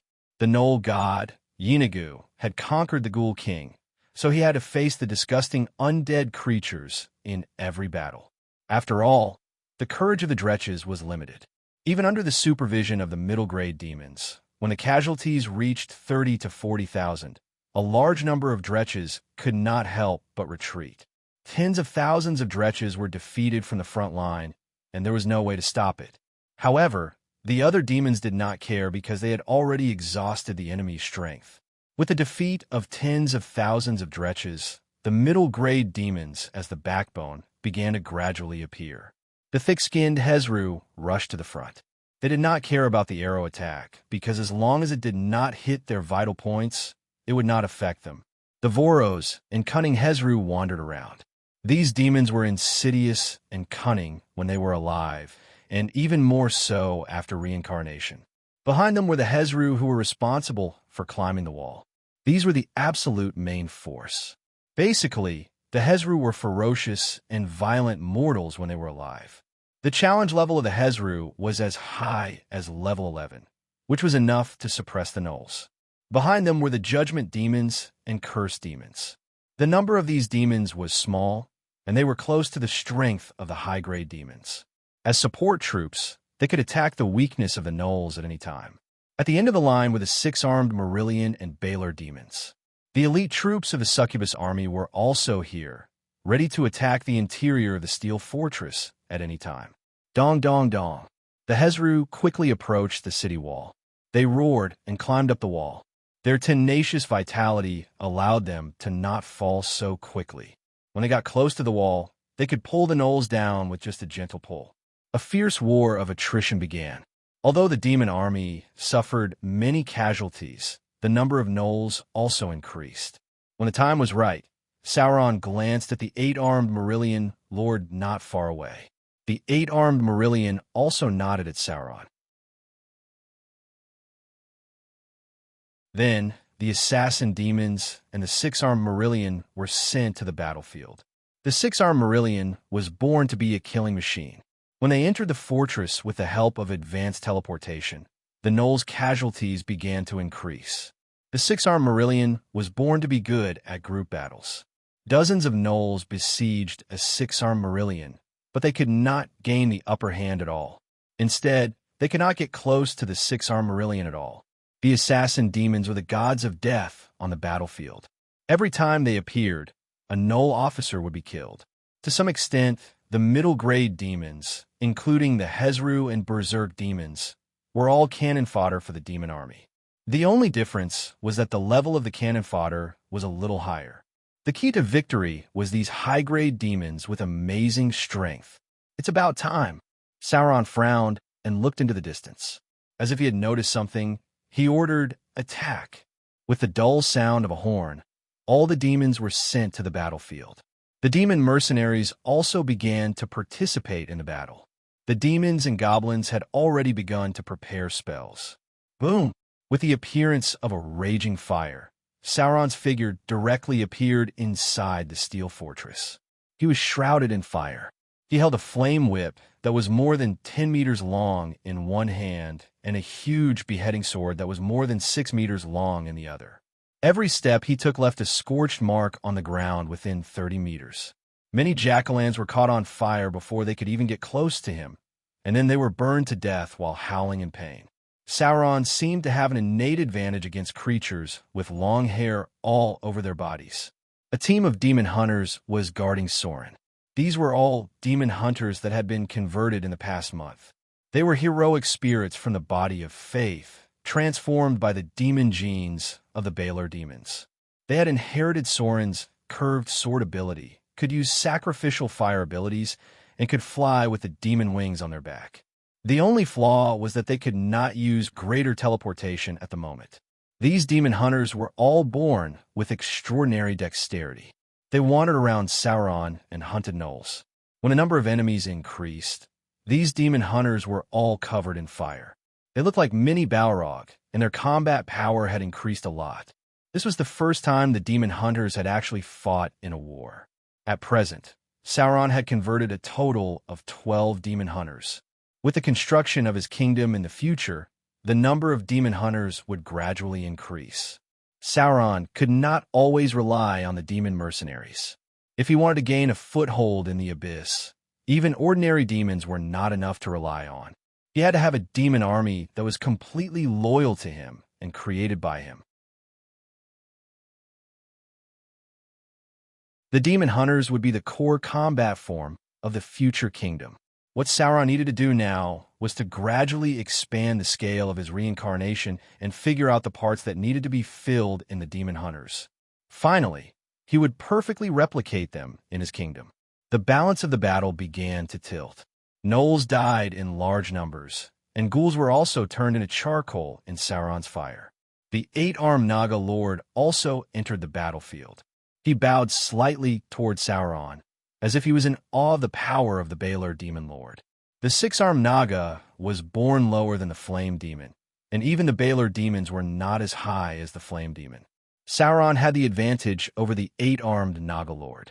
The gnolls began to collapse. When the death rate reached about 50%, the gnolls began to flee. The stronghold fell back into the hands of the succubus army, but at this time, a howl suddenly came from afar, and then a dense gnoll army appeared in front of them.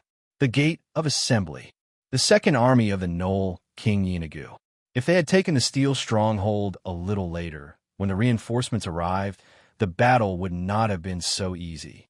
When the gnoll reinforcements appeared, the succubus army urgently mobilized to defend the stronghold.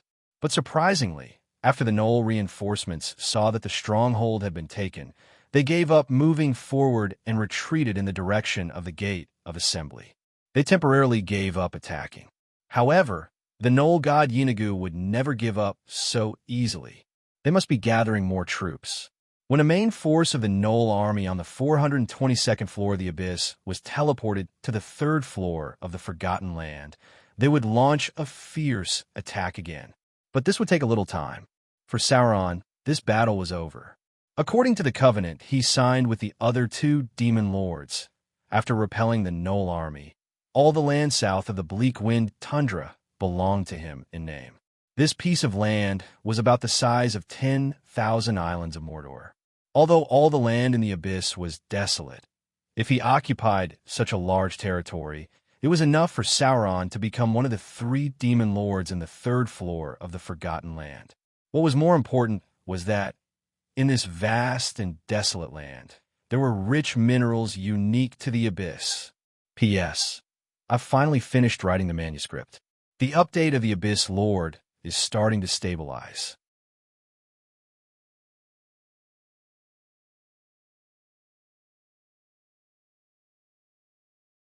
Chapter 922.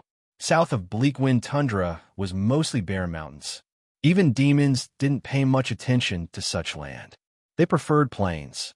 Galumba Arena was built in the relatively flat part of the mountains. Because there was a mine nearby, the demons and goblins gradually grew stronger. But now all of this belonged to Sauron. The only threat to him was the sleeping abyssal demon dragon. If no one went to disturb this abyssal demonic dragon, then it ought to sleep for a period of time, because everyone knew that when long he fell into sleep, the time was counted in years. This abyssal demon dragon had been sleeping for almost 2 years so far. If it wasn't for the appearance of Sauron, perhaps it would have slept until the end of the Avatar Crisis. This might be the luck of the dragons. Because the duration of the Avatar Crisis was actually very short for the dragons, many dragons unknowingly escaped the most turbulent period of the multiverse in their sleep. Naturally, the barren mountainous terrain had its advantages. Although there were no abyss worms and dretch that often reincarnated as souls, these mountains were very rich in minerals, and even copper and iron or could be seen in the open. This was a great temptation for demons, because they could directly mine the minerals, then make them into weapons and sell them to other demons. This time, the Demon Lord Alliance nominally gave 1/3 of the land of Forgotten Land to Sauron. But in fact, if Sauron wanted to control these lands, he had to do something very important, and that was to conquer the other strong people in this land. The Gnoll army had temporarily retreated. Yeenagu was not an ignorant brute. After knowing that the demon lords of the 3rd layer of the Abyss had united, he would certainly mobilize enough troops to launch another attack. The casualties of the Gnolls alone were too great. Yeenagu was cruel and ruthless to other races, but he was very kind to the Gnolls. He would certainly gather the army of the Ghoul King as a consumption. In this way, other demon lords would have buffer time. The main body of the material plane was in the process of building the divine kingdom. Fortunately, the third wave of impact did not affect the outer islands, which gave Sauron enough time to develop. The first place Sauron chose to conquer was the Abyssal Blood Pool. There was a very important place to the south of the frigid wind tundra. It was an abyssal pool of blood that was born in the mountains. This was an endless supply of troops, labor, consumables, and cannon fodder. To any demon lord, occupying the Abyssal Blood Pool was a very important part of their plan, because this represented an endless supply of regenerative resources. He did not have to go to the wilderness to collect those wandering dretches. However, it was not easy to occupy the Abyssal Blood Pool. As mentioned before, there was a creature called the Mother of Worms.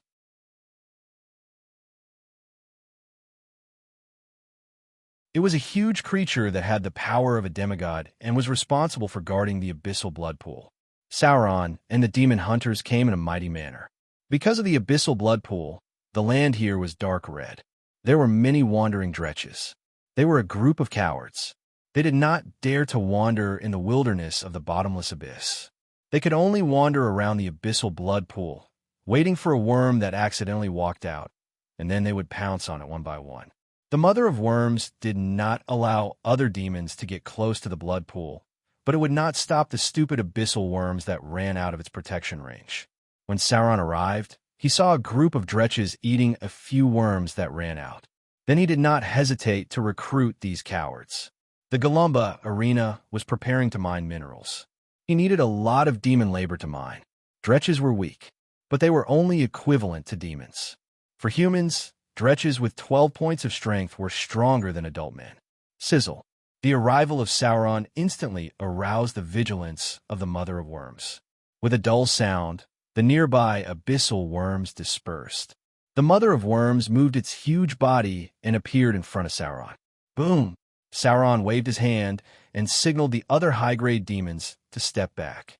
Then he took a step forward and activated the body of flame.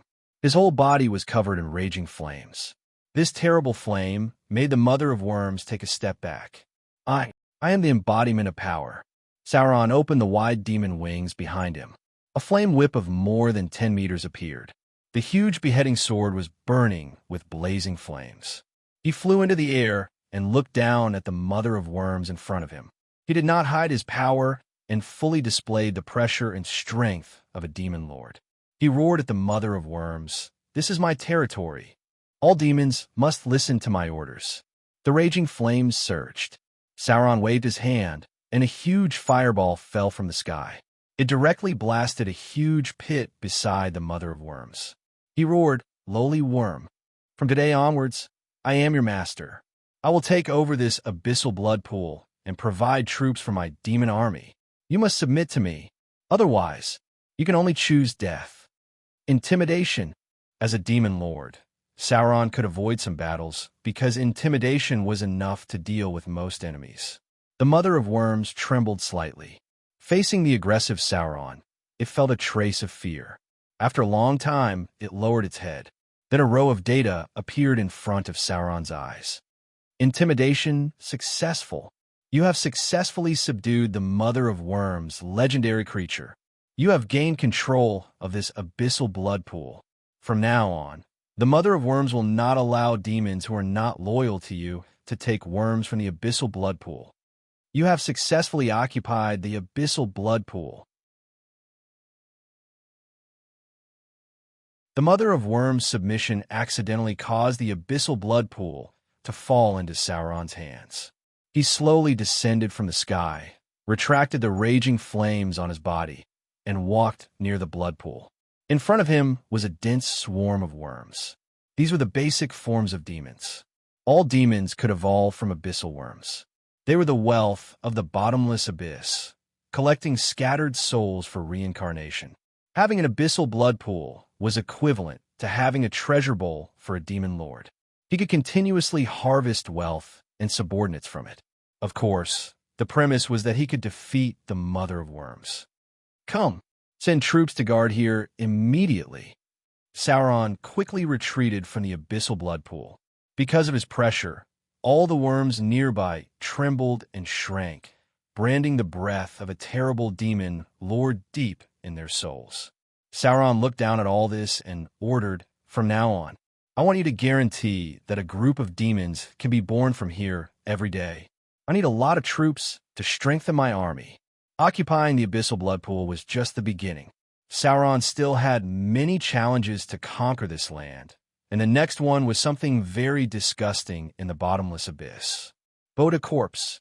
This was a terrible undead creature. They wandered in the bottomless abyss and were full of hatred for all living creatures. Boda corpses would attack all demons. They were rarely enslaved by demon lords, unless the demon lord was also undead. There was such a group of Boda corpses in Sauron's territory. They were a serious threat to Sauron's wealth, because many demons born in the wilderness, who could be recruited by Sauron and sent to the mines to dig, were killed by these Boda corpses. It was not easy to deal with them. Sauron gathered nearly 30,000 demons for this purpose, and at the same time, he also sent out some fire demons he created. Sauron was moving on the path of the Baelor demon lord. During this time, he had selected excellent souls and cultivated about 6 fire demons from them. As long as they were given an evolution plan, they could become high-grade flame demons. This was a fierce battle. Even if Sauron personally joined the battle, by the time these Boda corpses were eliminated, his demon army had lost nearly 10,000 demons. But it was all worth it, because as long as the Boda corpses were eliminated, all the demons in the nearby wilderness could be recruited by Sauron, and this little army could be recovered in time. Sauron was cleaning up his territory. He needed to eliminate a lot of creatures, such as demon-hunting spiders, twisted mortals, various undead creatures, and wandering demons. Because it was close to the top of the bottomless abyss, there might also be traces of demons here. A large territory meant more reincarnation opportunities. While constantly consuming the demon army, Sauron also had a group of intermediate demons under his command because of the battle. At the same time, in the process of conquering these territories, the demon army under Sauron's command also became larger. After eliminating the third batch of undead creatures, Sauron's demon army had reached the scale of more than 200,000, although most of them were low-grade demon cannon fodder. At the same time, dozens of kilometers north of the Gruba Arena, an abyssal mine led by Ygros and managed by the demons and goblins had already begun operations. Thousands of low-grade demons were sent to work in the mine, continuously transporting all kinds of ores. Some of them were sent to the arsenal opened by the demons, while the other part of the refined ores were sent to the Lord's mansion. No one knew where these metals went.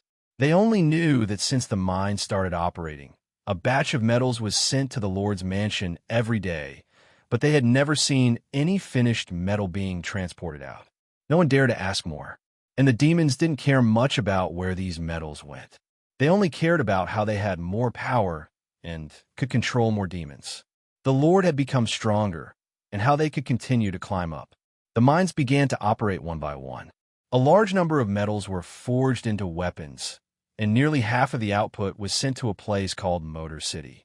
P.S. Yeah, trying to recover and update every day.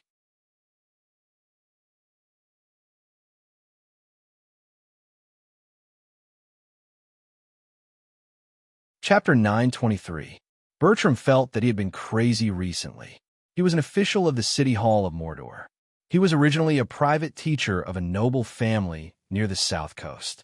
He was expelled because he hooked up with the charming hostess, and finally became a pirate's military counselor. He was one of the first batch of officials in Mordor. Now his position in the City Hall was equivalent to that of a supervisor. He still remembered the scene of going to the temple for the assessment when he was appointed. At that time, he was really scared out of his wits because a priest actually used a lie detection spell on him and asked him about his identity in detail.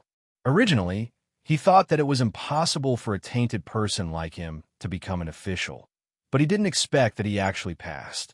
At that time, he was the one who hooked up with the noblewoman, but he didn't expect that he would be the one who seduced the noblewoman.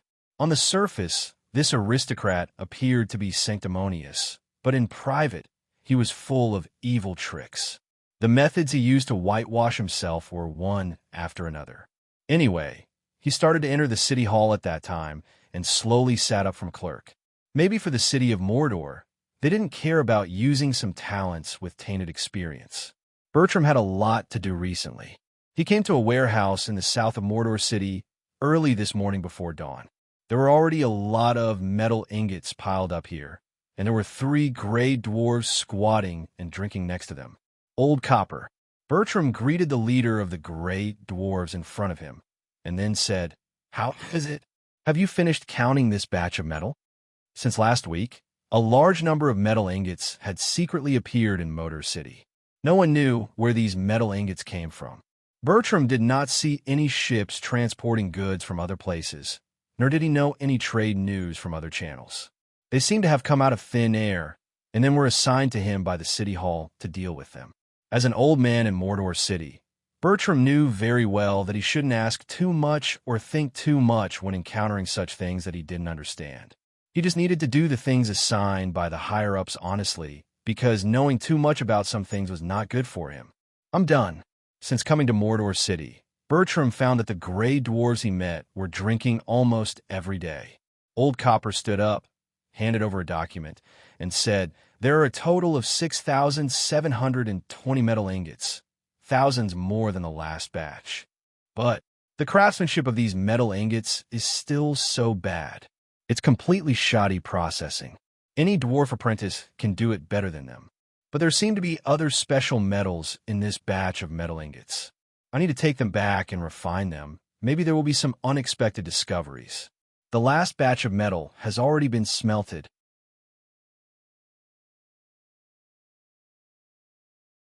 You can send someone to the blacksmith to retrieve it later." Bertram nodded, then signed and sealed the document. The gray dwarves quickly got to work. With the help of a group of apprentices, they transported the ingots back to their base. "Boss," a drunken gray dwarf said, "there are many impurities in these ingots. However, judging from the characteristics of the mineral, it doesn't seem to be from our world, because we can't even recognize some of them." Old Copper turned and gave him a cold stare and whispered, "Don't ask if you don't know. These metal ingots are not minerals of our world. They seem to come from below." Speaking of this, Old Copper pointed to his feet. Of course, he was not referring to the Underdark, because the gray dwarves themselves lived in the Underdark. They knew almost all the minerals in the Underdark. He was referring to the lower plane from other worlds. The gray dwarf heard this and suddenly shivered. He then looked around nervously and stopped talking. Since these metals were not from this world, but from the lower plane, no matter where they came from, there were too many things involved. It was better for them not to know. Bertram also felt that this batch of metals was strange, but he was a smart person. He knew what to ask and what not to ask. After handing over this batch of metals, he immediately took people to the blacksmith. The second refining of the metals was neatly prepared. The steel was sent to the golem factory, the special metals were sent to the witch's residence, and the other batch was sent to the construction department of the city hall. Recently, when a new batch of buildings was being built in Mordor, steel seemed to be integrated into them. A steel bar as thick as a finger was poured together in the building, which could greatly increase the firmness of the building. After all this was done, it was already afternoon. Bertram was so tired that he was sweating profusely. He felt that he should go to the city hall tomorrow to request for more manpower, as the amount of metal delivered increased with every batch. At this rate, he wouldn't be able to handle it alone. Mordor City. Study. A half-elf woman with an elegant face who looked about 30 years old stood in front of Soren. She was one of the officials of the city hall. It was different from other places. Maybe it was Soren's personal concept, or maybe it was because the witches here had sovereignty. Mordor City allowed women to be officials. Of course, they must have the corresponding knowledge. The half-elf lady in front of him was one of the candidates who passed the assessment. She was originally the mistress of a noble family in Autumnfall. "My lord." The half-elf lady in front of him rolled her eyes. She did not dare to look at Soren directly, but her eyes flickered a little. She whispered, "The third batch of metal ingots has been delivered."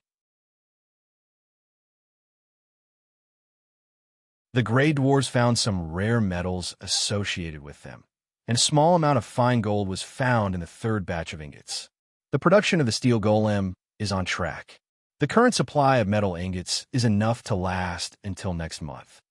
This is the document of statistics. My lord, you can have a look. Soren took the document and glanced at it, then handed it back and said, "Very good. I'll leave this to you.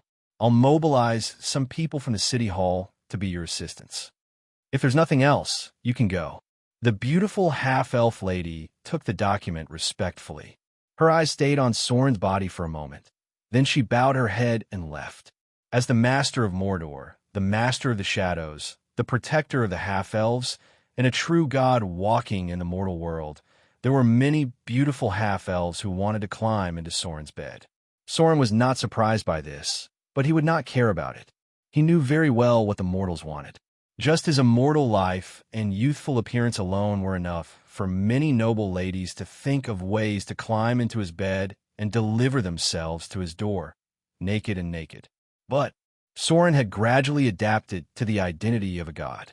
Unless there was a good enough candidate, it was almost difficult for him to be tempted. Sometimes it was like this. Before Soren became a god, someone could easily walk into his life and become an important person around him. But if he missed this opportunity, it would not be so easy to get close to him again. The iron golem has started to operate.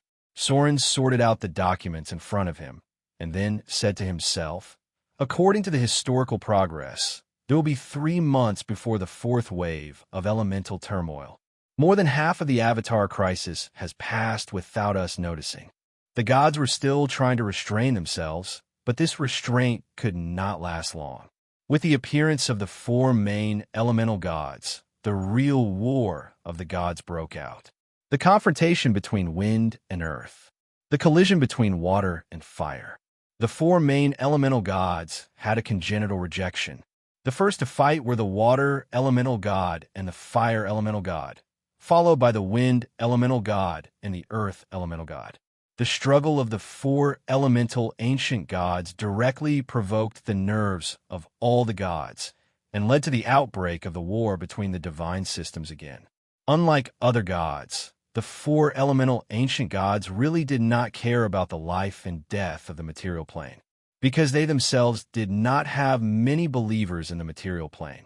They rarely left the elemental plane, so when they met in the material plane, it was almost like Mars colliding with the Earth. "We need more golems." Soren fell into deep thought and murmured, "The army of Mordor City can fight against mortals, but they can't fight against the real Devil Legion. We must build the Golem Legion during the Arcane Empire. Only in this way can we prove that we can fight against the devil. Maybe it's time to contact the Thaling in the mechanical realm of Nirvana." Soren had foreshadowed a long time ago. He had allowed the tower spirits to leave freely so that he could borrow their power when necessary. The Abyss, the 3rd layer, the Forgotten Land. The demon Sauron sat on the throne of the magnificent palace. On his left and right were 2 beautiful succubus who were serving as vases and maids. They knelt at the feet of Sauron obediently, rubbing his shoulders and legs from time to time, and bringing food and wine to his mouth. In front of Sauron was the demon goblin warlock, who is currently responsible for most of the accounts of the Golumba arena. The Westermind needs 3 times more manpower.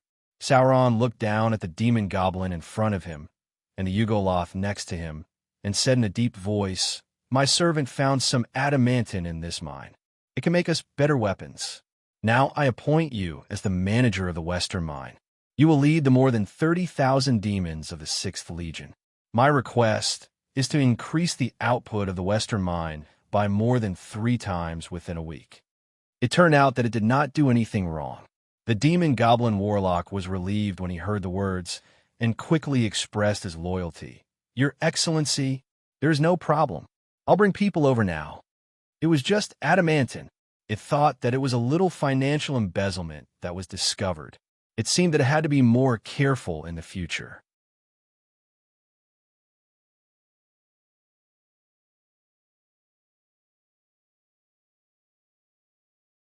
Chapter 924. Pure black, or white, was not a good thing for the whole world. Just like Soren, although he admired the lofty faith of the god of light, he would never agree with his ideas. Even the daughter of the god of light, the goddess of agriculture, who inherited the priesthood of the Mother of Earth, could not agree with this. If this was not the case, the goddess of agriculture would not have another set of gods of her own. The devils were always so careful. After the tentative attacks began to be counterattacked by the churches of the gods, their little tricks immediately reduced a lot. Unlike the ancient elemental gods, the churches of the other gods were basically in the material plane. The material plane was a very important source of their believers. So the gods, whether good or evil, maintained the same general direction. That was, they must never let the material plane fall into the control of the devils. It was a peaceful night. Soren did not know when he became more and more accustomed to watching the stars at night, because it could tell him the current situation of the gods. The stars in the sky were dim. Although there were not many battles during this time, there were still gods with weak divine power who fell one after another. For example, Jurag Lean, the god of death of the halfling. He fell. Without any warning, his fall seemed to be related to Naruto.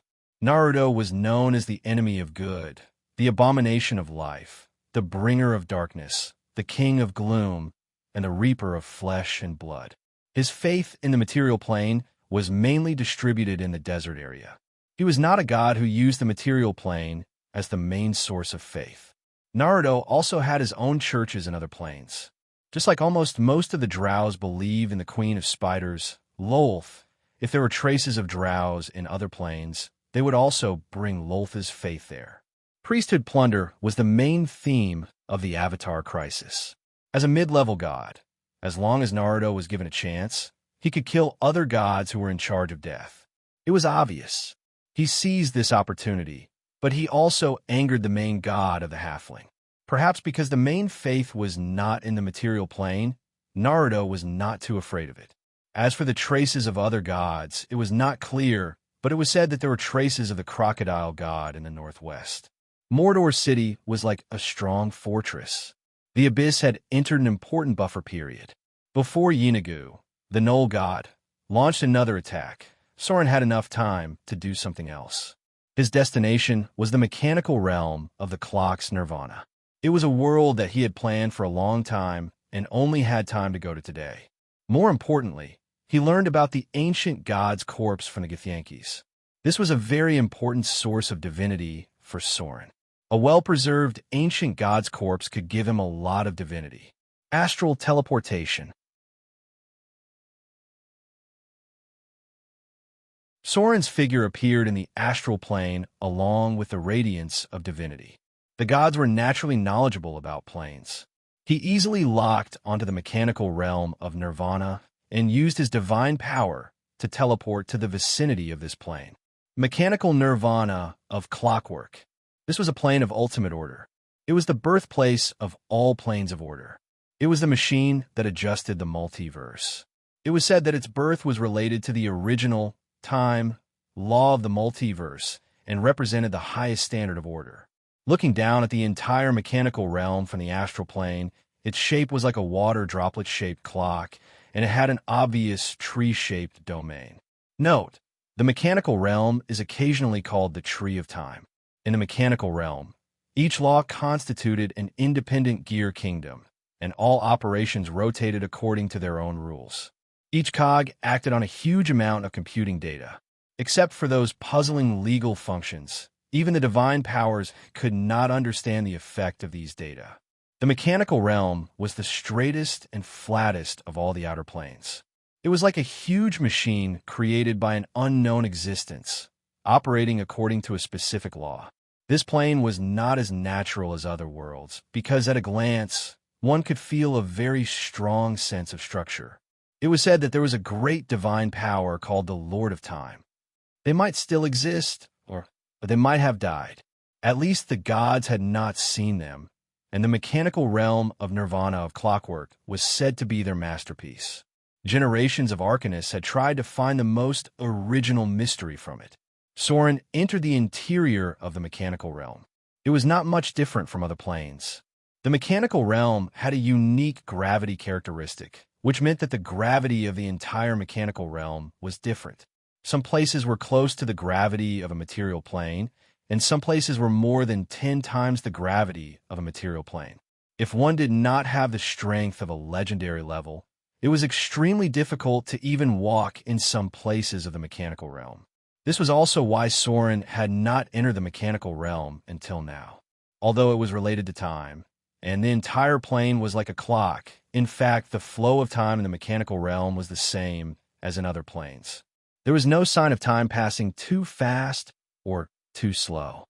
In theory, the space in this plane was infinite. Although the gears in the mechanical realm were limited, the characteristic of this plane was that it could be expanded infinitely. It was made up of countless gears, and the smallest one was the size of a standard island. It was unknown how amazing the power was to be able to create such a plane. Large and small gears and parts made up the clock, and the size of the clock was about the same as the continental shelf of Asia. Some useless gears floated around the mechanical realm.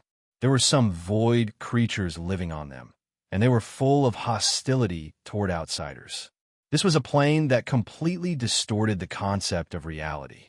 If visitors from other material planes came, everything they knew would be overturned. The entire mechanical realm was fixed with spells. At least the power of lesser divine power was needed to change the mechanical realm. Ordinary things had to be changed with spells and physical effects. The characteristic of the mechanical realm was time. However, no one knew how to trigger it, so this plane had no elemental or energy characteristics.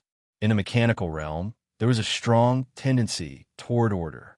Anyone who was not in a lawful camp would receive a negative effect of -2 in all charm, wisdom, and intelligence. In other words, this plane was very extreme and was very unfriendly to the neutral camp and the chaotic camp. The magic characteristics of the mechanical realm were normal, and most spells could be cast normally. The place Soren arrived at was a very large gear. The area was almost the size of a kingdom, and there was a portal in his sight. These ancient portals were scattered all over the mechanical realm. Some were damaged, but some were still functioning.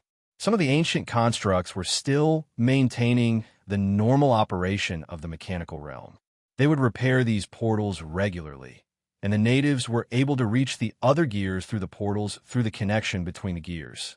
The portals here were connected to the outer plane and the astral space. Half of the time, there was a green light around the portals, similar to gears and slowly rotating rings. This represented the purpose, direction, and position of the portal. One had to have more than 350 knowledge and had studied both the astral space and the mechanical realm to be able to understand these words and understand where the portal led to. At the same time, many portals opened according to time. The entire mechanical realm was like a huge clock, and when it ran to a certain time, some portals would open. Once it appeared, the opening of the portal would usually remain for at least an hour, and it could last for as long as 24 hours. It was extremely dangerous to casually teleport in the mechanical realm. The natives of the mechanical realm were building their homes on the cogs in the void.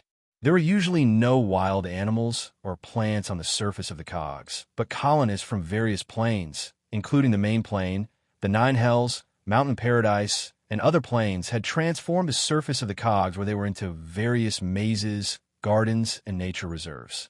In other words, the entire mechanical realm was a huge mechanical clock. Most of the animals, plants, and even the soil on the surface were brought over by the natives who had migrated here over a long period of time. Almost all the natives living in the mechanical realm were not complete real creatures. They were constructs. Of course, there was another very dangerous creature here, the Fermi ant tribe. Their nest ran through the entire mechanical realm. These ant-like creatures looked for all the colonies they could see, and then like worker bees, they swallowed everything living on them into their nest and made these things obey the laws of their queen. This branch of the astral insect tribe was the #1 killer in the mechanical realm. Soon, Soren encountered one of them. As the soil was turned over, a A creature that looked like a giant ant appeared in front of him.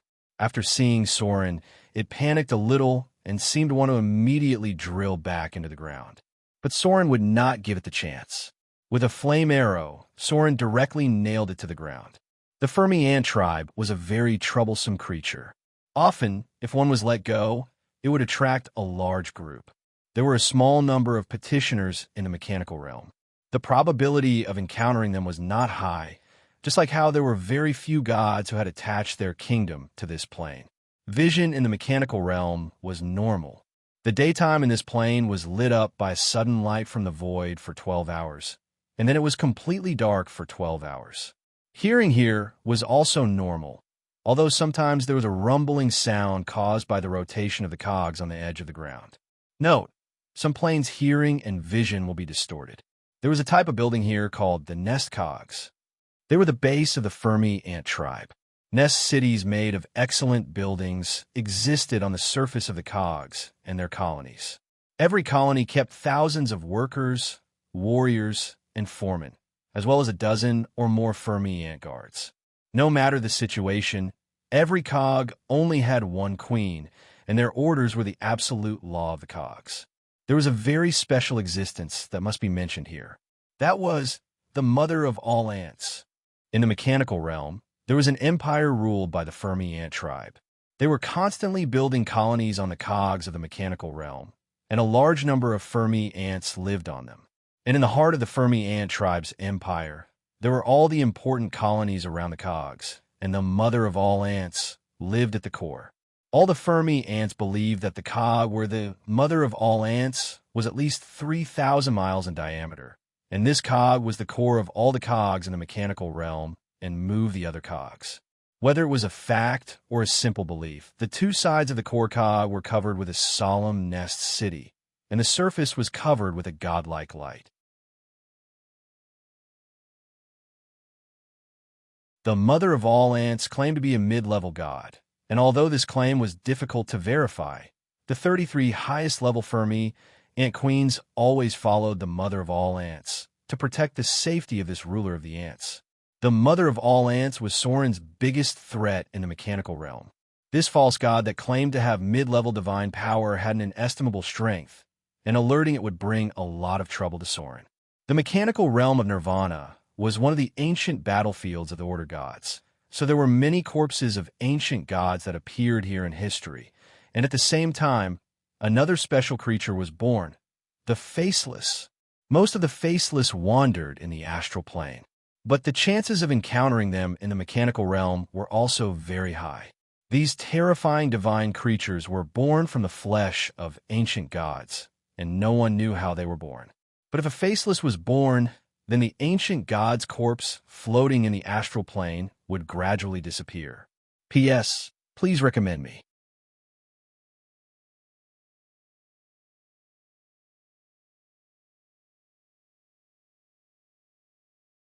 Chapter 925, Exploring the Mechanical Realm, was full of unpredictable accidents.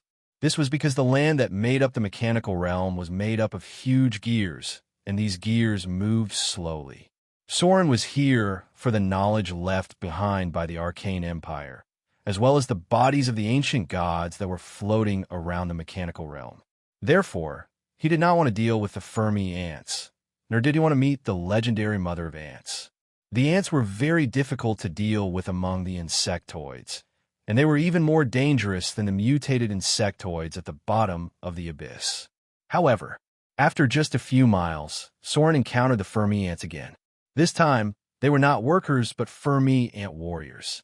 There were more than 10 of them, and it was impossible to kill them with spells alone. Soren directly took out his curved sword and killed them all in a second. What's going on? Did I descend to the Fermi ants' gathering place? Soren obviously felt that something was wrong.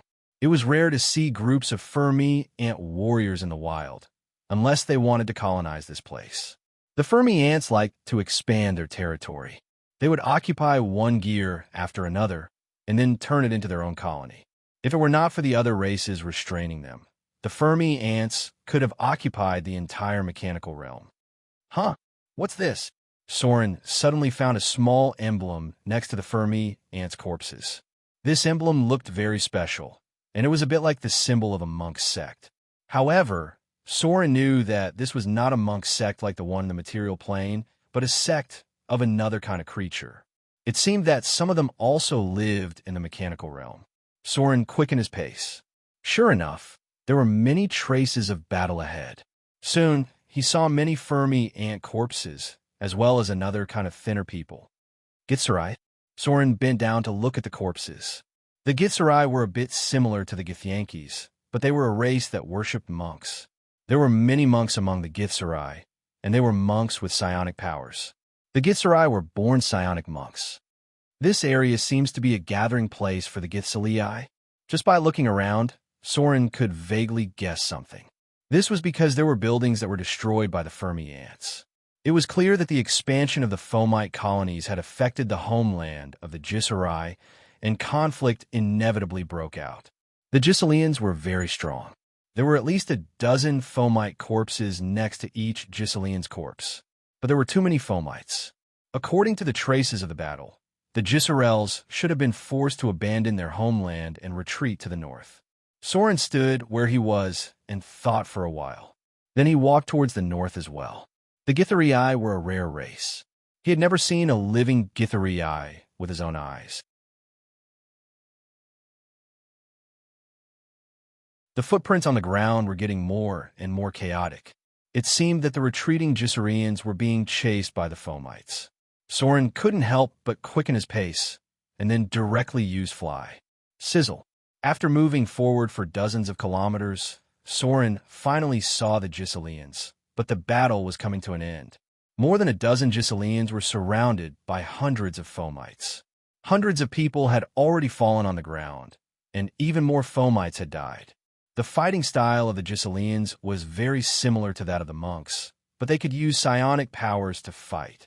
They also had some astral abilities and teleportation abilities. If there were no accidents, these Githzelians would eventually be all killed by the Fomites.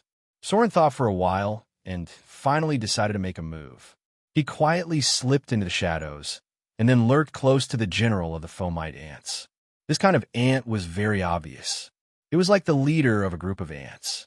Its body and head were much bigger. Shadow strike. There was no fanciful fighting. Soren just cut off the head of the ant general with one strike. Then, the Fomites couldn't help but fall into chaos. At this time, Soren also appeared. In the blink of an eye, more than a dozen Fomites had fallen under his sword. The Fomites were in a panic. The invincible enemy made them feel afraid. When hundreds of Fomites died under Soren's sword, they finally began to retreat.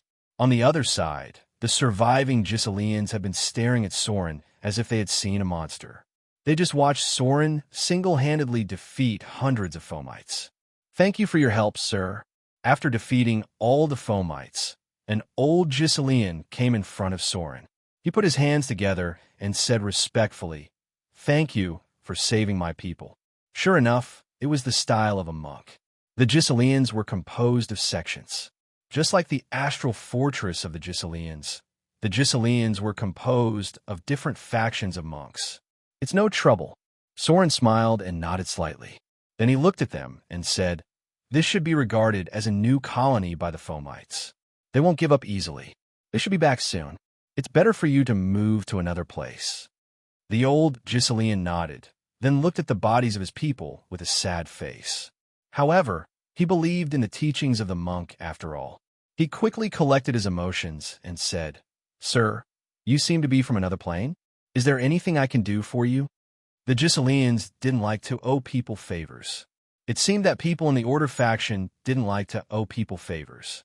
Soren thought for a while and said, "I was asked by a friend to find some ruins related to the Arcane Empire in the mechanical realm. Do you know where it is?" During the Arcane Empire, there was a floating city in the mechanical realm. The Githzelian elder hesitated and said slowly, "The ruins of the Arcane Empire."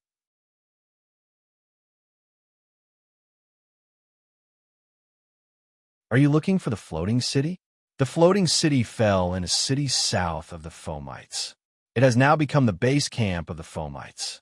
There are probably tens of thousands of Fomites there. I don't recommend you go alone. Sure enough, the ant race which was everywhere, was a problem. After hearing this, Soren couldn't help but frown, then nodded and said, "I understand. You should leave quickly. The fomites should be back soon." After that, he turned and walked in the other direction. If the floating city really fell in the city of the fomites, then it was very unwise for Soren to go alone because he wouldn't be able to bring anything back. However, he had already left some clues in the mechanical realm. It was very difficult to clean up tens of thousands of fomites, but shouldn't be too much of a problem if he could borrow some strength. Looks like I'm going to find those Thaling. Thaling were very high-level Thaling life forms. In the mechanical realm, there were all kinds of metals and parts. There were many Thaling life forms here, and there were also special reapers. If these Thaling life forms wanted to gain a foothold in the mechanical realm, they would have to be integrated into the Thaling life forms. With their abilities, they could quickly create a batch of Thaling puppets in the mechanical realm. There must be a queen in the city of the fomites. What Soren had to do was to deal with the queen, and then find other ways to deal with the other insects. If that didn't work, he could only teleport the Golem army from Mordor City. He just didn't know if the alchemy tree in Mordor City could complete the interplanar teleportation battle. Soren thought about it seriously and felt that he should see if there were any other residents nearby. If he could provoke them to counterattack the fomites, it would greatly reduce the number of troops invested. Because in the mechanical realm, there were creatures from other planes. Angels, devils, blue dragons, green dragons, mind flayers, etc. could all live in the mechanical realm. However, according to Soren's habit, he still had to prepare a backup plan. So he transferred his mind to the third layer of the abyss, where the demon incarnation, Sauron, was. Although the mechanical realm was very unfriendly to the demons of the Chaos faction, if he could summon a demon army, it should solve a lot of problems. The third layer of the abyss, the Forgotten Land. After a slow accumulation and the power buff brought by the crazy expansion of the territory, Sauron finally had a qualitative change. Name, Sauron. Race, demon. Form, Baelor grade 6. Large otherworld creature, interplanar, evil level. Creature level 27 attributes. Strength 37, dexterity 25, constitution 31, intelligence 24, wisdom 25, charm 30. Alignment, lawful evil. Note, other demons will be slightly hostile to your actions. Health, 545545 demonic power, 300610000 domain. Rage, evil skills, sneak 285, deception 325, negotiation 315, literacy 275, intimidation 370, spell identification 220, use magic device 180, listen 245, detect 275, search 190, observation 300. Characteristics, damage reduction 15, night vision 60 feet, flame body, immunity to electric, flame, and poison, acid and cold resistance 10, magic resistance 30, telepathy 100 feet, true knowledge abilities, burning explosion, eyes of fear, spirit of fear, body of flames, whip of flames, bind, demon claws, +1 natural magic weapon, demon skin, damage reduction +10, demon resistance, all resistances +10. Abilities, proficient in dual wielding, proficient in preemptive attacks, multiple attacks, weapon mastery. Beheading sword, proficient in violent attacks. Spell-like abilities, soul manipulation, telekinesis, blasphemy, greater teleportation, fear, cast at will. Fireball, 7 times a day, instant cast, dominate demon, once a day, summon demon army, telepathy. As a demon lord, Baelor was promoted. Sauron's strength was stronger than other Baelors. Even his average attributes were about 2 points higher. He was now walking the path of a Baelor demon lord. In the future, he would definitely need to evolve into a leader. From the beginning to the promotion, the strength of his demon incarnation had surpassed most of the demigods. Soren was now cultivating a permanent incarnation that was above the level of a demigod. In the future, it might even reach the level of a weak god. You're tuning in to the Romance Rendezvous YouTube channel. We're so grateful for your support, and don't forget to subscribe to join us on this incredible journey through captivating stories. Your generosity through donations truly makes a world of difference, as it's the primary source of revenue that allows me to expand and enhance this channel for you. Thank you from the bottom of my heart for being a part of this adventure.